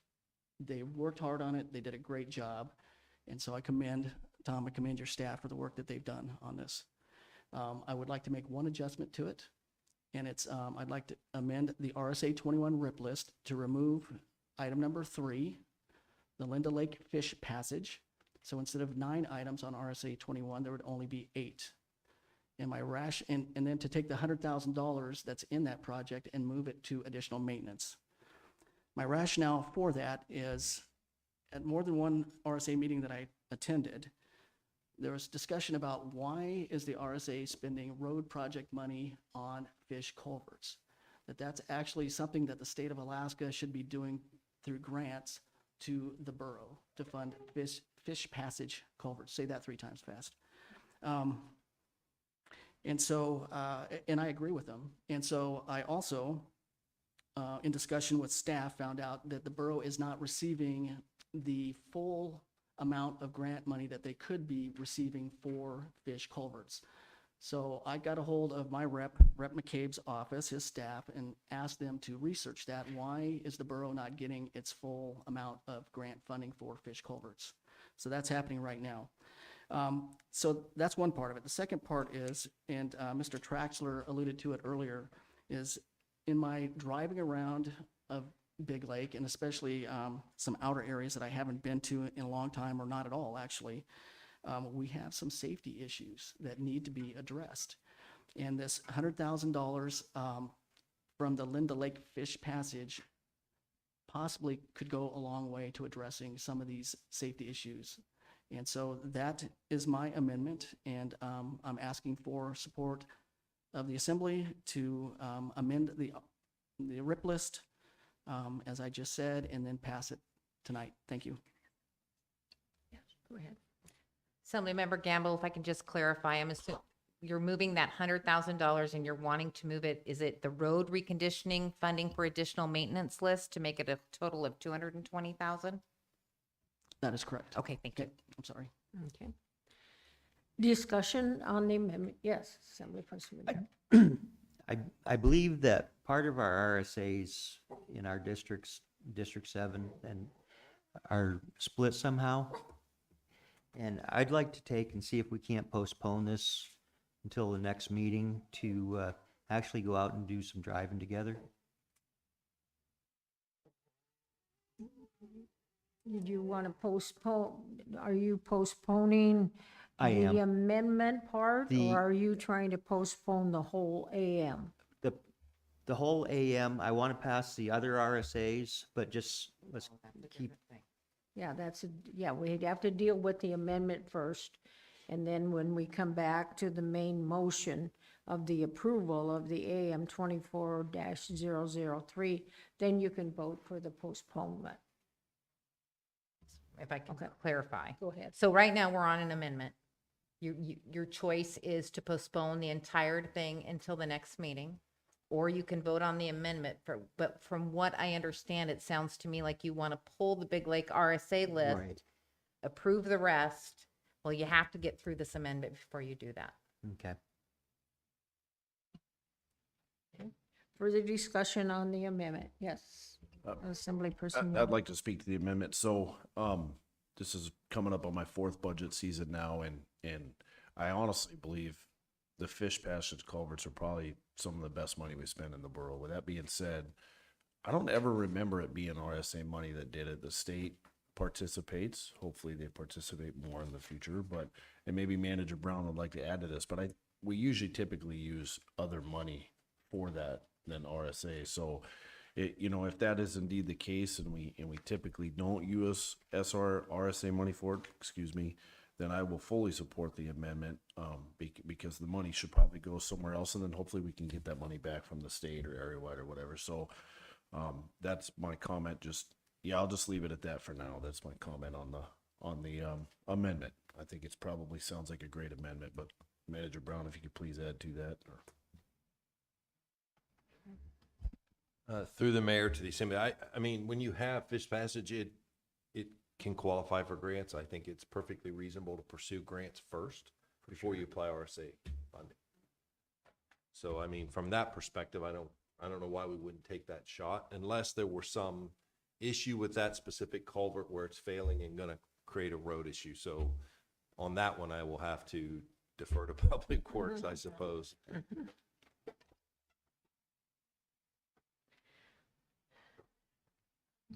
So through the mayor to the assembly, Tom Adams, Public Works Director. So specific to Assemblymember Yount's inquiry regarding Linda Lake funding on here, we do have grants for that particular culvert install for fish passage. I would agree with you. I would say that the Matsu Borough has been very successful in getting monies for these types of projects. But in this case, the grant fundings that we have achieved are insufficient to accomplish the entire construction project. And so in working and collaborating with the RSA, it was talked about supplementing the grant funds in order to be able to construct the Linda Lake fish passage culvert. Thank you, sir. Okay. Assemblyperson Gamble. So Director Adams, do you anticipate getting more culvert money from the state of Alaska, and could that be applied to the Linda Lake Fish Passage? So through the mayor, Assemblymember Gamble, we're constantly pursuing grant opportunities for fish passage. I think we collaborate very well with Fish and Wildlife, Fish and Game, and you know, they're always looking for us to make application where those funds exist. We certainly could look, we could delay the Linda Lake and pursue grant fundings again to see if we are successful in achieving more monies in order to kind of, I guess, replace the RIP list monies that we're looking to help accomplish that project, but it just means more delay. I mean, it's just, you know, we got to make application. We have to actually get granted the monies, come back to this body for the appropriation. And so it's just a matter of, you know, taking our shots, hoping that we get it. And then once we do get it, you know, going through the process. Assemblyperson Yant, go ahead. This particular project, without this 100 grand right now, it would be short. Have you been to this project? Do you know, do you consider this a safety issue right now? Should we move forward with 100 grand on this project now? Or do you think it's okay that we give the borough an opportunity to pursue more grants for this? I mean, do you feel like it's a safe situation? Yeah, so, right now? through the mayor, Assemblymember Young, it's not a safety issue. It's a matter of whether this culvert can pass fish or, yes. And so, you know, to the point that can it be delayed? Absolutely. You know, if we want to pull this funding off this RIP list and then try to achieve the additional funding elsewhere, you know, we certainly can give that a shot. It just means that we gotta wait in order for finding those funding in order to be able to complete the project. The engineer's estimate, it hasn't been bid. It's just an estimate from the engineer, and right now that exceeds our current funding limit amount. Thank you. Assemblyperson Gamble, go ahead. So is the additional 100,000, is that going to be sufficient to do the road work and the fish passage culvert? So this 100,000 through the mayor to Assemblymember Gamble, this 100,000, my understanding, you know, based on the engineer's estimate for the project as a whole, was deficient $100,000. And so that was a conversation, tried to find out where the other $100,000 come, and through the RSA is what has been promoted. So I think in conversations, and I may be mistaken, that there was more than just replacement of the culvert, that the road was having issues also, and there was going to have to be work done on that, and that the entire project was going to be closer to 500,000 than 200,000. Is that incorrect? Assemblymember Gamble, I guess I'll punt a little bit here to our project management division manager to see the specifics of the project, but my understanding is the 100 grand is to basically complete the entire project. Okay. So Cole Branham, project management division manager. So this project is, it does have a little bit of road component, but it's mostly contained in the pipe. So there's not major road repairs done beyond the culvert. All righty. Assemblyperson Yant, did you have further comment? Me?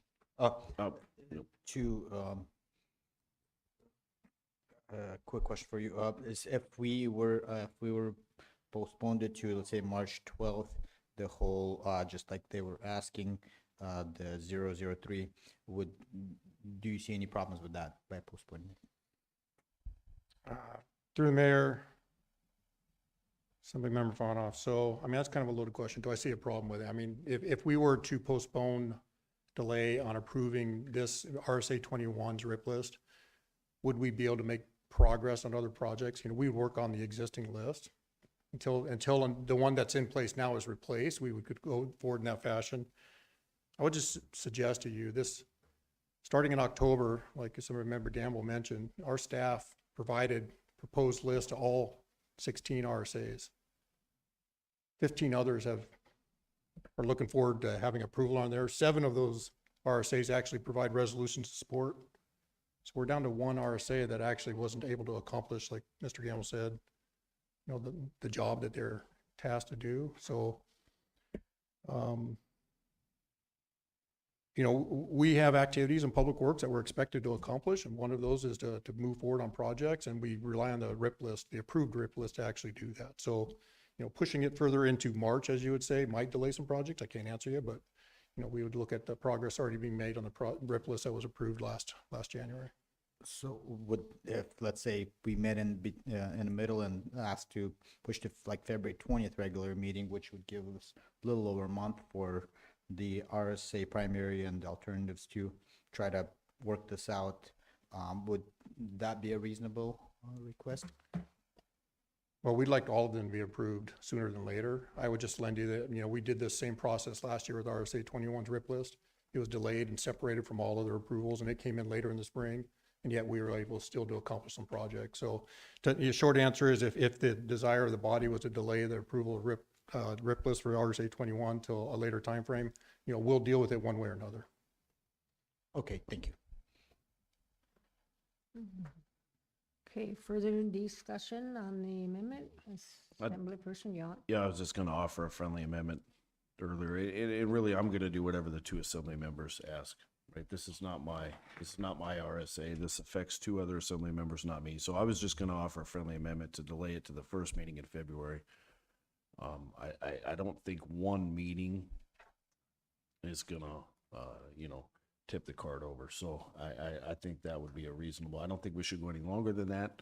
That next meeting happens to be 3 weeks from today. I think that's plenty of time for these gentlemen to get together. But so that's my friendly amendment. Like I said, just to delay the previous amendment. I guess we better focus on that first, but until the next meeting, and then we'll take up the actual. Well, Lonnie will tell us what to do. So. Okay. So if you're moving to postpone it to the first meeting in February, it's going to postpone the amendment and the AM. It'll postpone everything. Can I divide it?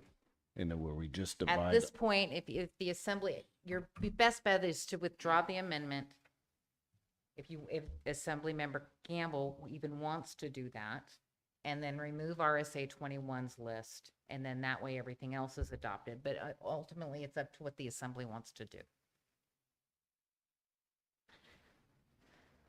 Assemblyperson Gamble, you, Madam Mayor, I'm going to go ahead and withdraw my amendment.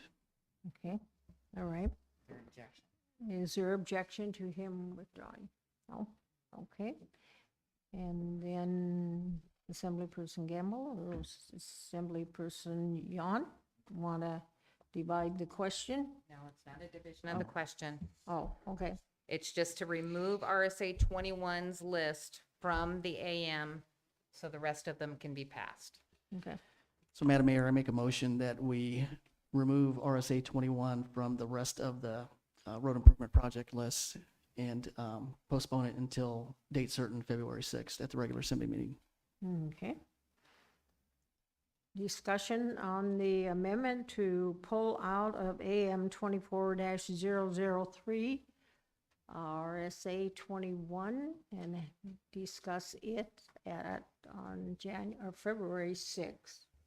Just to clarify, there'll have to be new legislation coming forward with that RIP list. A new AM will have to come forward. Okay. Discussion about that motion. Any objection to the motion? I'm gonna say. You object or you have a question? No, I wanted to make the amendment to it, to give, as they were asking, just at least that would, if we, instead of offered it in the February 6th meeting to February 20th meeting, to just give them just a little extra time to work this out. Go ahead. If I can clarify, that is not on the floor. What's on the floor right now is to remove the Big Lake RIP list. That's all that's on the floor. Okay. Because it will take new legislation for them to bring the Big Lake RIP list back. Okay, so we're just removing it. Right now, you're just removing it. So the other correct. ones can go for it. Okay, I'm Correct. okay with that, yeah. Correct. Okay. Further Sure you want discussion? 4-year terms instead of 3 years? Any objection to the motion that's on the floor? Okay, seeing and hearing none, then the motion passes. Now Okay, we're on the main motion. Right, without RSA 21. Okay, So the main motion before you is to approve AM 24-003 without RSA 21. Objection, discussion? Okay, don't see any objection, don't see any discussion, so that motion passes then. Madam Mayor, Yeah. if Assembly Member Yunt could, before we read this next one into the record, just state his conflict of interest again, so you can rule on it. Okay, go ahead, sir. In regard to AM 24-004, as I mentioned, 2 of the owners were in my wedding party, and the other 2 out of 3 owners that are still alive are as close to me as family. So with respect to the public process, I would like to leave the room for this. Okay, I appreciate you asking for that, and I agree that you should recuse yourself. Okay? So, Assemblyperson Yount is the one that pulled this, so Deputy Mayor, will you move AM 24-004 for approval? So Can I we read it into the record real quick? Yeah. AM 24-004. We'll give you the floor. Approval of change order number 6 for contract 23091B with H-Bike Construction to add $26,440 for the Brent Memorial Ice Arena roof replacement project to repair the damage found during work on the project. Okay, as Deputy Mayor, will you move? I move to adopt AM 24-004. Okay. Discussion? Any objection? Okay, seeing and hearing none, then it has been approved. So, For introductions for February 6th, 2024 is ordinance 2417, ordinance 2418 with accompanying resolution 2418, and ordinance 2419 with accompanying resolution 2422.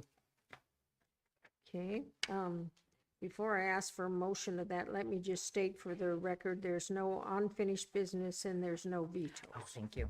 Sorry. Okay. I'm sorry. We'll just take turns here and we'll get it done. Deputy Mayor, would you move for introduction of the items the clerk read? I move to introduce the legislation as read into the record by the clerk and set the public hearings for February 6, 2024. Okay, is there a discussion? Is there any objection? Okay, hearing none, then the legislation has been introduced. Deputy Mayor, would you move the vacancy report? I move to confirm the mayor's recommendation as follows. Borough Area School Site Selection Committee, Rob Yunt. Enhanced 9/11 Advisory Board, Joel Butcher. Changing positions from alternate to member number 4. Joint Assembly School Board Committee on School Issues, Rob Yunt, Ole Larson. Resignation of Tom Berge, Kathy McCullum, and Brooks Pitcher. Local Emergency Planning Committee, Michael Gavarete. Wastewater Septage Advisory Board, Terry Gorlick, Amanda Fleming. Knick RSA number 17, resignation of Gary Cooper. I move to divide the question to take the appointment of Terry Gorlick to the Wastewater and Septic Advisory Board separately. Okay, so the discussion, the motion is for the acceptance of the vacancy report with the amendment that Terry Gorlick be pulled or divided or. The motion right now is for the assembly to decide on whether to divide the question or not to take the appointment of Mr. Gorlick separately. Okay. So if you want to take it separately, you would vote yes. If you don't want to take it separately, then the rest of the vacancy report, you would vote no. Okay, further discussion on the motion to, I don't know, I can't say divide the question, I guess. Yeah, okay, okay, divide the question, okay. Any discussion? Okay, yes, Assembly Yeah, President. I'm curious. I'd like to know why Mr. Gorlick is being singled out. I've had past experiences with Mr. Gorlick, and I know some of the character flaws that I wouldn't like to see brought forth onto our board. Okay, So there's discussion. I would assume there's objection to this. Okay, so then, Madam Clerk? If I can get the members in the room to go ahead and vote on the division of the question to take Mr. Gorlick separately, and Assemblymember Fonoff, you'll have to vote again because I just reset it, sorry. Assemblymember Hale. No. I'm sorry? Say it one more time, Assemblymember. Thank you. Assemblymember No. McKee. Yes. Madam Mayor, what have I missed here? Bear with me just a second. Oh, there we go. Okay, sorry, I have to look at two different places. It passed with Assemblymember Gamble, Nowers, and Hale opposed. Okay. Alrighty, so now now do we need a motion then to appoint him and vote it down? No. What's on the floor right now for the assembly to vote on is the first segment, which is the rest of the vacancy report. Okay. Without without Mr. Gorlick. Okay. Alrighty, so is there a discussion on the assembly report? Okay. Is there any objection to passing the assembly report without that appointment being made? Okay, hearing none, then the vacancy report has changed, has been accepted. Now, how do we get to vote? You were already on it because it was on the main motion. So Okay. right now you are on the whether to appoint Mr. Gorlick or not. So Okay. now it's just debate. Yeah. Okay, so discussion regarding that. And I heard, it seems like to me we have objection, so we need, okay. So now the motion before you is to appoint Mr. Gorlick to the wastewater treatment. Okay? Yes, Assemblyperson Nowers, go ahead. I would just object to removing him without some kind of justification for why he wouldn't be a well-serving person on the advisory board. There's people that I get along with really well and don't, but if they serve well on a board, I'm happy to have them because not everybody's out there volunteering. So it won't, without a real clear reason that we think he will not be effective on that board or pursue a personal interest, I can't justify not putting his name forward. Okay, further discussion? Again, this is business in the past, and what I've seen in the past, I would not like to see in the future. And I'd like to leave it at that point. It's Okay. just a character thing that Okay. So there is objection, so are we ready to vote then? Okay. Oh, some of This is- Gamble. Let Ms. McKee go first. Is what he Okay. said. Assemblyperson McKee, go ahead. Yeah, this is kind of uncomfortable because that's kind of I mean, if there's something that would make him be compromised in some way, I'd like to know a little bit more about that, because that's a pretty, for myself to pass judgment on somebody without knowing a little bit more about it, it makes me uncomfortable. So I'd just like to know if we can find out a little more amplification of why that wouldn't work. Okay, does anybody want to address that? Assemblymember Gamble. Yes, Assemblyperson Gamble. So I've known Terry Gorlick for years now. He is the past owner of Alaska Pump Supply, a multi-million-dollar company, has run a Canadian multi-million-dollar company, has extensive experience in waste removal, toxic waste removal, building, pumping, and filtration systems all over the state of Alaska in some of the most remote areas of our state. And I would say that he is more than qualified to sit on that board and share his expertise with the other members of the board. Thank you. Assemblyperson Fanoff, go ahead. I would like to propose, because it would probably be fitting if there are certain things that we need to be aware of. Is there option to postpone this and have a discussion about this in executive session? No? And Assembly, oh, there's Mr. Triton's head. attorney there? I don't believe so, but let's verify with Assemblyman, or Mr. Sparrow. Well, I got up to grab a piece of candy. I My apologize. question is, My blood sugar's if dropping.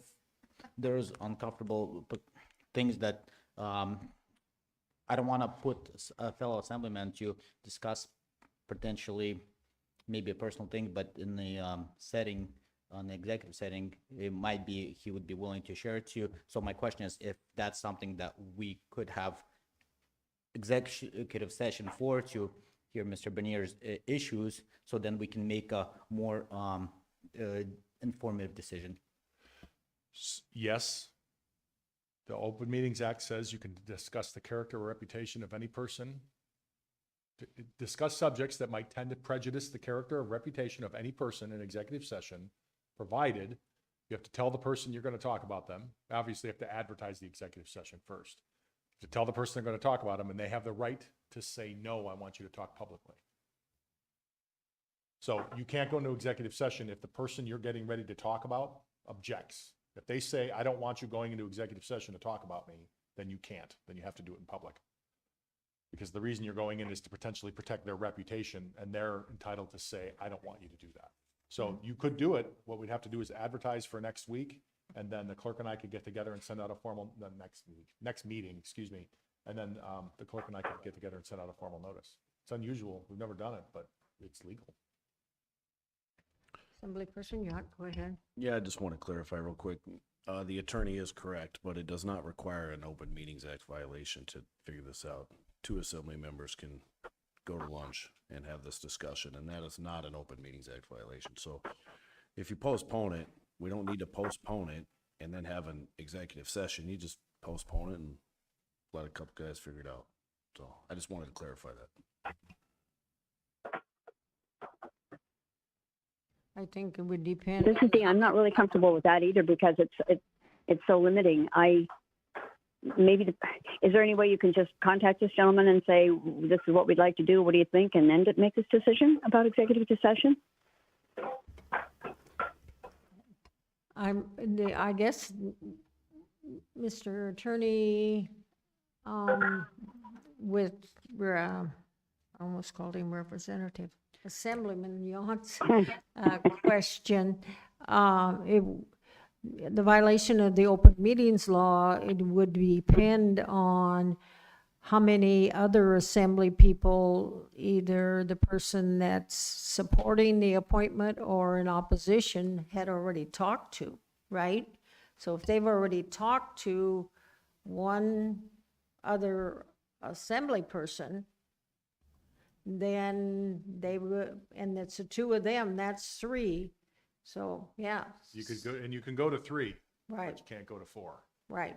So if they've already, if either one of them have talked to one other person, or if they both have talked to one other person, then they're already past the open meetings law, right? So that would be 4. Because it would be Ron plus whoever he had talked to, and Bill and whoever he had talked to. That's your 4. Potentially, depending on the subject topic of the conversation, potentially. Well, I would never say absolutely without digging into it, but I would agree, Ms. Mayor, with the risk. Like, it would not be advisable to do that. Everybody have to be careful. We'd have to talk about who's talked to them and who's gonna talk to them. Yeah. Yeah. Assemblyperson Hours, go ahead. Ms. McKee, the person we're talking about is in the room for your information. I'm also very uncomfortable with a last minute vague assertion. I think it's unfair to the person in the room. I think we should just move forward with this. It's the Wastewater and Septic Advisory Board, and it's 10:45. I call a question. Okay. This is Dee. I was aware that Mr. Gorlick is there, and that's one of the big reasons I even said that. I'm sorry, Assemblyperson McKee, you can't discuss because the question's been called.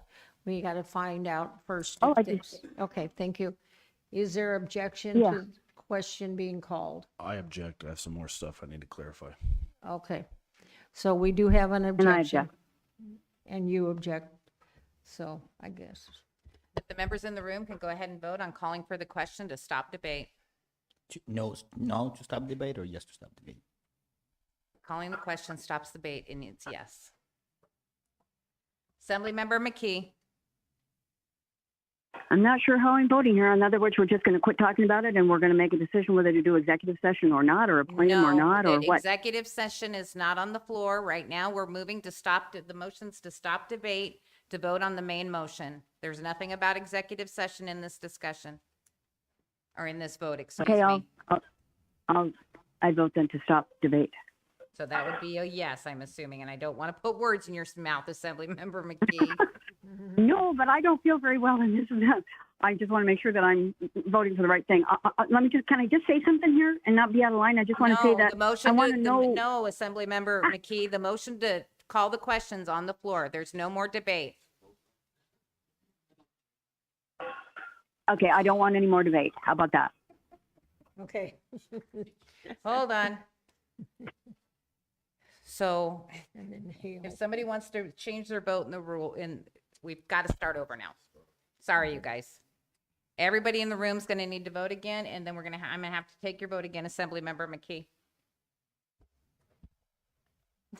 I'm Sorry. voting no to, I want to stop the question. We are on the I'm waiting for Assemblymember Nowers to go ahead and vote again. Sorry, I got to follow steps for policies and procedures. Assemblymember McKee, what did you want to vote? No. Thank you. Assemblymember Hale. Yes. Madam Mayor, let me figure this out with looking at this and that. So you need, it has failed with Assemblymember Hale, Gamble, and Nowers in support. Okay, so we're back to debate then. Assemblyperson Young. I wanted to clarify, I don't want to encourage anybody to break the rules. What I'm saying is, you can have up to 3 members discuss something. You know, what you can also do, if you don't want, all 7 of us could elect to call anybody on the vacancy report at any time. All 7 assembly members and the mayor. And I'll let the attorney confirm this, but I mean, you can do this. We can all call Mr. Gorlick and visit with him. We just can't discuss with each other our discussion with him. And if you do, it better not pass, it better not exceed 3. So you're allowed to call anybody on a vacancy report and ask them questions if you choose. So I just wanted to put that out there. I don't want people to think that you can't, because you might exceed 4 people. So the attorney, go ahead. Looks like he Not only wants can you us not to- talk to each other about it, if you're going to speak with Mr. Gorlick, you can't talk to Mr. Gorlick about anything he's talked to other assembly members about, and therein lies the problem. I understand. Because you're gonna be asking questions about conversations, qualifications, and history and this. But if he's already talked to other assembly members about that, you run the risk of an OMA violation, because you're conducting a serial meeting. I understand, and that would be up to him to tell you that. So I'm just saying you can do it, you just can't exceed 3 people. If somebody wants to call and interview somebody on the vacancy report, it's totally allowed. You just can't exceed, so anyway. Okay, This is Dee. Can I ask a question? okay, just a minute, please. Deputy Mayor, can I ask you to extend the meeting, please, past 11 o'clock with the time certain? I move to extend our meeting past 11 o'clock. We need a time To certain. 11:30. Okay, 11:30. Is there any objection? Okay, all right. So Assemblyperson Fonoff, Gamble, and then McKee. Question Okay. for Mayor. Was this appointment yours or Mr. Gamble's? For Mr. Gorlick. As my standard procedure is to ask the assembly people if they have something. Now, this appointment can be borough-wide. This is not a designated appointment, but I was approached by Assemblyperson Gamble.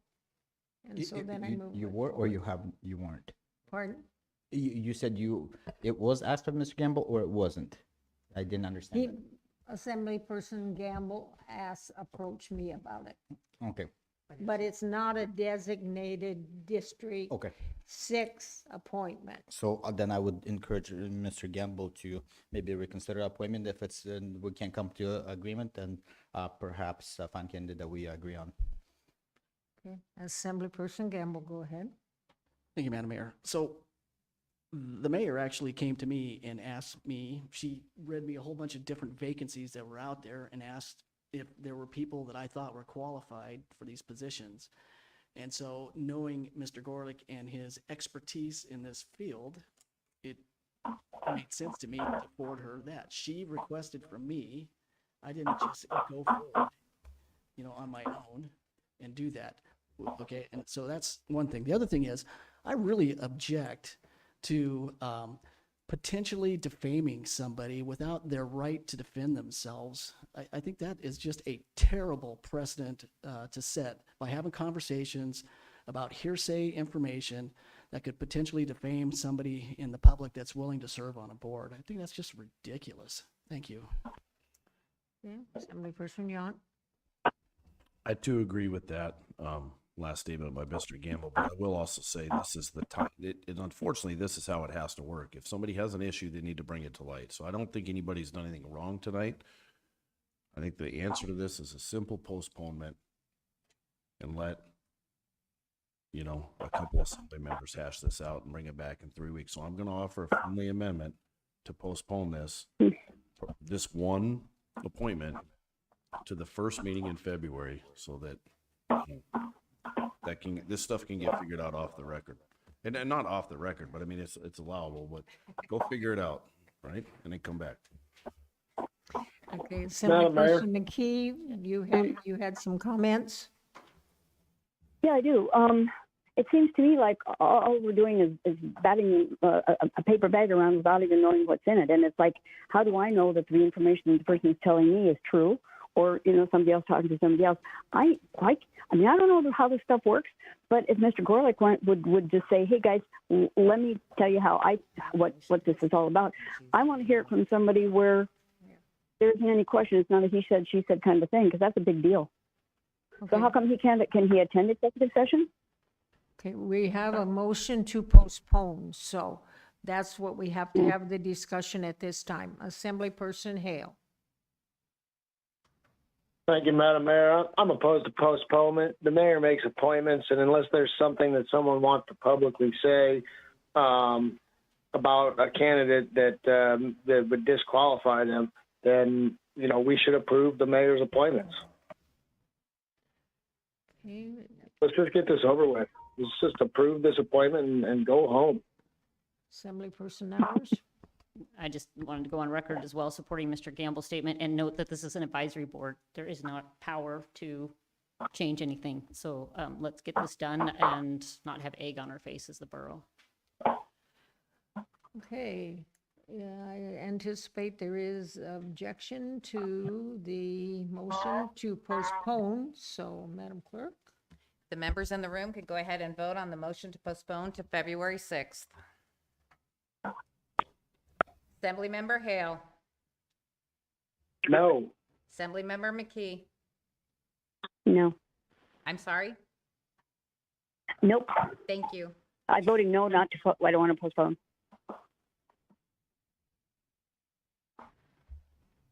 Madam Mayor, it failed with Assemblymember Fonoff and Yunt in support. Okay. So now we're back to the main motion, I guess, huh? Yes. To make the appointment. Yeah, correct. Right. Okay, further discussion on to make the appointment. Assemblyperson Bonnier. I move to remove wastewater septic advisory board as our manager tried getting us to remove that last year. I think this might be a good time to remove it. Okay, that's to remove the board completely. Correct. Okay. discussion, yes. Go ahead.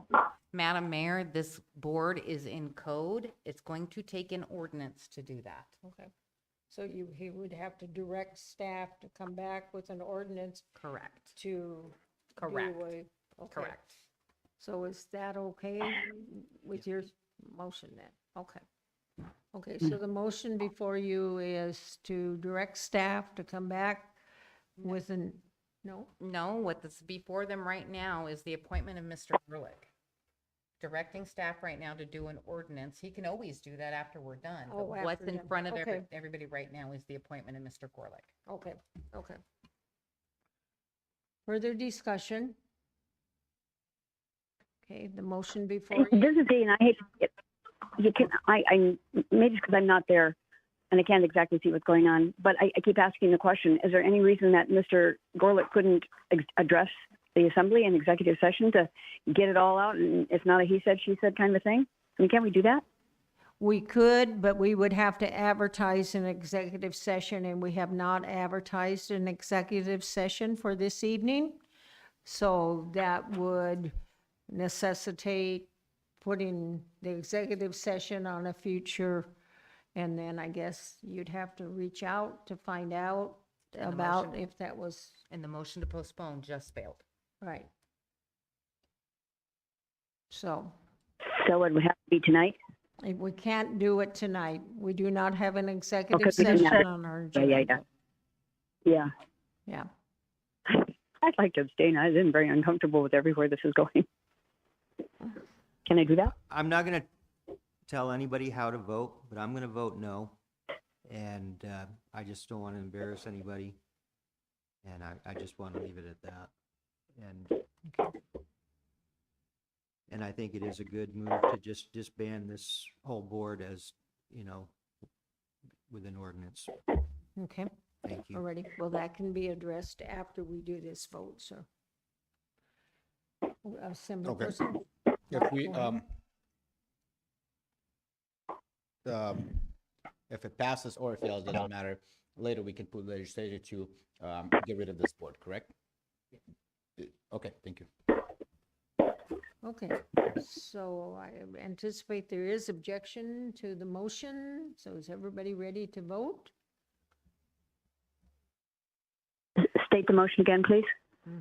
To appoint Mr. Gorlick to the wastewater septic advisory board is what the motion is. If I can get the members in the room to go ahead and vote. So yes would be to put him on the board, no would be not to allow the appointment. Assemblymember Okay, McKee, my vote is yes. Yes. Okay. Assemblymember Hale, Yes. Madam Mayor, it passed with Assemblymember Fanoff and Bernier opposed. Okay.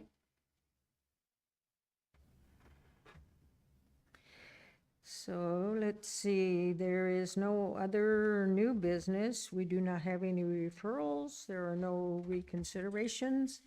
So, and we do not have an executive session. So we are now at assembly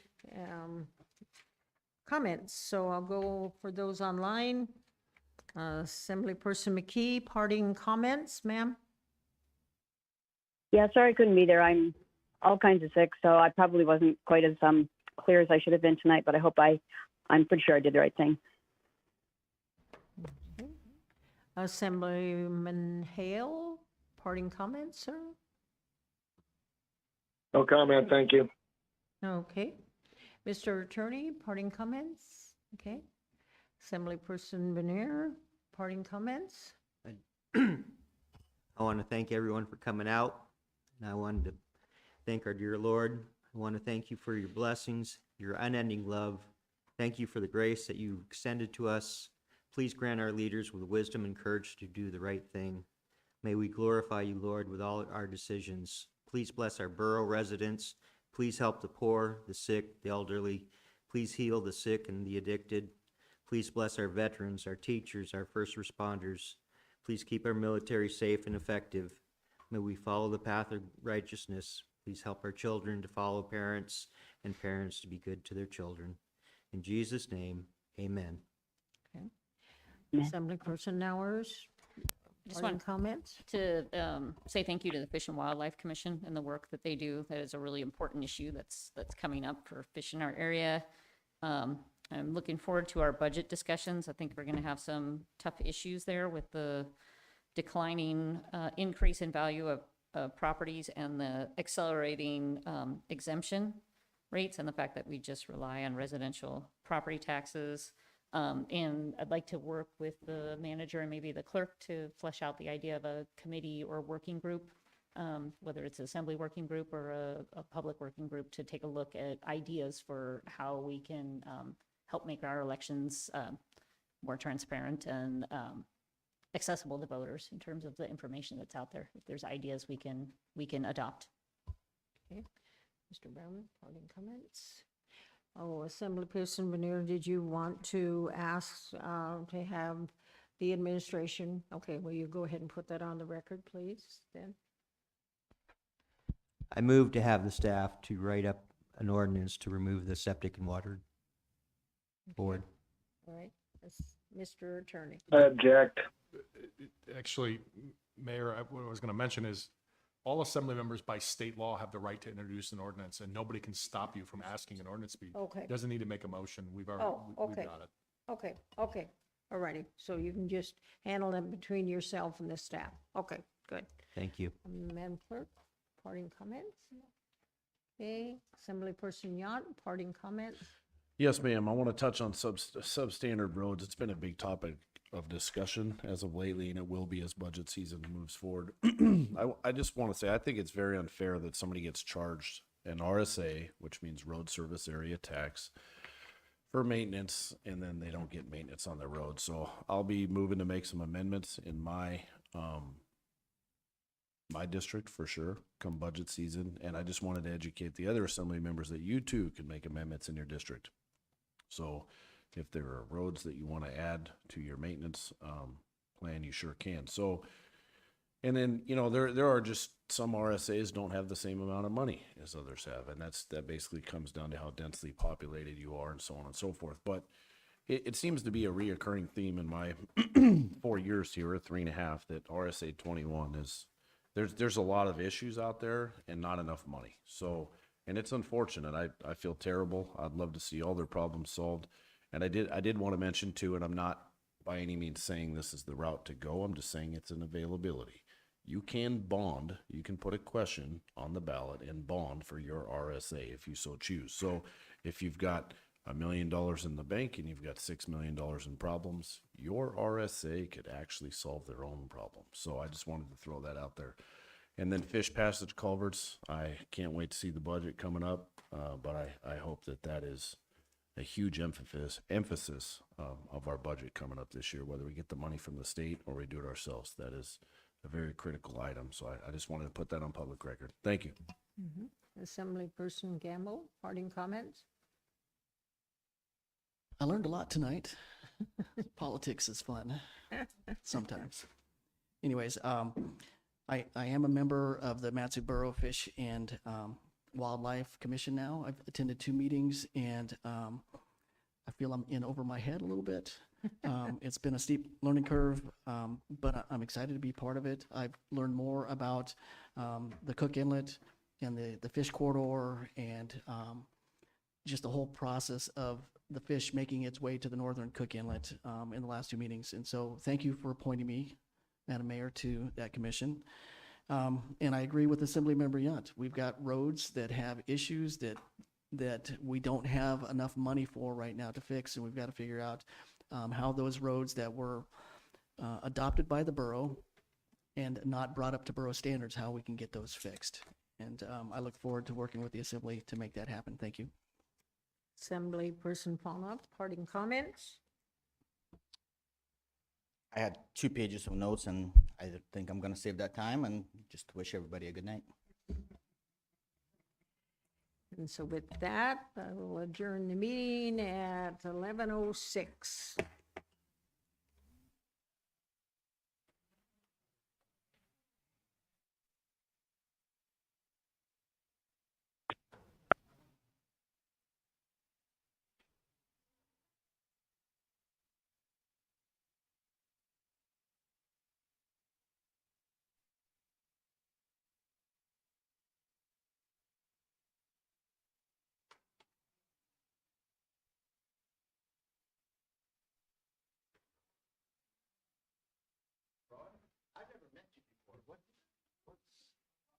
I don't even know you. I mean, what did you, somebody tell you something?